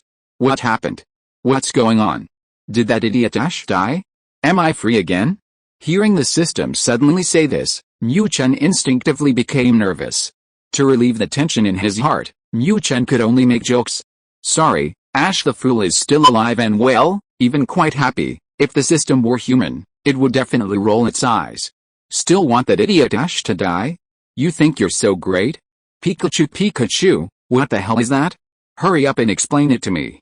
Because this world's timeline is constantly being disrupted, this world is extremely unstable. And it is precisely because of this instability that the strongest being in this world has fully awakened. I'm afraid, we don't have time to continue challenging the next opponent. Pikachu, what? Is that even human language? Didn't you tell me before to keep challenging those legendary Pokémon to strengthen my own power? And after only defeating 2, you're telling me I have to face the final boss directly? I'm not ready yet. Can't we even have some fun? System. Hurry up, when is the final boss coming? Strengthen me quickly. Strengthen me however you can. And another thing. Aren't there still plenty of super divine beasts in this world? Aren't they all the final boss's underlings? What if it brings a whole bunch of underlings over? I can't handle that. After the initial shock and complaints, Mu Chen chose to face reality. The final boss had already awakened and was about to arrive. If I'm not careful, I'll be in big trouble. Based on the final boss's awakening speed, it will arrive at your location in at least one more day. So, you have 1 day to rest. As for those super divine beast underlings, don't worry about that. Once the super boss arrives, I will completely seal this space. At that time, only you and the super boss will be in this space. All the super divine beasts won't be able to get in. As long as you can defeat the super boss, that's fine. However, because I need to seal the space, I cannot give you any further ability enhancements. Faced with Mu Chen's question, the system once again gave a positive answer. Pikachu, 1 day? Alright. Enough with the nonsense, I'm going to sleep. Chapter 534. Boom. Boom, Pikachu. Pikachu, what the hell? What's all this commotion in the middle of the night? I need to sleep. Just as he was resting and recuperating, a series of booming sounds suddenly erupted, and Mu Chen's mood soured. Host, the final boss has arrived and is currently destroying my barrier. The system responded immediately before Mu Chen even finished asking his question. However, this time, the usually calm system's voice carried a hint of tension. Pikachu, what the hell? It's here already? I'm not ready at all. Hearing the system's words, Mu Chen panicked. Holy crap. I haven't even had a day to rest, and I'm already facing the final boss? Is this really necessary? Although he already knew he was going to face this final boss, its sudden arrival still disrupted Mu Chen's rhythm. However, the guy outside who was frantically destroying the barrier didn't care about Mu Chen's feelings. Host, please prepare yourself. My barrier can only hold for a maximum of 5 minutes. This ultimate boss is fully awake, and its strength is a bit beyond my expectations. Just as Mu Chen was panicking, the system's slightly urgent voice came again. Pikachu, are you kidding me? Hearing the system say this, Mu Chen was even more unable to accept it. Damn it. The ultimate boss was deadly enough, and its sudden arrival, coupled with my lack of rest, was even more unacceptable. I could tolerate all of that. Anyway, what was bound to happen would happen eventually, it was just a matter of time. But the problem is, what kind of nonsense are you spouting now? Its strength is beyond your expectations? Are you trying to kill me? You should know that Mu Chen's confidence in fighting this so-called ultimate boss was also due to the system's help. Disrupting the world line and defeating the ultimate boss were both essential tasks for Mu Chen and the system. After facing the ultimate boss, the system naturally wouldn't cause any more trouble. It would absolutely do everything in its power to help him deal with the enemy. But the problem was, now the system said its strength exceeded his expectations, which was a huge problem. If the system wasn't up to par and they ultimately failed to defeat the ultimate boss, who would be the one to suffer? Wouldn't it be Mu Chen himself? System, tell me the truth. What are our chances of winning against that ultimate boss? How much can you actually help me? Can you please increase my strength quickly? The ultimate boss could break through the barrier and invade the ozone layer at any moment, and after a few complaints, Mu Chen immediately faced reality. Now, Mu Chen was waiting for the system's reply. How to deal with this ultimate boss depended entirely on the system's response. Host, I'm sorry. In my current state, I cannot continue to enhance your strength. Therefore, when facing this ultimate boss, you can only rely on yourself. As for cooperative combat, I can only say that I will intervene once, if necessary. This will be my only chance to act, so I must be absolutely certain of victory before I do so. Finally, here's a hint. This ultimate boss is surrounded by 18 stone slabs of different attributes. These slabs granted immunity to attacks of the corresponding attribute. In other words, this ultimate boss is invincible while possessing these slabs. If you want to damage this ultimate boss, you must first find a way to destroy its slabs. At the very least, you must destroy its electric attribute slabs, otherwise you will be unable to inflict any damage. With the appearance of the ultimate boss, the system became extremely serious. Clearly, this ultimate boss was putting immense pressure on it. Pikachu, what the hell do you mean? Are you trying to make me fight you one-on-one? Upon hearing the system's words, Mu Chen's first reaction was to quit. However, cruel reality gave him absolutely no chance. Being in the ozone layer, if it weren't for the system, Mu Chen would have already fallen to the ground and been turned into a Pikachu specimen. He was already extremely unwilling to fight this final boss alone. What's more, this system actually told him that the final boss was supposedly absolutely immune. 18 attribute plates. Immune to 18 attributes? What the hell? How many attributes does it have in the Pokemon world? Exactly 18. What's the point of playing? Destroy its plates? Is it stupid? Standing there for you to destroy? This is utter nonsense. Moreover, this bastard system told him that it could only attack once. That was even more infuriating. Despite his reluctance and unwillingness, Mu Chen had no choice but to face the impending final boss. Pikachu, alright, I'm not expecting anything from you anymore, give me something practical. Tell me quickly, does this final boss have any weaknesses? How do I destroy that thin stone slab? There's no escaping it, so I have to face it. Tragically, Mu Chen asked his last question. There aren't any weaknesses. Since it's the final boss, its strength is definitely much greater than those divine beasts, so you don't need to worry about that. As for how to destroy the stone slab, that's actually not bad. It's coming, host, be careful. I'm retreating. To give Mu Chen that 1 in 10,000 chance of victory, the system patiently explained everything to him. However, just as the system reached the most crucial moment, the final boss made a move. Sensing that the barrier had been breached by the final boss, the system decisively abandoned Mu Chen. As for how utterly bewildered this guy was, the system could only apologize. Ugh. Is it you who's been constantly disrupting the world lines? Tell me. What exactly is your purpose? Just as Mu Chen was in a state of confusion, a deep voice suddenly appeared. Immediately afterward, a gigantic alpaca appeared before Mu Chen. Chapter 535 Arceus.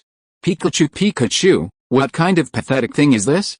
An alpaca is the ultimate boss? Are you kidding me? And look at that row of halos behind you, what are you spinning around for? Are you trying to play Buddha with me? The ultimate boss has appeared. Mu Chen abandoned all distracting thoughts and focused all his attention on this ultimate boss. The battle hasn't even started yet, so what Mu Chen needs to do is, of course, activate his beeping mode, interfere with the boss's state, disrupt its mind, and make it malfunction. I don't ask for much, even if it malfunctions even slightly, my saliva won't have been wasted, right? Ugh, you wretched rat. Who is it? Who gave you the courage to provoke the great Arceus? What the hell? This guy is called Arceus? Hearing the alpaca's name, Mu Chen was slightly taken aback. This name seems a bit domineering. Zeus? Isn't that the chief god in Greek mythology? You really dare to call him that? Pikachu, I'm your Pikachu grandpa.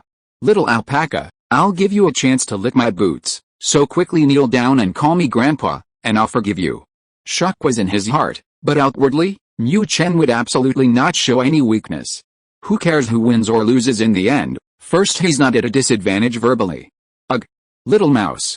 Prepare to face Arceus's wrath. After asking for so long, not a single useful answer, only constant provocation. Tell me, when has Arceus, the so-called creator god, ever been so disgusted? At this moment, Arceus was too lazy to ask any more questions. Whatever the situation with this yellow-skinned mouse, he'd just beat it up first. As Arceus roared, a beam of destructive power shot out from its forehead, heading straight for Mu Chen. This was a normal type ultimate move, Hyper Beam. Normally, when a Pokémon uses Hyper Beam, the sheer power might cause a backlash, leaving it briefly stunned.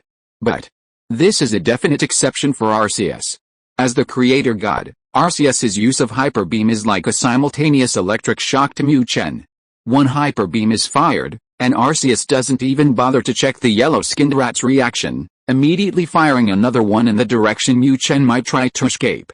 Clearly, Arceus intends to subdue this wretched yellow-skinned rat in one fell swoop, letting it know who the real boss is in this world. Pikachu, holy crap. So violent?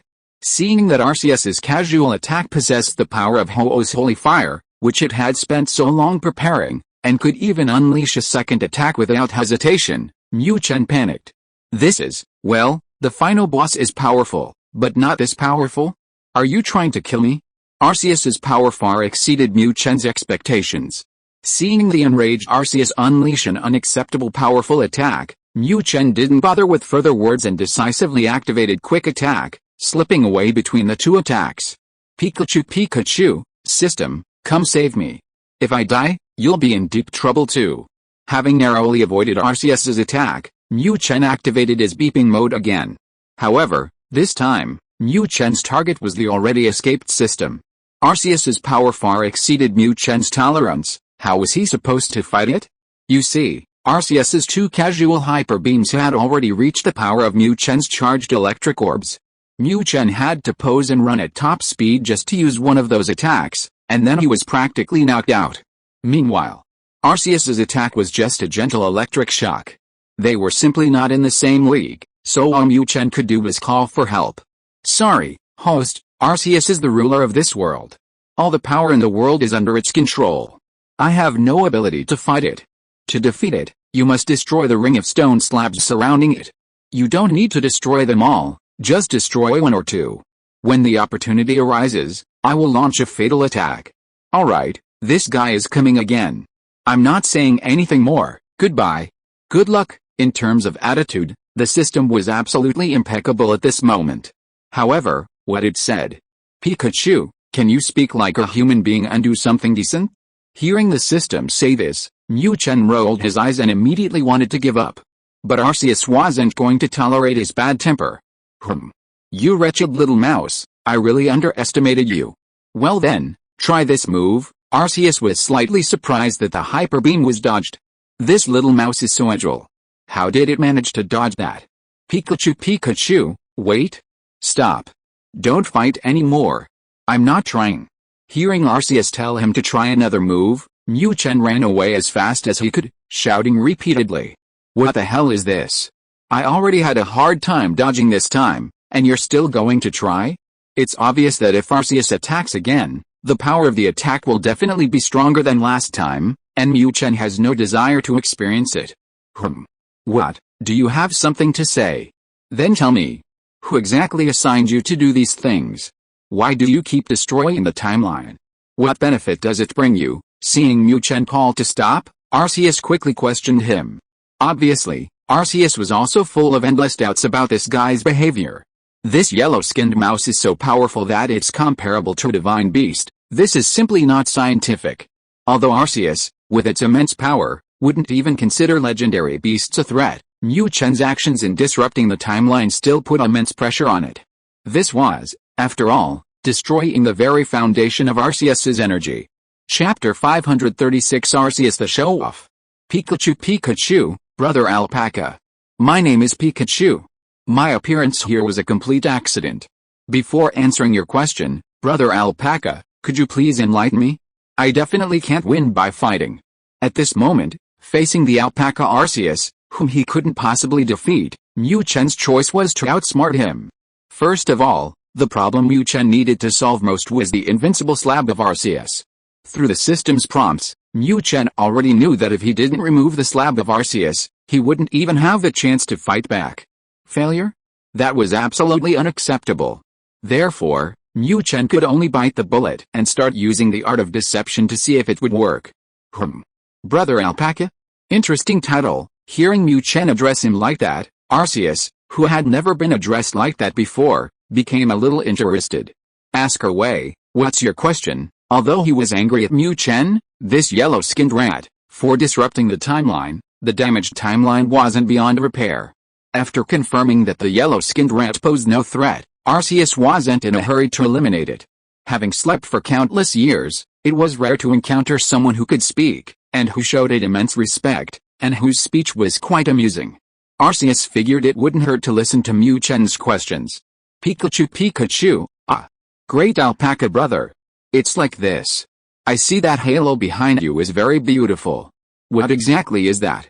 Why have I never seen it on any other Pokémon? The so-called halo was, of course, Arceus's 18 stone tablets. Seeing that Arceus, this idiot, had taken the bait, Mu Chen excitedly began questioning it. Come on. Show off to me. At this moment, Mu Chen's only wish was to lower Arceus's guard. After all, Arceus was invincible, and the stone tablets were a secret, something Arceus was extremely proud of. As long as he could lower this thing's guard and give Mu Chen an opportunity to approach it, Arceus's vanity would soar. So this is it?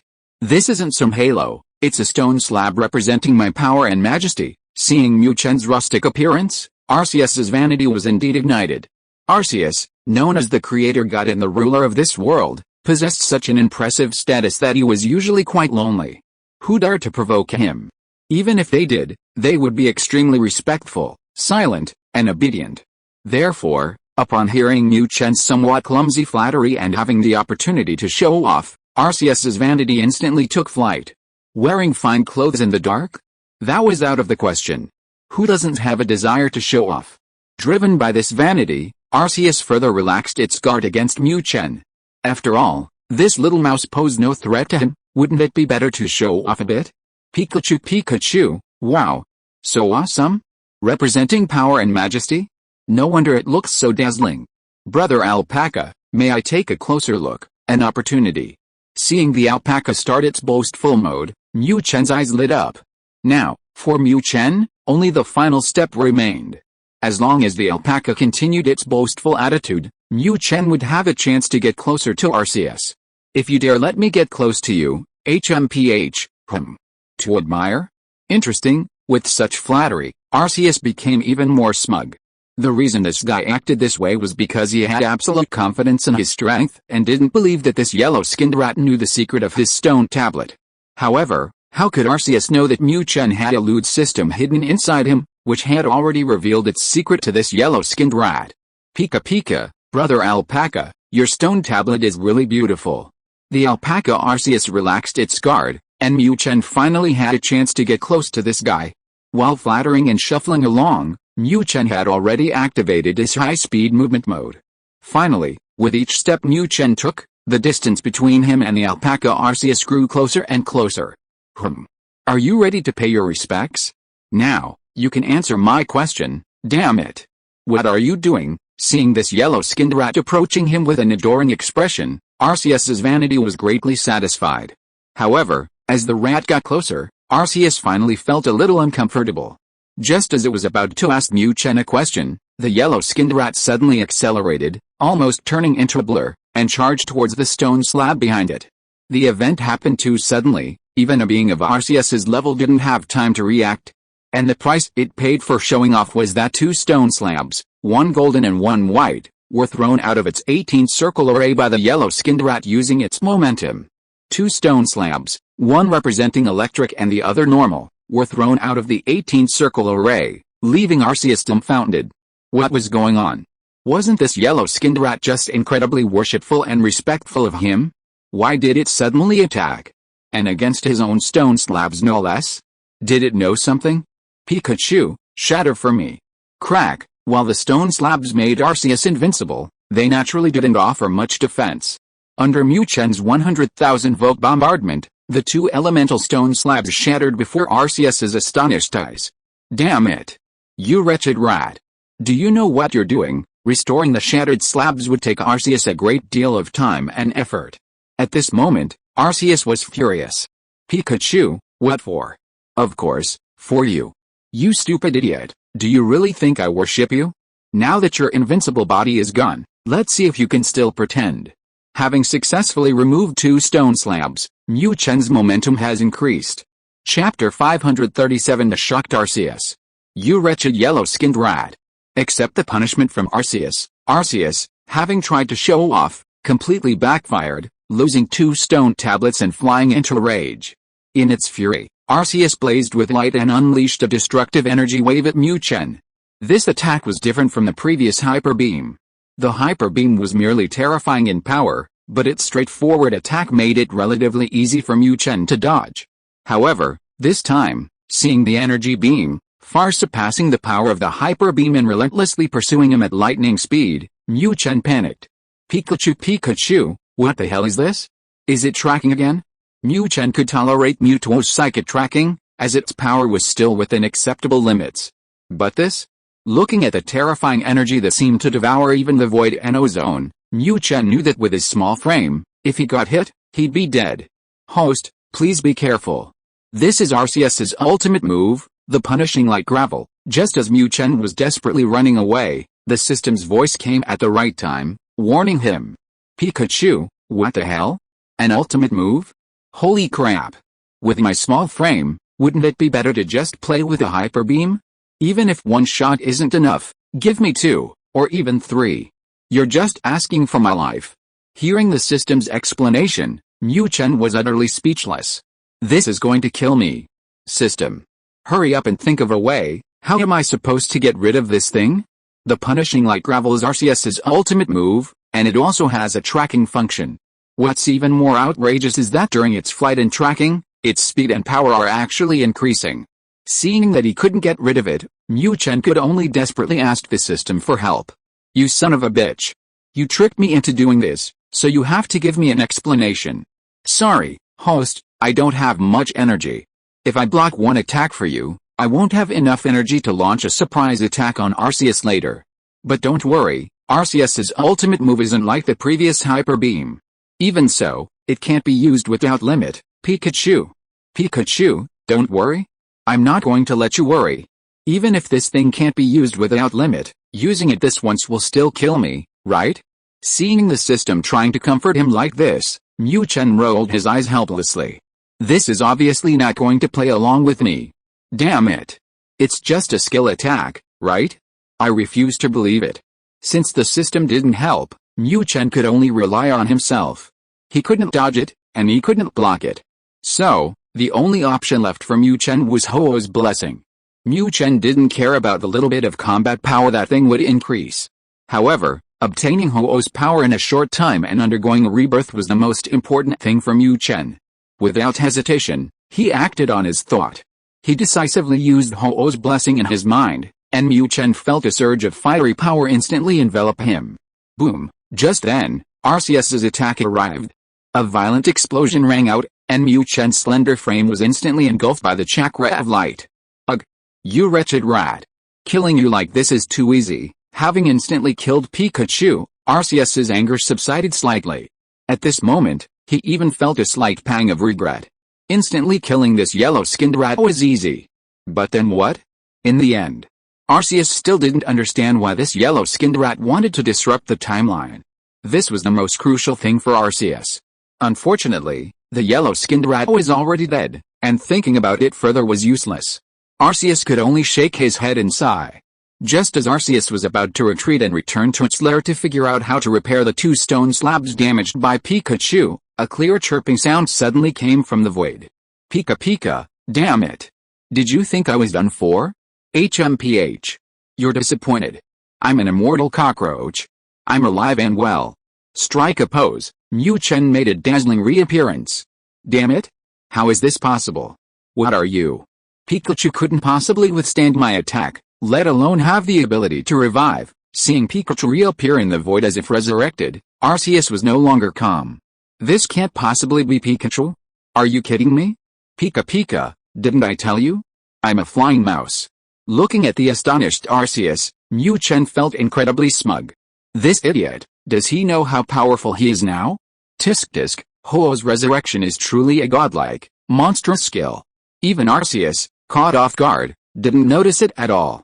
Damn it. Die, turning back confidently, only to be mercilessly slapped in the face again, Arceus's anger flared even higher. Pikachu Pikachu, who dies is still uncertain. Go. Rayquaza, bite him to death. Since Ho-Oh has been used, Rayquaza naturally can't be left idle.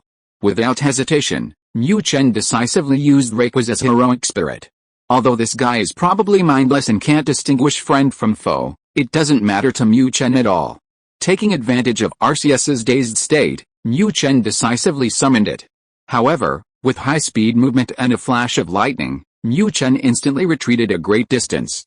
With Mu Chen's retreat, the unsuspecting Rayquaza naturally focused its attack entirely on the dazzling, flamboyant Arceus in front of it.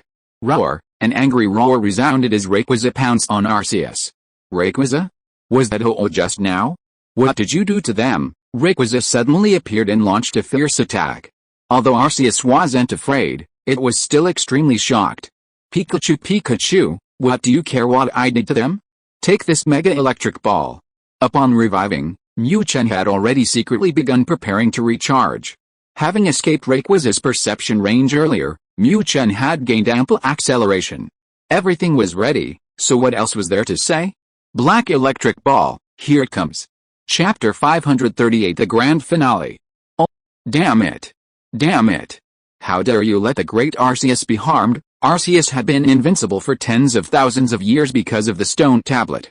Now, caught off guard, it was hit hard by a black electric ball from Mu Chen. The pain was indescribable. After the pain subsided, all that remained in Arceus's heart was anger. Ignoring the howling, yellow-skinned rat that pounced on it, Arceus only wanted to quickly kill and crush this hateful yellow-skinned rat. However, it ignored Rayquaza, whose target was entirely on the perfectly illuminated Arceus. Roar, dragons are proud creatures, especially the supreme being among them, Rayquaza. Being blatantly ignored by Arceus, the already mindless Rayquaza puppet was even more enraged. Without a doubt, almost instinctively, Rayquaza used its fastest attack, extreme speed. Coincidentally, one of the two stone tablets Mu Chen destroyed was indeed a normal-type tablet. What more needs to be said? Fueled by its immense size, Rayquaza, empowered by extreme speed, transformed into a black meteor, crashing into Arceus. Yes, you read that right, pitch black. Rayquaza's true form is predominantly green.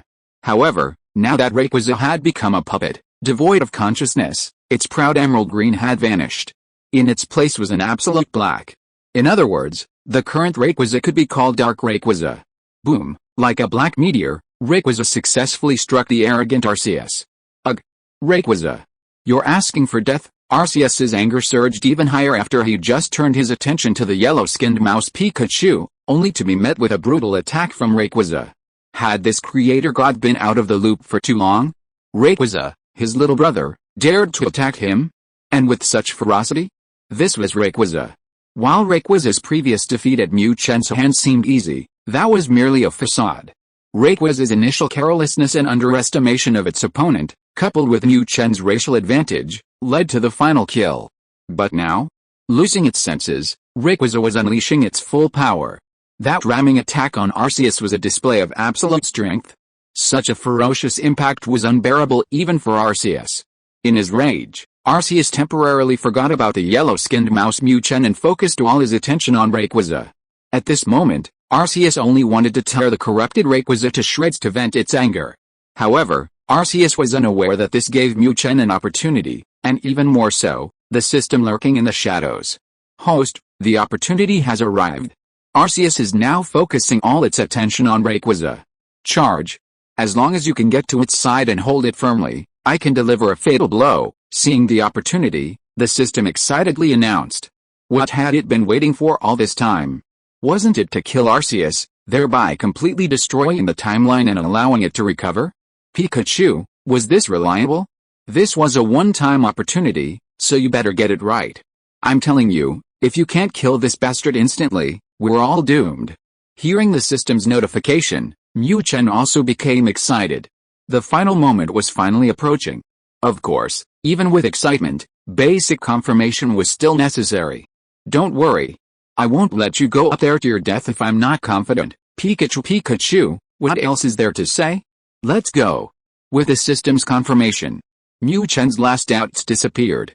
Without another word, with high-speed movement enhanced and flash of light activated, Mu Chen twisted his hips and launched a very charming reverse dash towards Arceus, who was fighting Rayquaza. Ugh! Rayquaza! You traitor, die! Rayquaza was originally Arceus's subordinate. Now that his subordinate was risking his life, after a brief period of adjustment, Arceus unleashed its power. Under the attack of the unleashed Arceus, even someone as strong as Rayquaza could not withstand it. Just as the cooldown of a Judgment Light Stone was about to recover, Arceus slammed into Rayquaza. Roar, hit by this ultimate move that could almost annihilate everything, Rayquaza died. Pikachu, just then, a golden bolt of lightning, accompanied by a series of crackling sounds, arrived beside Arceus in an instant. Ugh! Little mouse. Now, even if you beg for mercy, you're going to die? Looking at Pikachu clinging tightly to his leg with a determined expression, Arceus's face was filled with murderous intent. Pikachu, I choose to die. But you die. With a heartfelt declaration of love to Rayquaza, Mu Chen suddenly unleashed an energy from within his body that didn't belong to this world. Ugh! Damn it! What is this? Origin? This is actually the energy of origin? How is this possible? Looking at the azure energy erupting from the yellow-skinned mouse, Arceus was dumbfounded. This was the power of the world's origin. Even Arceus, with its power, couldn't fully control it. How could this yellow-skinned mouse? Pikachu, die, you little bastard. The eruption of primal power was naturally the power accumulated by the system over many years. At such close range, Arceus hadn't even reacted, and this burst of primal power took its full force. This caused the sky to suddenly darken. Boom! A violent explosion erupted from the location where Arceus and Mu Chen were. At the epicenter of the explosion, Mu Chen was immediately knocked unconscious by the force. Pikachu, damn it, why didn't you tell me this thing could self-harm? This was Mu Chen's last thought before losing consciousness. Pikachu, you're awake. After an unknown amount of time, when Mu Chen opened his eyes again, he saw Misty looking anxious. How long have I been unconscious? Huh? How can I talk? I didn't transform. Seeing Misty, Mu Chen instinctively asked. After asking himself that, Mu Chen realized he hadn't actually transformed. Howdy? You've been unconscious for half a month. There's a note here, left by the strange man who brought you here. Looking at the Pikachu that could speak, Misty was slightly taken aback. A note. Hearing this, Mu Chen forgot his pain and decisively rolled over to his feet. You rascal, thank you. Now, my binding force on you is completely released, you can transform at will. Oh, and by the way, when you're training with Misty, don't use Dynamax too often. If you open up too much space, when your Dynamax cooldown comes, you won't get the full experience. Also, have fun. Maybe I'll come back to find you again. End of this chapter. Thank you so much for reading until the end. Don't forget to give it a like. Looking for more exclusive content and immediate access? Subscribe to our Patreon. Remember, every like, subscription or donation encourages us to continue. Thank you all, see you in the next video.